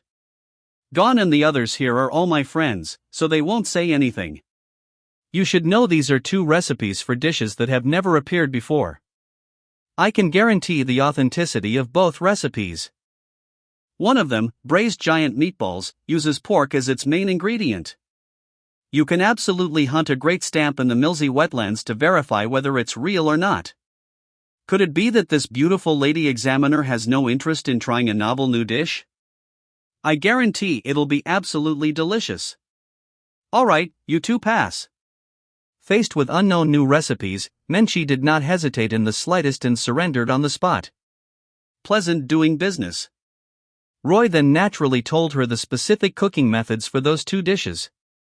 Menchie was a 1-star gourmet hunter and extraordinarily gifted when it came to food.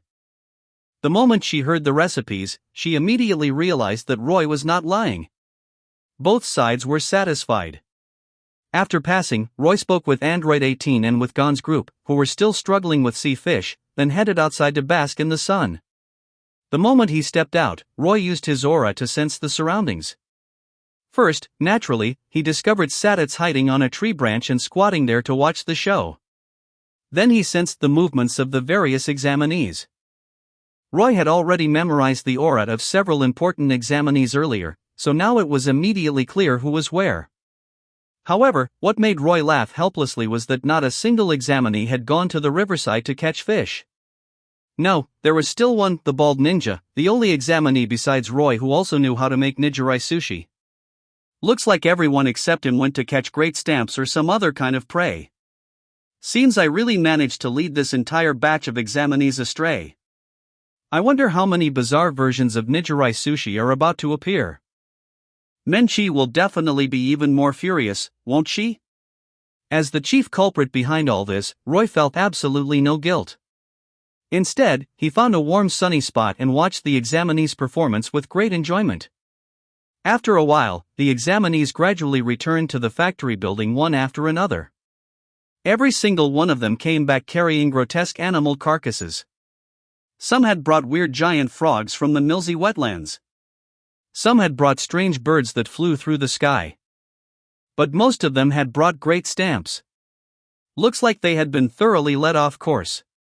When the bald ninja returned as well, carrying fish, and saw so many bizarre ingredients, he could not help covering his mouth and stifling a laugh. Yes, this is perfect. Let these examinees get eliminated just like this while I alone pass the exam without a care. Don't laugh. Put. As Menchi watched the examinees return, all fired up and preparing to go all out, her expression grew uglier and uglier. Beside her, Buhara, who had already finished making arrangements with Android 18, shuddered when he saw Menchi's expression.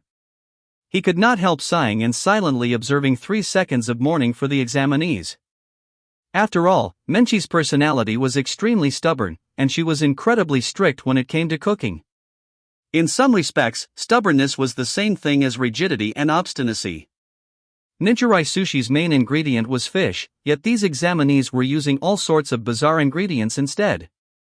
For Menchi, who was so harsh and inflexible about cooking, there was naturally no way this would make her happy.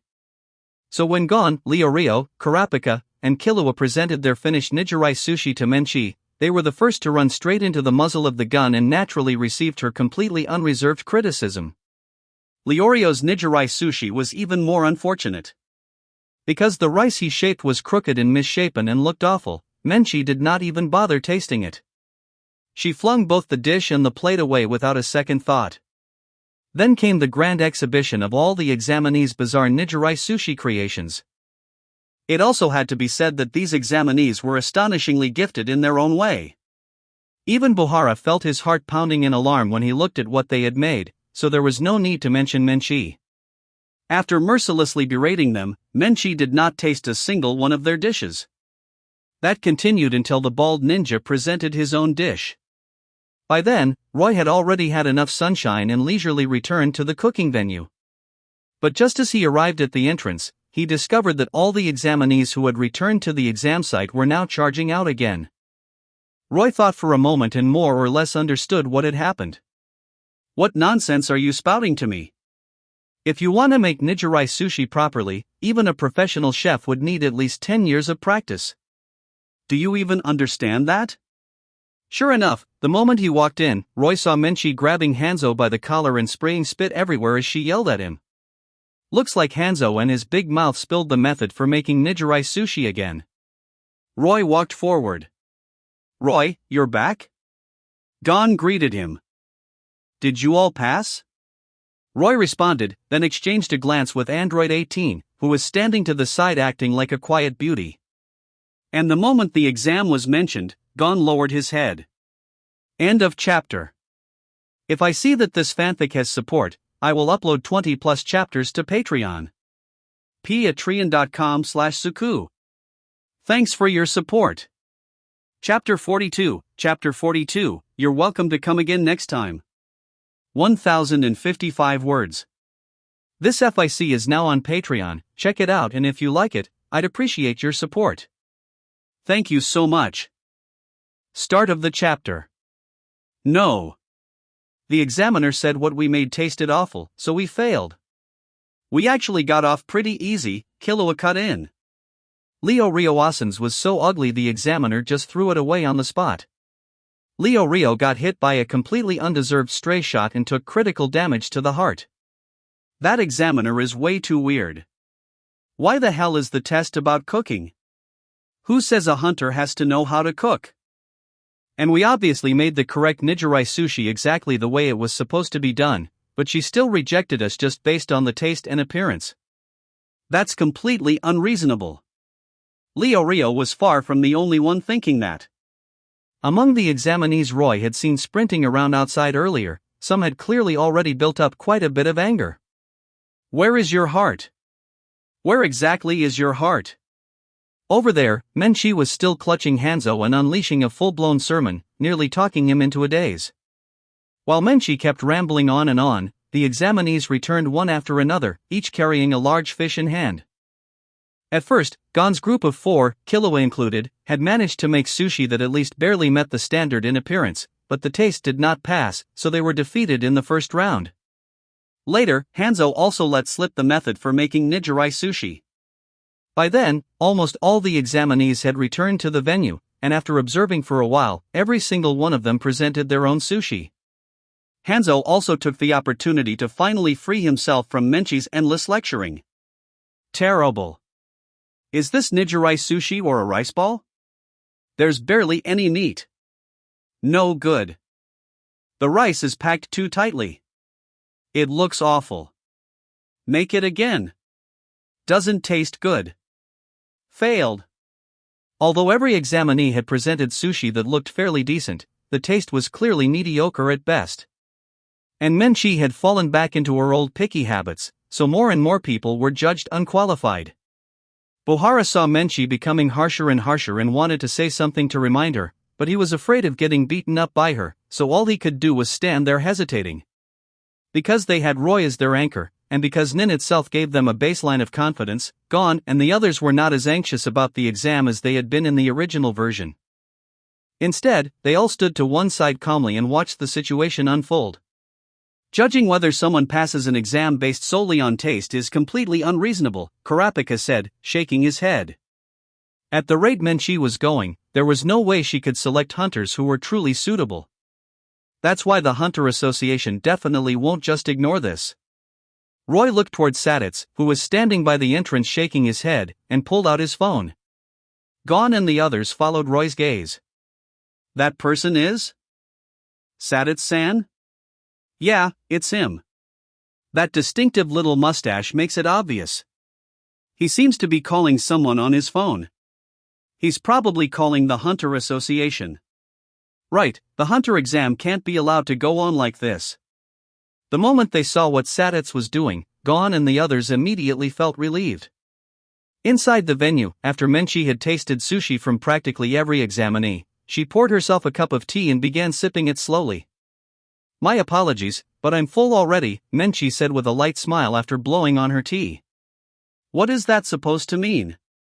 Many examinees already knew the answer in their hearts, but they still could not stop themselves from asking. It means. Menchi said with narrowed smiling eyes, just as I expected, only 2 people passed, while all the rest of you failed. Understand? You're welcome to come again next time. She waved her hand casually. Seeing Menchi announce the results so lightly, the expressions on the examinees' faces all changed, and the atmosphere began to tense up. As expected.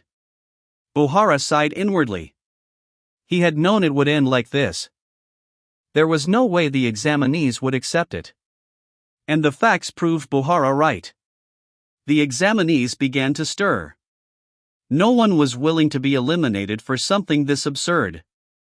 If they could not make it, that was one thing. But they had made it, and now they were still being eliminated for all kinds of taste-related reasons. This was not a chef selection. On what grounds were they being failed? Menchi had already begun calling the association to report the results, but then they saw her hang up with an unhappy look on her face. This exam is way too much of a joke, Killua said, both hands behind his head. If the hunter exam really ends up being decided like this, then it's totally pointless. That's why Sadit-san made that call. Someone should be here soon to deal with it, Kurapika said. But in the time it takes for someone to get here, are you sure this group of examinees won't cause trouble? Rio was already starting to feel the situation slipping out of control. And they had to remember that this year's examinees included monsters like Hisoka and Illumi Zoldyck. The moment Menchi started judging by taste, her identity as a gourmet hunter had overshadowed her role as an examiner, causing the meaning of the test itself to collapse. This was exactly the kind of thing meant by being too close to the matter to see it clearly. Over there, some of the examinees had already begun taking action. With a thunderous crash, a cooking station was smashed cleanly into two pieces with a single punch. The one who destroyed it was a strong, braid-wearing man dressed in purple. And really, there was no helping it. Anyone who had come to the exam full of confidence, only to be eliminated right at the start for such a ridiculous reason, would not be in a good mood. End of chapter. If I see that this fanfic has support, I will upload 20+ chapters to Patreon. patreon.com/suku. Thanks for your support. Chapter 43, Everything is Edible. 1034 words. This FIC is now on Patreon, check it out, and if you like it, I'd appreciate your support. Thank you so much. Start of the chapter. Normally, nothing should happen, Roy said, glancing at the braided man. Don't forget, there are still some very dangerous people among the examinees. They're not the type to just accept this result obediently. Gon and the others instinctively glanced at Hisoka, only to find that he was still shuffling his cards without a care. And both examiners are gourmet hunters, so they're quite strong. That female examiner is especially stubborn and domineering, so there's no way she'll compromise with the examinees. But no matter how forceful she is, she's not an idiot. And she didn't learn that for nothing, either, so of course she knows there are dangerous people among the examinees. That's why this braided guy stepping forward is actually perfect timing. Perfect timing? In other words, before Hisoka and that female examiner could get into a conflict, this braided guy jumped out first. On the surface it looks like a confrontation, but in reality, he's giving all the examinees a way to vent their frustration and easing the tension in the room. Killua answered the question. Damn it, what the hell is that, anyway? Their assassin family had specialized training for situations like this, where you had to adapt on the fly. So that's how it is. Rio and Gon finally understood. Yeah, Roy's amazing. If he says that's how it is, then it probably is. Roy's image as the top student had already sunk deep into everyone's minds, and Gon trusted him unconditionally. Then let's keep watching. Rio also felt Roy was right, so he decided to wait and see how things developed. After learning Nin, the one who had changed the most was actually Rio. Roy had originally assumed that after gaining the power to become stronger, Rio would become even more reckless and impulsive.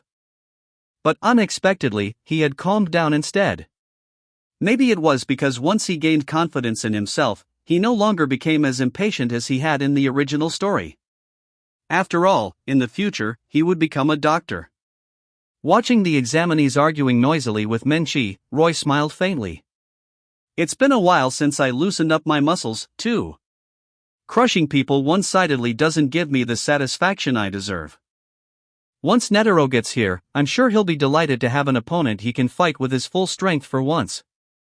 Over there, the man in purple with the braid had already started shouting. You've got to be kidding me.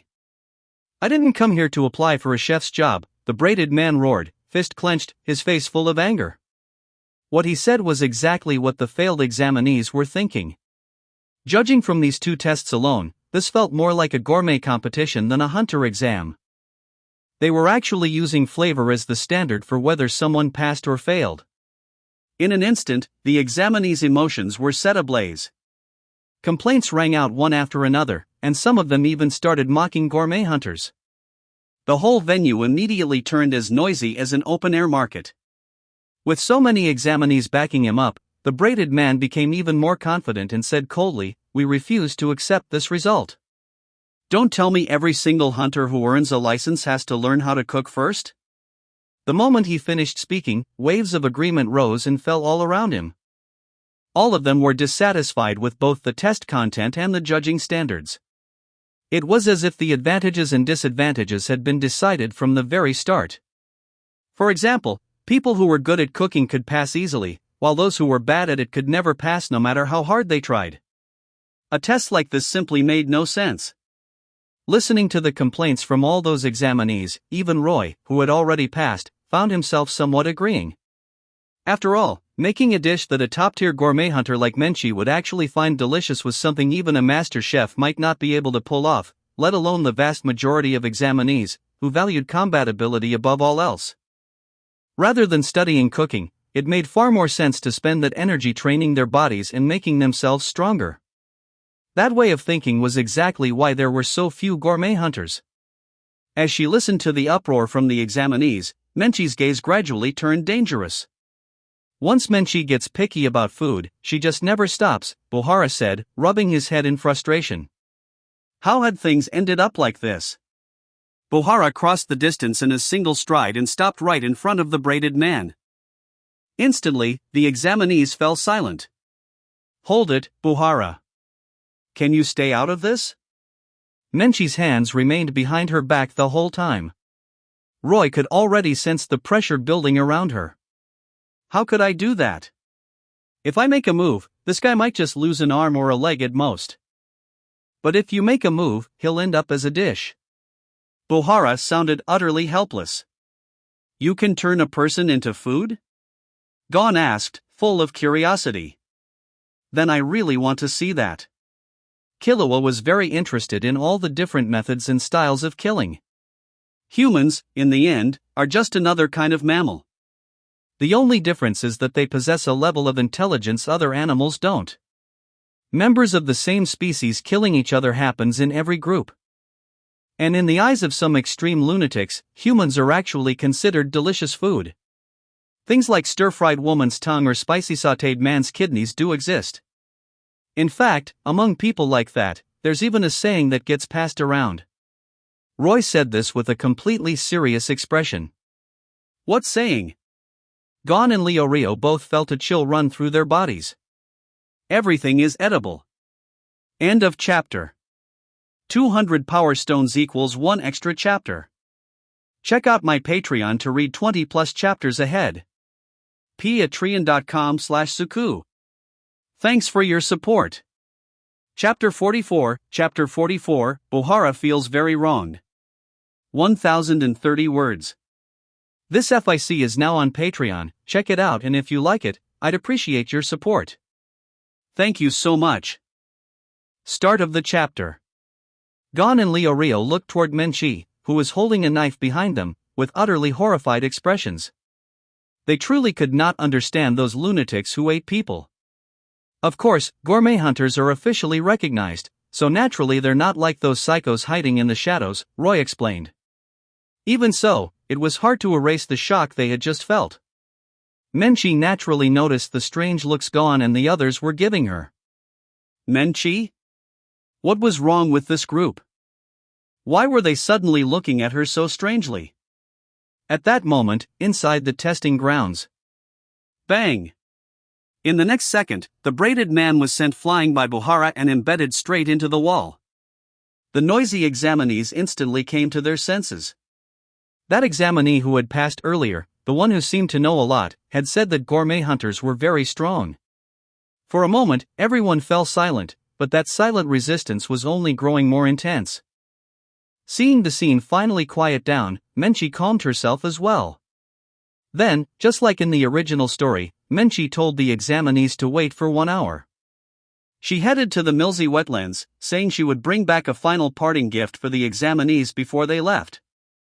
The way things are changing is getting harder and harder to predict. Yes, I absolutely have to keep watching this show. As a professional spectator, Saditz had completely thrown caution to the wind after making a phone call to report the situation. He slipped off to the side, widened his eyes, even pulled out a small pair of binoculars, and watched everything with utmost concentration. And as she departed, Menchi displayed astonishing speed, giving the examinees yet another warning. Her body is agile, and that speed is seriously impressive. Killua carefully examined the footprint left on the ground. At his current level, he still could not pull off something like that. Even if he used his stealth footwork, he probably still would not be able to catch up. So gourmet hunter examiners really are amazing. Her power is incredible too. Gon also saw the footprint. After learning Nin, he could judge certain things much more easily. Yeah, she's definitely incredible. Rio let out a long breath. Good thing he had not forced his way forward earlier. He had also realized that even though he had learned Nin, he was still only half-baked and nowhere near strong enough to fight an examiner. The examinees did not relax their guard just because Menchi had temporarily left. After all, there was still that huge guy standing here. Faced with the wary looks from the examinees, Buhara felt completely innocent.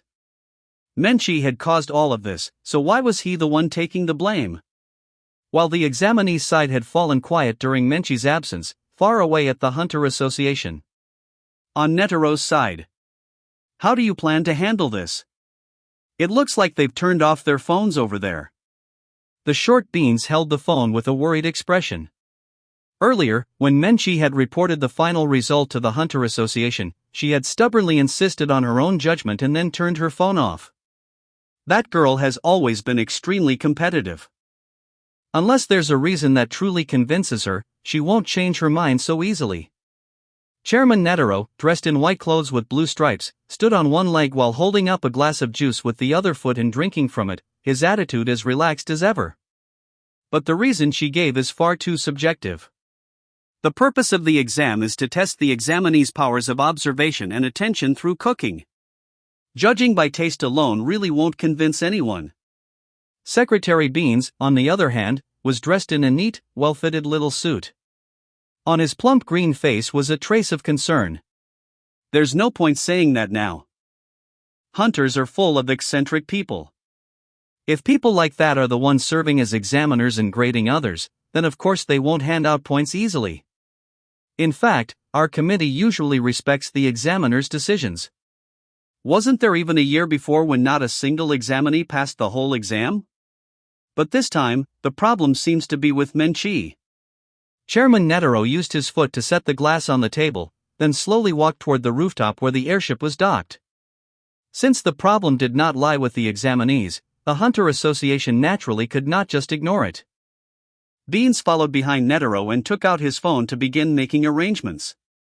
Not long afterward, a steam airship rose from above the Hunter Association headquarters and headed toward the site of the second phase of the Hunter exam, Bisca Forest Park. 1 hour later, Menchi returned right on time. She had brought back a kind of dark brown scale. Roy, do you know what kind of scale that is? I feel like it's something unusual.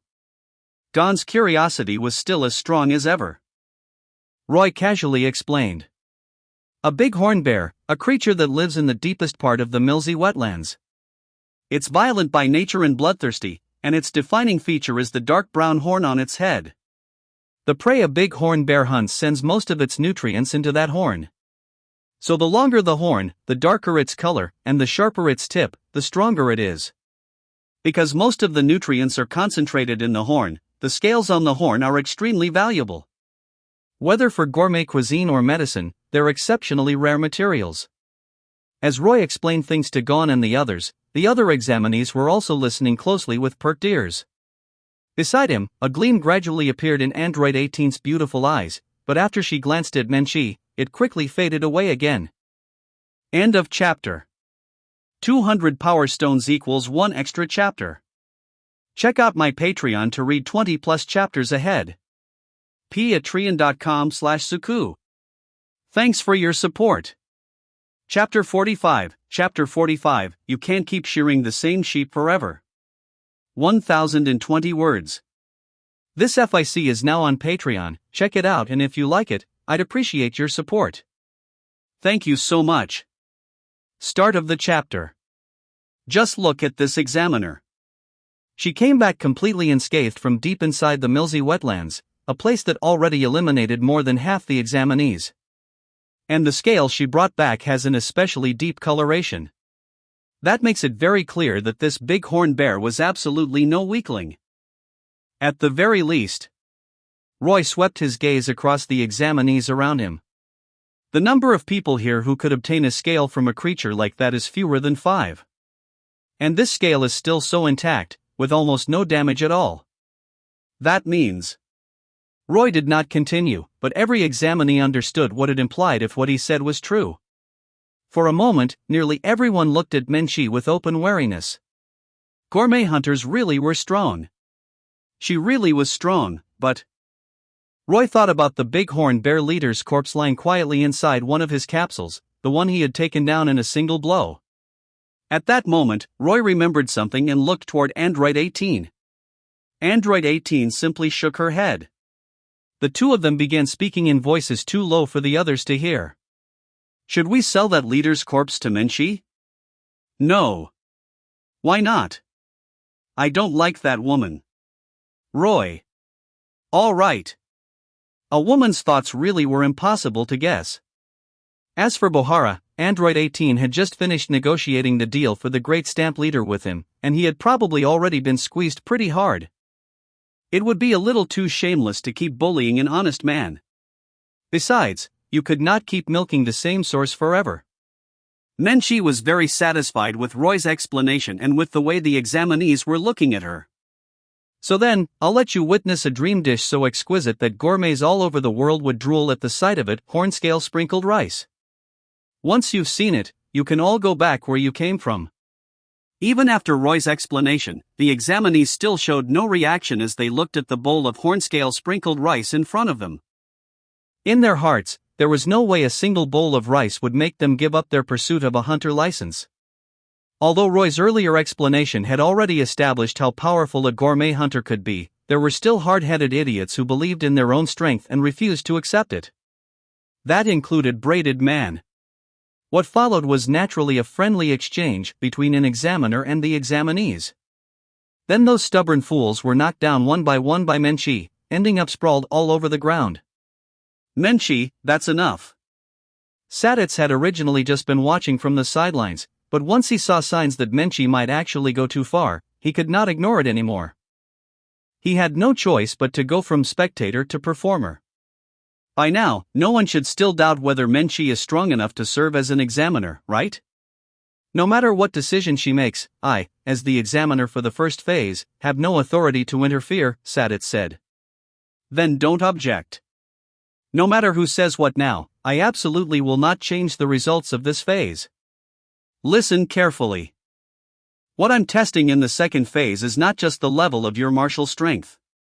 I'm also testing whether you have the courage in your hearts to challenge the unknown. So even if the chairman of the Hunter Association himself came here, dropped from the sky, and stood right in front of me, I still would not change the results. That declaration had barely left her mouth before it was on the verge of being overturned. Menchie knew that if Saditz stepped in, then he definitely had some objections to the result. But with her stubborn, willful personality, she refused to accept that. But, Menchie, judging things this way and passing only one examinee is perhaps a little too strict. An old yet powerful voice descended from the sky. Despite coming from so far away, it had not dispersed in the slightest. He's here. A sharp gleam flashed through Roy's eyes. This was the moment he had been waiting for. The blood in his body was already beginning to boil. Who's that? What is that? An airship? A massive airship slowly drifted above everyone's heads. That symbol. It's a Hunter Association airship. Unlike Menchie, who looked both surprised and somewhat embarrassed, the examinees were all extremely curious about who this person from the Hunter Association was, making such a grand entrance. The moment Saditz heard the voice, he knew who had arrived at the test site. He quietly stood to one side and waited to pay his respects. The two sounds rang out almost at the same time, and a blast of air spread out from the place where the second sound had struck. I think I just saw someone jump down from that airship. No way. From that height? That's impossible. Look at the middle of the field, there really is someone there. Clearly, Netero had made one hell of an entrance. As expected of the strongest man in the world, his first appearance carried overwhelming presence. Staring at the figure standing in the center of the field, Roy felt his fingers itch slightly. The world's number one, the greatest martial artist, the man associated with the 100-type Guanyin Bodhisattva. He really wanted to exchange blows and personally experience the martial arts of the strongest man in this world. As the gusts finally dispersed, the examinees were able to make out what that figure looked like. He wore towering wooden geta, his hair tied back into a single bundle, and a wide martial arts robe, giving him the bearing of an immortal-like old master. End of chapter. 200 Power Stones equals 1 extra chapter. Check out my Patreon to read 20+ chapters ahead. patreon.com/suku. Thanks for your support. Chapter 46, Chairman Netero. 958 words. Chairman. Menchi had never expected the chairman to actually come in person, and on top of that, he had heard everything she had just said. It was unbearably awkward. Who's that old man? Rio looked at the old man walking toward them step by step and, for some reason, felt a trace of pressure. Examiner Menchi just called him chairman, so that means he should be. Kurapika analyzed. The chairman of the Hunter Association. The strongest man in the world, Roy said. He jumped down from that height and he's totally fine. That's amazing, Gon said with admiration. Falling from that high up and still being okay, that's probably that, right? Killua seemed to have fallen into a kind of obsession now. Anything he couldn't reasonably explain, he lumped together under that.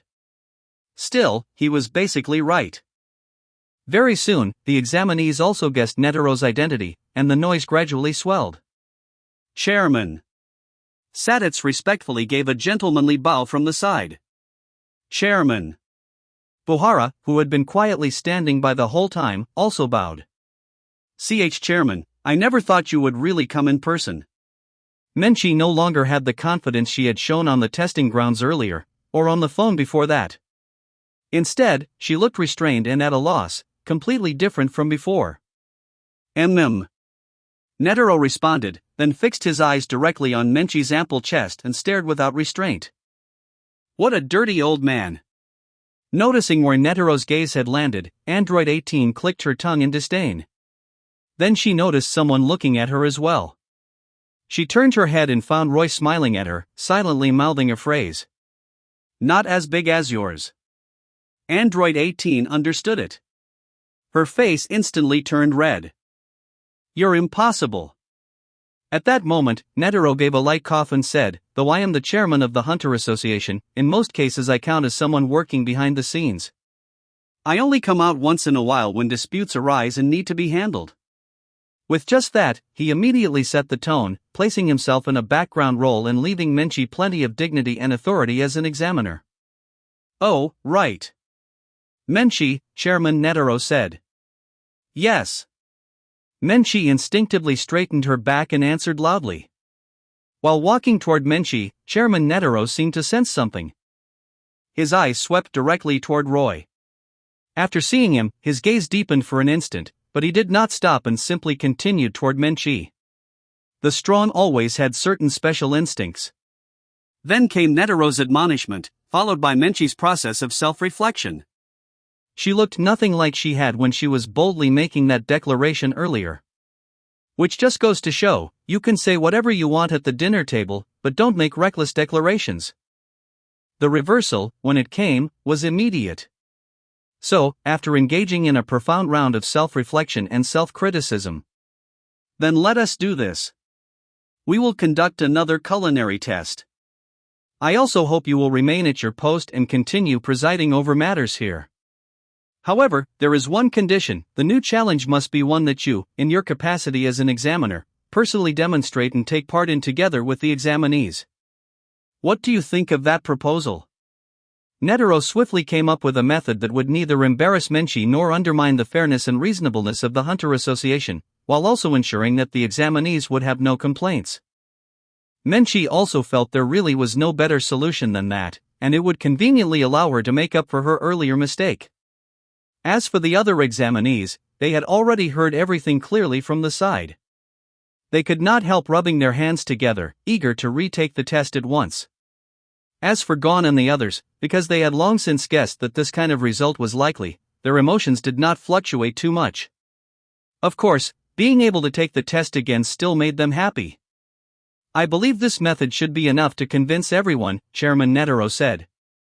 Although he had already heard the discussion among the examinees, he still turned his head toward them, as if seeking their opinion.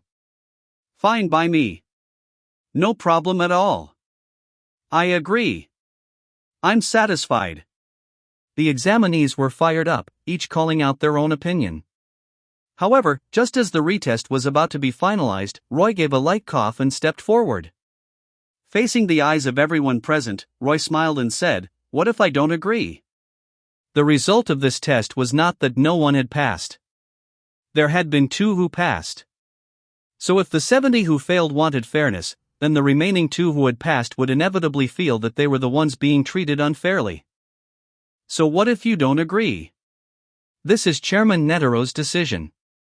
The first person to speak against Roy's words was not Netero, but the braided man, the very same person who had first raised an objection earlier.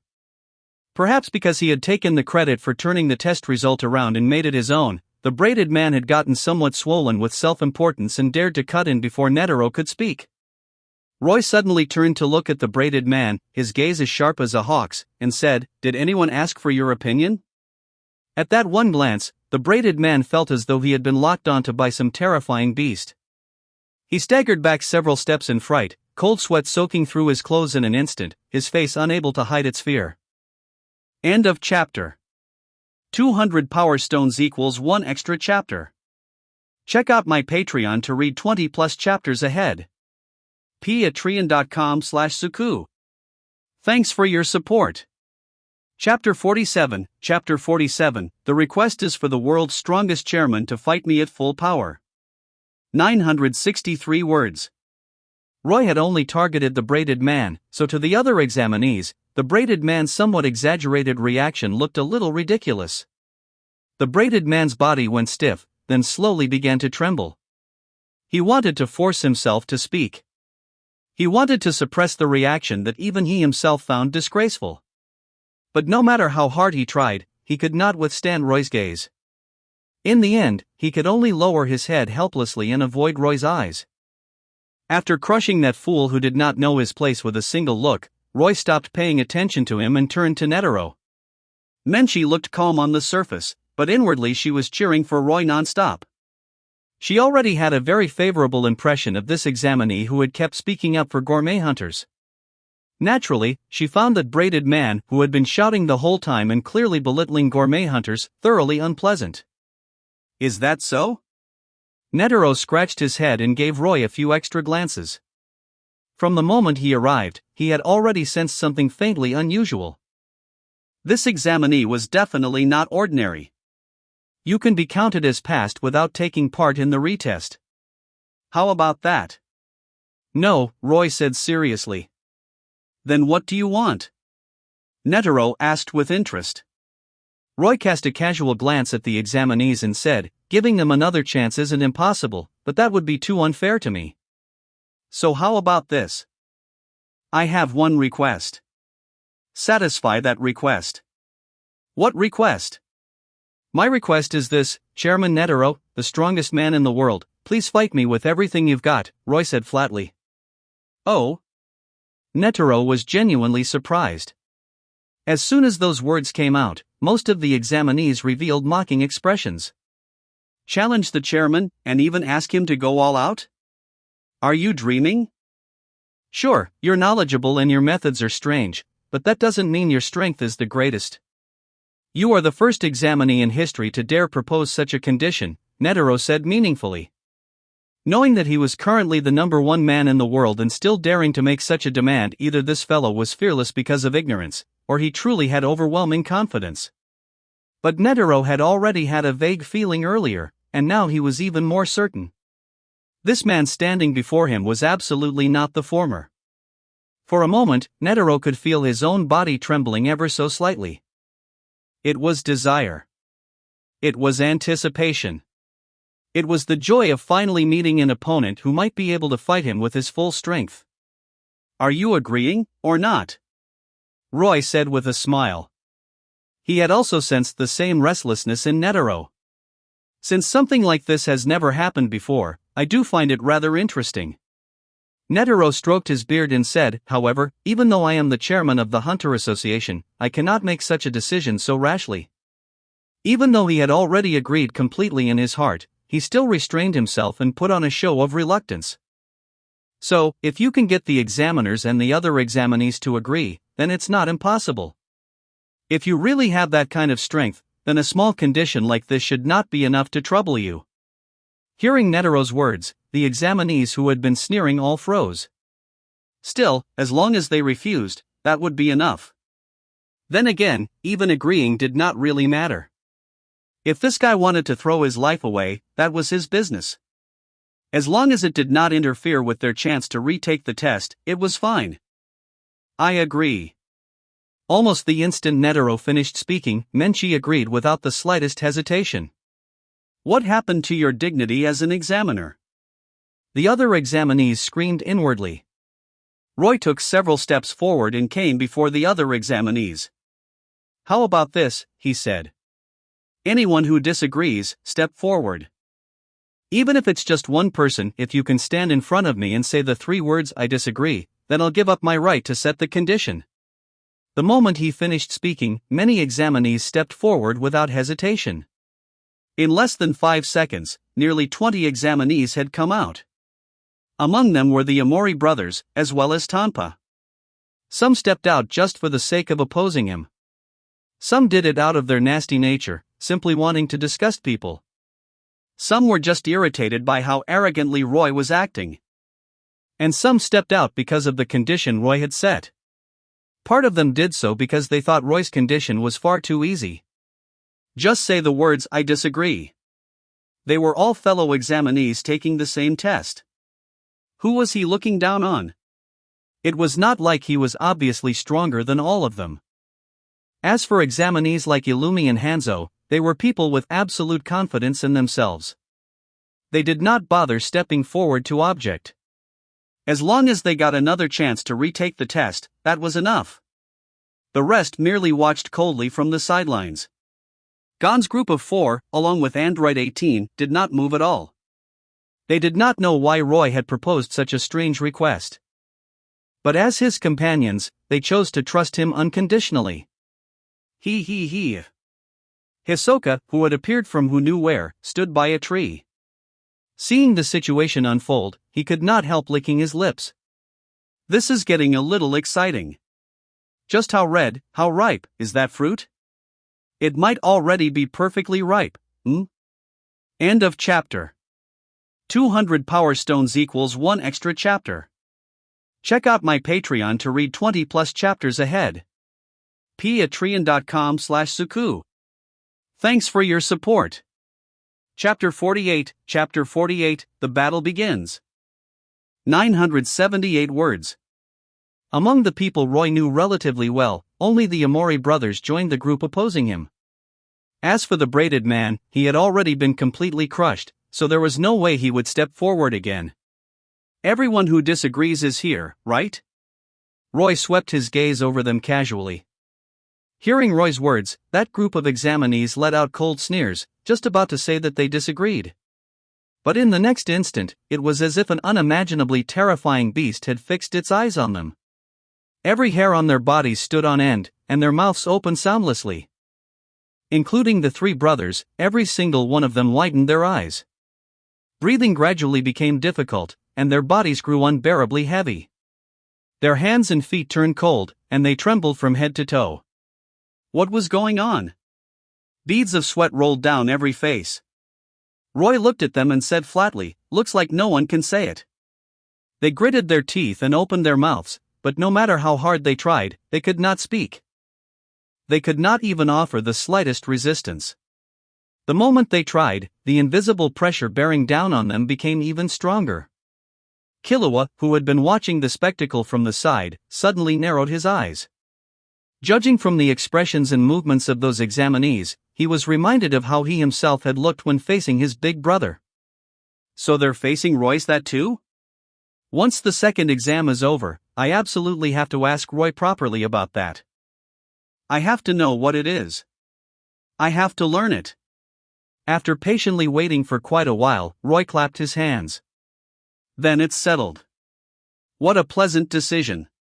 The moment he finished speaking, the examinees who had stepped out to oppose him all collapsed onto the ground, staring at Roy with terrified eyes.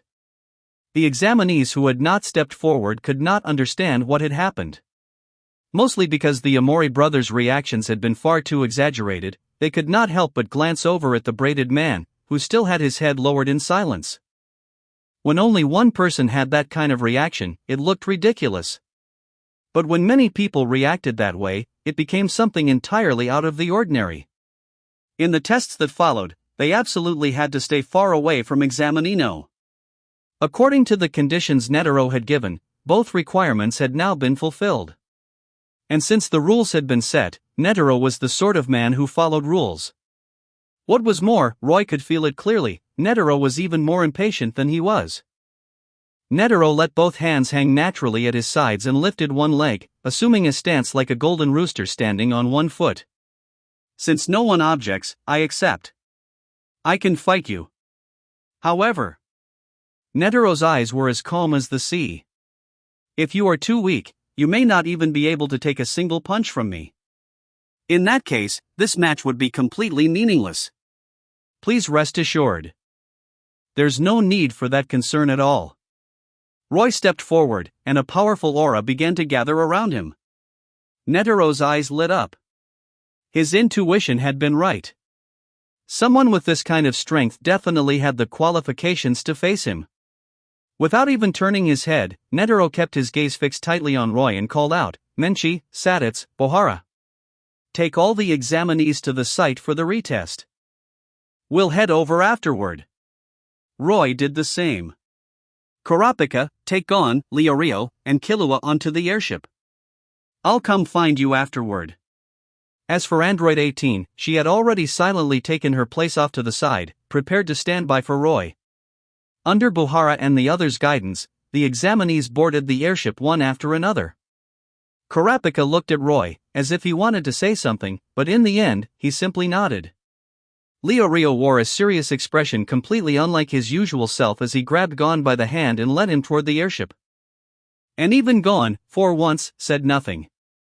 As for Killua, just before boarding the airship, he looked at Roy and said softly, Don't die, okay? Kid, you're overthinking it. As the airship gradually moved away from Bisca Forest Park and put a great distance between itself and Netero, Roy, Android 18, and the others, Netero glanced at Android 18 beside them and said in a deep voice, Shouldn't your wife move farther back first? You know what kind of battle is about to happen. Can she withstand it? Don't worry, Chairman Netero. Don't underestimate her. My wife is very strong, Roy said with a smile. And in his heart, he added one more sentence. Stronger than me, in fact. Android 18 stared at Roy's back, then shook her head lightly. What an idiot. Oh? Is that so?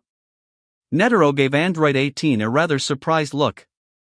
But I've already warned you, and since you've made your resolve, I will use my full strength.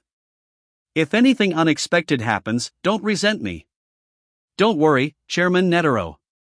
Though I think in a moment, you may need to worry more about yourself. Humph, sharp-tongued brat. A smile appeared at the corner of Netero's mouth. It was a smile of excitement. Android 18, hold on to this for me first. After thinking for a moment, Roy tossed the gray cloth sack he had obtained earlier to her, then flexed his fingers. Now then, let's begin. I won't be holding back. So don't die on me, brat. Whoosh! In the very next second, their fists collided, unleashing boundless force. The battle had begun. End of chapter. 200 Power Stones equals 1 extra chapter. Check out my Patreon to read 20 plus chapters ahead. patreon.com/suku. Thanks for your support. Chapter 49, Astonishing Strength. 885 words. Aboard the Hunter Association airship high in the distant sky. Gon and the others walked to the observation deck and looked through the enormous window in the direction they had come from. Why do you think Roy did this? For a long while, no one said anything. At last, Leo Rio could not hold back and broke the silence. Don't forget what Roy said to the captain on the ship, Sea God, when he first took the hunter exam. The reason he wanted to become a hunter. They said Chairman Isaac Netero of the Hunter Association is the greatest martial artist in the world, so he wanted to fight him, right? Leo Rio muttered. Gon also stared toward the horizon. That was Roy's main reason for coming to the hunter exam, wasn't it? And now? Yeah. He's accomplishing his goal right now. We shouldn't go disturb him. But the other side is still the chairman of the Hunter Association, and the greatest martial artist in the world, like you said. Killua shoved both hands into his pockets. Even if Roy is really strong, if he's up against that old man, then probably. No one spoke, but the heavy mood only deepened. At a window some distance away from them, Hisoka leaned slantwise against the glass and looked in the direction they had come from, the corners of his mouth curling into a silent smile. The chairman won't deal too harshly with a promising seed. At that moment, a voice sounded from beside them. And Examiner Menchi. Saditz and Menchi walked over. The chairman is a man with a very good sense of proportion. Anyone he acknowledges, he shows mercy to. And your companion is unquestionably outstanding. The chairman will definitely cherish talent and won't harm your friend. Exactly. Menchi nodded in agreement beside him. So what you need to do now is prepare properly for the retest of the second phase. Once you pass, the chairman will probably have already returned with your companion as well. Yeah. Gon nodded hard. Look over there. All of a sudden, one of the examinees on the airship shouted. His eyes were full of terror, his face overflowing with disbelief. Everyone followed the direction of his gaze, and all of them were startled. Naturally, Gon and the others looked as well, and their eyes immediately widened. That's the direction we came from. The place where Roy and Chairman Isaac Netero are fighting. In the distance, right within everyone's field of vision, violent explosions were erupting one after another. Each explosion formed a massive dome-shaped ball of light, and dozens of those giant light spheres were appearing at the same time. And the direct result of those light spheres was that whole stretches of forest were collapsing in swaths, or simply vanishing outright. All the fierce beasts living in the forest were so frightened they practically lost control of themselves. One after another, they used every ounce of strength they had and fled madly from that region. From the examinee's point of view, it formed an incomparably spectacular torrent. Hey! You've got to be kidding! Is that really power a human can unleash? Is that really a phenomenon caused by a duel between just two people? No way! As expected of Chairman Isaac Netero. He really is the world's strongest. Obviously, the examinees all attributed this phenomenon to Isaac Netero and selectively ignored Roy. Seeing the explosions in the distance, full of overwhelming power, and hearing the thunderous blasts that could still be faintly felt from so far away, the hearts Gon and the others had only just calmed were immediately lifted again. Meanwhile, right beside them, Saditz and Menchi both had grave expressions, and even a drop of cold sweat slid down their faces. Hey, Saditz. Chairman Isaac Netero, he should be an enhancement type, and one who focuses on martial arts, right? Saditz stared into the distance and, seeing those explosive techniques so obviously similar to emission-type abilities and completely inconsistent with Isaac Netero's martial arts style, nodded with difficulty. And from what I've heard, Chairman Isaac Netero's nin ability isn't like this either. Menchi's voice was extremely heavy. Saditz said nothing. Very clearly, both of them had already guessed it. The distant explosions and roaring blasts were obviously not caused by Chairman Isaac Netero. And if they were not caused by Chairman Isaac Netero, then the answer was obvious. That examinee. I never imagined he would be this powerful. Saditz spoke with deep feeling. He recalled the terrifying aura he had sensed back in the underground passage. Menchi's face was full of agreement. Clearly, she too had thought of the corpse of the leader of the Great Stamp Pack. The explosions continued to thunder without end, and the airship flew farther and farther away until the distant scene gradually disappeared from view. At the battlefield where Roy and Isaac Netero were fighting. At this moment, Isaac Netero stood quietly opposite Roy. He closed his eyes and took a deep breath. When he opened them again, two extremely obvious emotions could be seen in his gaze. End of chapter. 200 Power Stones equals 1 extra chapter. Check out my Patreon to read 20 plus chapters ahead. patreon.com/suku. Thanks for your support. Chapter 50, 100. 957 words. One was the excitement and exhilaration of finally finding a powerful opponent he could fight with his full strength, and emotion so intense he could hardly contain it. At the very start of their clash just now, the two of them had exchanged blows, and his opponent had clearly used martial arts and special techniques he had never seen or even heard of before. Fangs like the wind, a bizarre boxing style that produced afterimages so real one could not tell truth from illusion, and an odd palm technique that released golden-green electric currents from both hands. His opponent had given him far too many surprises. Later on, Netero had even witnessed powerful techniques being fired from the other man's palms and fingertips like shockwaves. Explosions with such tremendous destructive force. He was overjoyed. At last, he had found an opponent truly worth fighting. Even if that opponent looked so young. He had waited for this for decades. Ever since his martial arts had reached perfection, he had never again found anyone who could truly match him. The road ahead of him had been lonely. His martial arts had stagnated, and as he aged and time passed, even his strength had begun to decline. But now Roy had appeared, displaying overwhelming power, like a candle relighting the flame in his heart. The other feeling was the seriousness and focus that came from facing an opponent on the same level. Heaven knew how long it had been since Netero had shown such an expression. 30 years? Or perhaps 50? The result of these two emotions appearing at once was that Netero brought his palms together. The secret pinnacle of his martial arts was about to reveal itself once more. Just as the battle was about to vanish from everyone's sight, right there in the direction of the explosion, before the stunned gaze of all present. A gigantic statue suddenly appeared, radiating golden light, towering in size, with countless arms and an endless aura of majesty, resembling a many-armed bodhisattva. What did I just see? What is that? My God! This can't be real, can it? Amid the examinee's cries of disbelief, Sadet's and Menchie's eyes widened at once. 100 type. Guanyin Bodhisattva. The two of them mouthed the words soundlessly.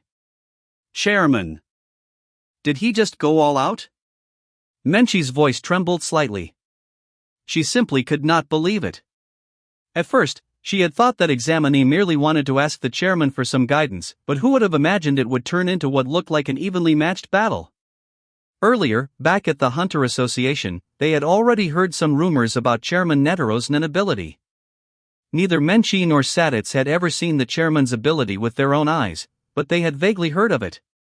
And the golden statue rising within the forest at this moment seemed to be Netero using his nin ability. A divine pressure like that of a god, possessing the ultimate attack power, destructive force, and speed, a power so overwhelming it could drive opponents to despair. It was the nin ability Chairman Netero would never use lightly. 100 type Guanyin Bodhisattva. Is that examinee really that strong? Just who in the world is he, to make Chairman Netero bring out the 100 type Guanyin Bodhisattva? At this moment, Menchie and Sadet's were shaken to their very core. Chairman. Mr. Beans's tiny eyes were filled with shock.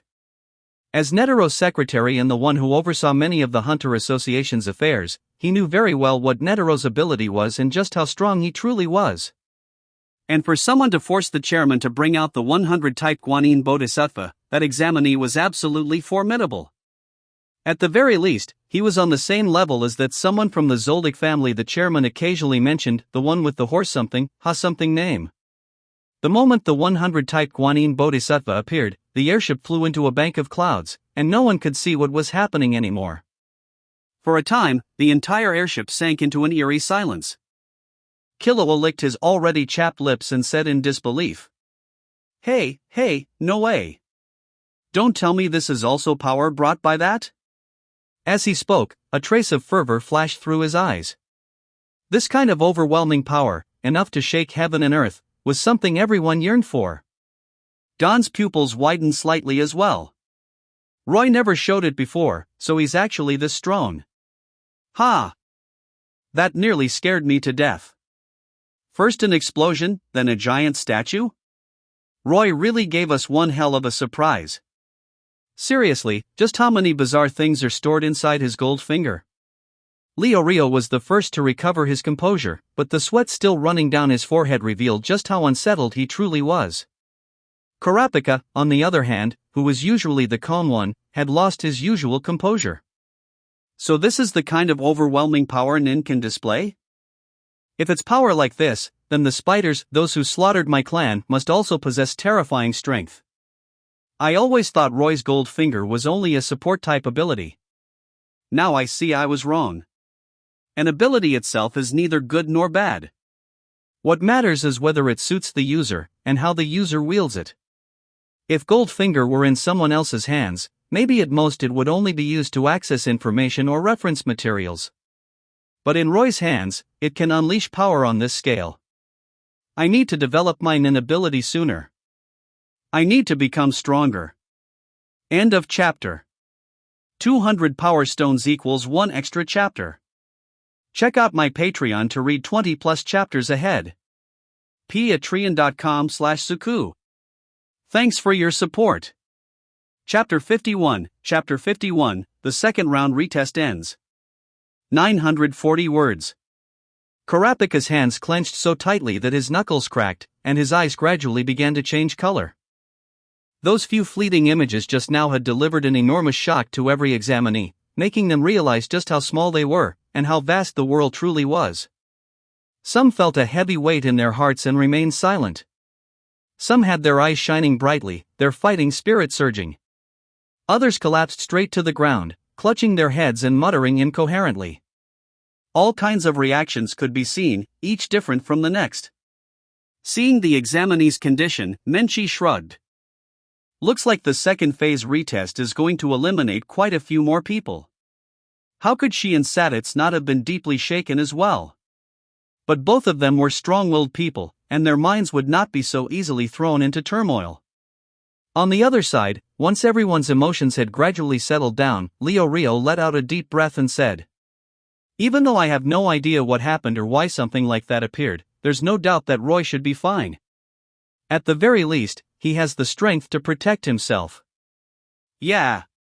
Whether it was the earlier explosion or that golden statue afterward, those two completely different attack methods were obviously used by two different people. Which means... Kurapika patted Gon on the shoulder, and Gon immediately replied, which means that no matter which one was Roy's ability, it proves Roy has the power to fight Chairman Isaac Netero. That's right. At last, the expressions on their faces relaxed a lot. The great stone of worry in their hearts had finally been lifted.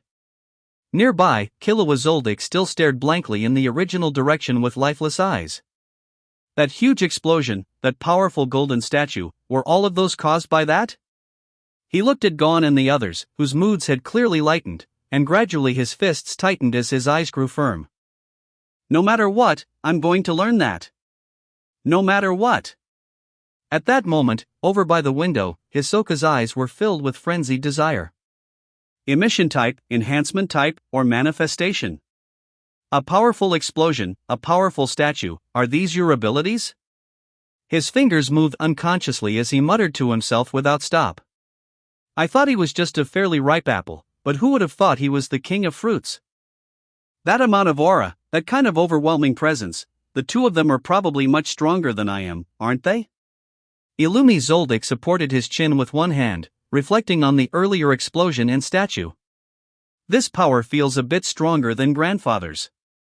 Memorize this person's face.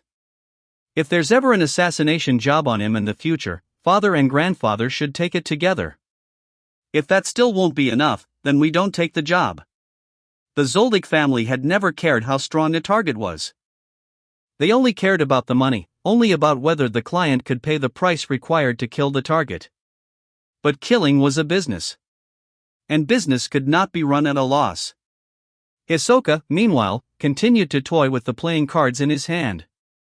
The shocking scene from before had stirred up his desires as well. His dangerous gaze slowly swept across the examinees collapsed on the floor all around him, one by one. Just as he raised a playing card, the airship's broadcast sounded. All examinees, we have arrived at the destination for the second phase. All examinees, we have arrived at the destination for the second phase. Split Mountain was the site of the second phase retest. Next, the new test method was announced. The test content was still cooking, boiled eggs, and the eggs had to be taken from spider eagle nests. But this time, the content was much simpler. As long as they managed to retrieve eggs from the cliffside nests of the spider eagles, they would pass, and then they could boil the eggs and taste them themselves. Roy and Android 18 had already passed the first test, and after the examinees had witnessed the overwhelming power they displayed earlier, power that might not even be inferior to that of the chairman of the Hunter Association, they were allowed to pass this makeup test without participating. No one had any objections. Some even felt Roy was strong enough to pass the entire Hunter exam and receive a license on the spot, but for the sake of maintaining the appearance of fairness in the exam, he was still being kept in the test process. Naturally, Gon, Killua Zoldyck, Kurapika, and Leo Rio passed the test with ease. By the time all the examinees had finished, it was already close to evening, yet Roy and Isaac Netero still had not returned. How about we go back and pick up the chairman and the others? Beans suggested. Ever since Chairman Isaac Netero had used the 100-type Guanyin Bodhisattva, he had been worried the whole time. After all, the chairman was already quite old. No problem. I agree. Menchie and Gon spoke at the same time. No one else had any objections. After the second phase retest, fewer than 40 people remained. Clearly, many examinees had been badly shaken by what they had seen earlier. After all, in the original version, 42 people had passed. Alright, let's set out and go pick up the chairman and the others. And so the group boarded the airship and headed for Bisca Forest Park. End of chapter. 200 Power Stones equals 1 extra chapter. Check out my Patreon to read 20 plus chapters ahead. patreon.com/Suku. Thanks for your support. Chapter 52, Senzubin. 912 words. At Bisca Forest Park, the site of the first half of the second phase. The battle between Roy and Netero had long since ended. At this moment, both of them had disheveled clothes and were lying flat on the ground in that classic spread eagle pose from One Piece. Ha! Roy let out a breath, then said to Android 18, who was walking over with helplessness still in her eyes, 18, get me the thing from that gray little pouch I gave you earlier. Android 18 sighed helplessly. She really had ended up with a husband who never let her relax. Even so, she rummaged around in the gray pouch for a moment, then pulled out a green little bean that looked rather undernourished. Here. Gulp. Roy swallowed it without hesitation. In the next instant, all the exhaustion in his body vanished, and strength began surging back into him in an endless stream. Roy stood up, took the pouch back from Android 18, and walked over to Netero, who was sprawled on the ground just like he had been. Chairman, you really went all out. Ho ho ho. It's not often I run into someone worth fighting. Naturally, I had to enjoy myself properly, Netero said with a smile, though a trace of fatigue and surprise still lingered in his eyes. I didn't expect you to recover this quickly. What extraordinary natural talent. Netero clicked his tongue in amazement. Eat this, and you'll be just as extraordinarily talented as I am. As he spoke, Roy took out another bean, flicked it with his finger, and sent it straight into Netero's mouth. Netero showed no concern at all over whether Roy had fed him something harmful. In the next instant, the fatigue in Netero's eyes disappeared, replaced by a sudden gleam. Then he stood up and at once regained the bearing of the world's strongest man, with all the lofty aura of an immortal master. Boy, what kind of medicine did you just feed me? Guess for yourself. What Roy had given Netero was a senzu bean. It was one of the miraculous, borderline game-breaking items from Dragon Ball, manifested through Nun, something capable of restoring all stamina and injuries. One Senzu bean could keep a person from going hungry for 10 days. It could restore stamina from extreme exhaustion and return the body to peak condition. Of course, Senzu beans had two shortcomings. One was their extremely low yield, and the other was that they could not cure illness. Karen, the one who cultivated Senzu beans, had once said that at most only a few could be grown in a year.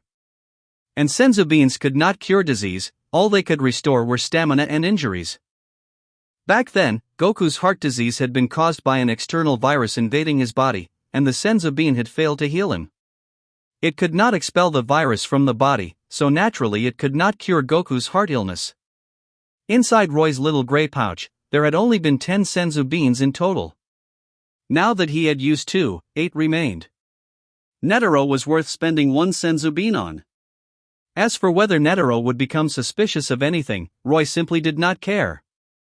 Roy put the Senzu beans away again. Netero did not ask any further questions either. Everyone had their own secrets. Still, his gaze became much deeper. So young, yet already possessing such tremendous strength. And on top of that, a miraculous restorative medicine that can instantly recover a person's injuries and stamina. Power like this, and an item this wondrous, perhaps it could only come from that place. The dark. Netero stroked the half of his beard that had been knocked off.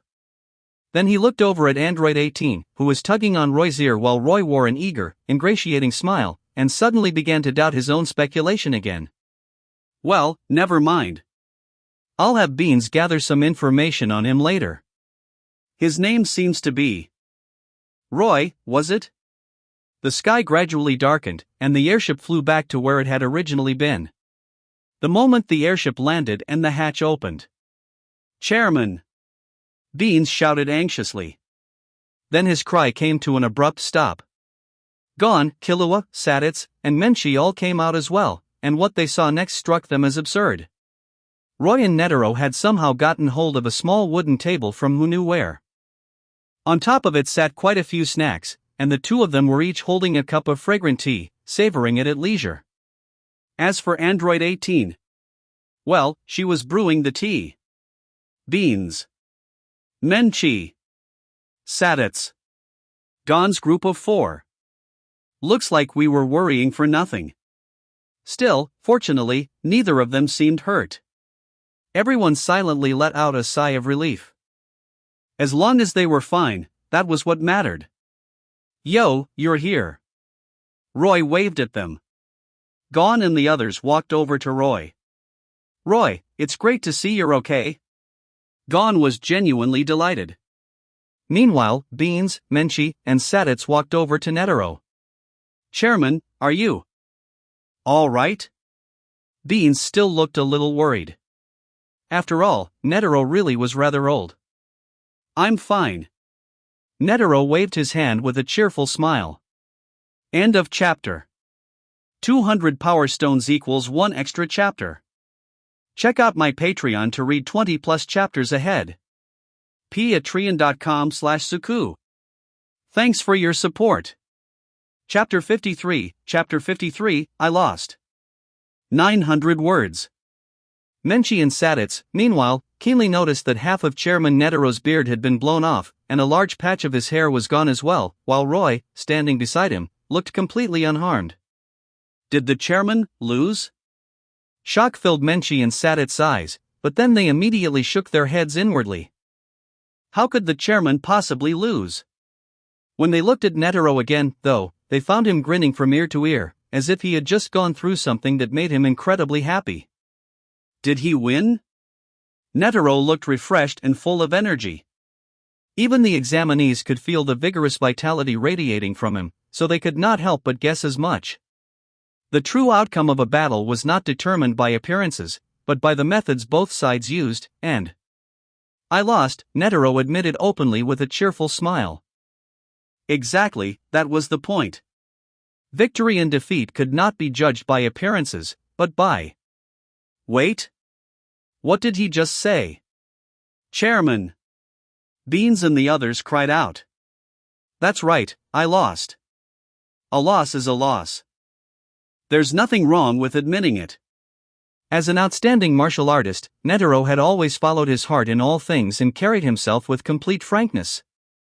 Yes, including how he had stared unblinkingly at Menchie's chest earlier. If this had been a battle to the death, I might already be dead. That single sentence from Netero completely smothered the question Menchie had wanted to ask: did you use your full strength? Well, people do get old, ho ho ho.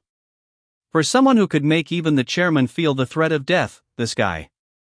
Saditz, Menchie, and Beans all cast subtle glances at Roy, who was walking back toward Gon and the others. Where in the world did this monster come from? Beans thought even further ahead. If Hunter Association Vice Chairman Paris Tunhill, or the chairman's son, beyond Netero, learned of this, who knew what sort of actions they might take? What a headache! Beans's little green head was aching badly. Illumi, walking behind them, took another look at Roy and made sure to memorize his appearance completely before sending a message back to the Zoldyck family. Someone with the power to kill Chairman Netero. Even my great-great-grandfather probably wouldn't get any advantage against him, right? Far too unprofitable. Forget it, I'll just add him to the do not accept list along with all those political leaders from various countries. For the Zoldyck family to survive and endure to this day, they naturally could not be fools. They had a difficulty list. Anyone whose name was on it was usually the president of a country, a major political figure, or someone of similar standing. Assassinating people like that would provoke overwhelming retaliation from entire nations. At that point, even a force as powerful as the Zoldyck family would not be able to withstand it.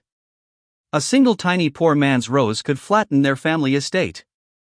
So unless someone was willing to pay an unimaginable price, the Zoldyck family generally would not take action against anyone on that difficulty list.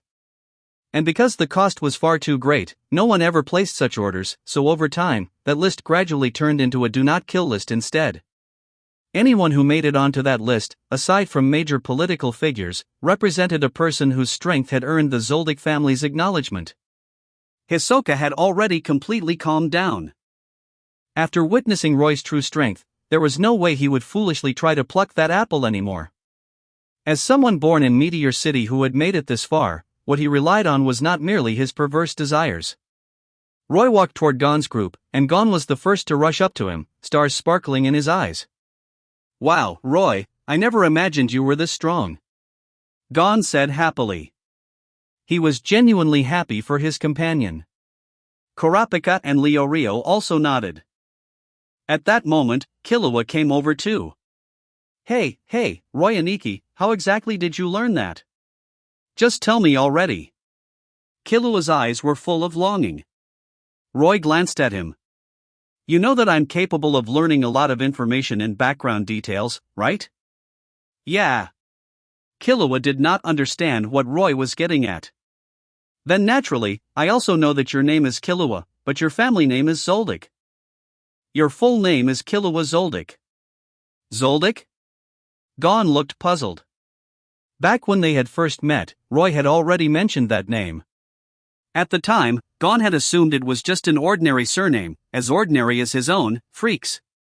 Was it really ordinary? Kurapika and Leorio promptly cleared things up for him. The Zoldyck family is a very famous assassin organization. I see. Gon tapped his palm, then continued listening to the conversation between Roy and Killua. Killua, who had been paying close attention to Gon, saw that Gon showed no concern at all even after learning about his family, and could not help but breathe a sigh of relief. So what if I'm from the Zoldyck family? Do you look down on assassins? No. Anyone who reaches the very top of their field deserves respect, no matter what profession they're in. End of chapter. 200 Power Stones equals 1 extra chapter. Check out my Patreon to read 20 plus chapters ahead. patreon.com/suku. Thanks for your support. Chapter 54, Chapter 54, this is way too unfair to the examinees. 897 words. So, what I mean is, the Zoldyck family already has its own inheritance related to that. If they didn't possess that power, the Zoldyck family wouldn't be this strong, nor would they be so famous. And I think your family members probably know it too, right? Killua recalled the feeling Illumi had given him before, and nodded a little uneasily. I'll tell you clearly. The name of that is Nin, or Nin ability. Since your family all know Nin, yet they neither taught it to you nor even let you know it existed, then I think your family must have some kind of plan or reason concerning you. Nin, huh? I see. Killua felt that did make a bit of sense, then lowered his head and sank into thought. Gon and the others did not disturb him. On the other side, Menchi had already started calling the other examinees together. Then Killua lifted his head, his eyes blazing. Yoshi, I've decided. I now have one more reason to throw my whole family into prison. It's one thing not to teach me Nin, but they even hid the existence of Nen from me. If you only want to know information about Nen, I can tell you. If you want to open your aura nodes and learn Nin right now, I can help with that too. But as for what measures your family might take afterward, that's none of my business. Family matters are messy, and every family has its own problems, so think it through first. After saying that, Roy hooked his arm around Android 18 and went off to chat with Kurapika, leaving Killua to think deeply on his own. Just as they were about to board the airship, Roy called out to Netero. Chairman, don't forget the proposal I gave you. Netero's steps paused for a moment, then he calmly continued on board as if nothing had happened. Earlier, after their fight had ended. Chairman, how strong do you think I am? Very strong. How do I compare to the Hunter Association's Zodiacs? What are you trying to do? Look, the rat of the Hunter Association's Zodiacs is the association's vice-chairman, Paris-tun, and he opposes you at every turn. So how about replacing him and letting me take the position instead? Netero shot him a sidelong glance. You're overthinking it. Alright, I know that's impossible. But you should know what kind of person Paris-tun is. It's not impossible that some of the Zodiacs are his people too. Netero fell into thought. On the airship, the examinees who had passed the supplemental test were being taken to the site of the third test. Because Netero had gained many insights from his battle with Roy, he went straight into seclusion after boarding the airship. Beans had also been sent by Netero to gather information. As a result, there was no volleyball game between Gon, Killua, and Netero like in the original story. Now Gon, Leorio, and the others were strengthening their Nen training. Killua, meanwhile, was training his physical condition on his own. According to Roy, the stronger one's body was, the greater the amount of aura one would have when awakening Nen, and the stronger one's overall power would become. Maybe once I awaken Nen, I'll surpass Gon and the others in one go. That was what Killua was thinking. The airship flew through the night and arrived at its destination right on time at 8 o'clock the next morning. And so, the group finally reached the third phase, Trick Tower. Thank you for your hard work, everyone. This is the top of Trick Tower, which is also the site of the third test. As for the contents of this test, the rules are simple. All examinees need to do is reach the ground alive. The time limit is 72 hours. At this moment, Secretary Beans looked nothing like the goofy little underling he had been in front of Chairman Netero. His expression was serious, and he appeared incredibly imposing. The third test is about to begin. After saying that, Secretary Beans stepped directly onto the already activated airship and left the area. He acted decisively, without the slightest hesitation. He was actually quite efficient. Rumble rumble. The airship quickly flew out of sight, leaving the examinees bewildered. For a while, no one dared to be the first to make a move. The test begins. The Chickencomb chief examiner of the third phase, Lippo, announced the start of the test with a biscuit clenched in his mouth. At the same time, his 10 fingers moved rapidly, and screen after screen lit up, each one displaying the images of the examinees. The examinees gathered in small groups of 2 or 3 with those they were familiar with, cautiously discussing something among themselves. But most of them, intentionally or not, kept glancing toward Roy. It couldn't be helped. Roy was in the spotlight right now. Wait, reach the ground alive? Reach the ground? For a moment, every examinee simultaneously recalled the flying ability Roy had displayed during the first phase. What the hell, are we even supposed to be taking this exam together? This is way too unfair to the examinees. End of chapter. 200 Power Stones equals 1 extra chapter. Check out my Patreon to read 20 plus chapters ahead. patreon.com/suku. Thanks for your support. Don't forget to like and subscribe to Sally Fox Audiobook.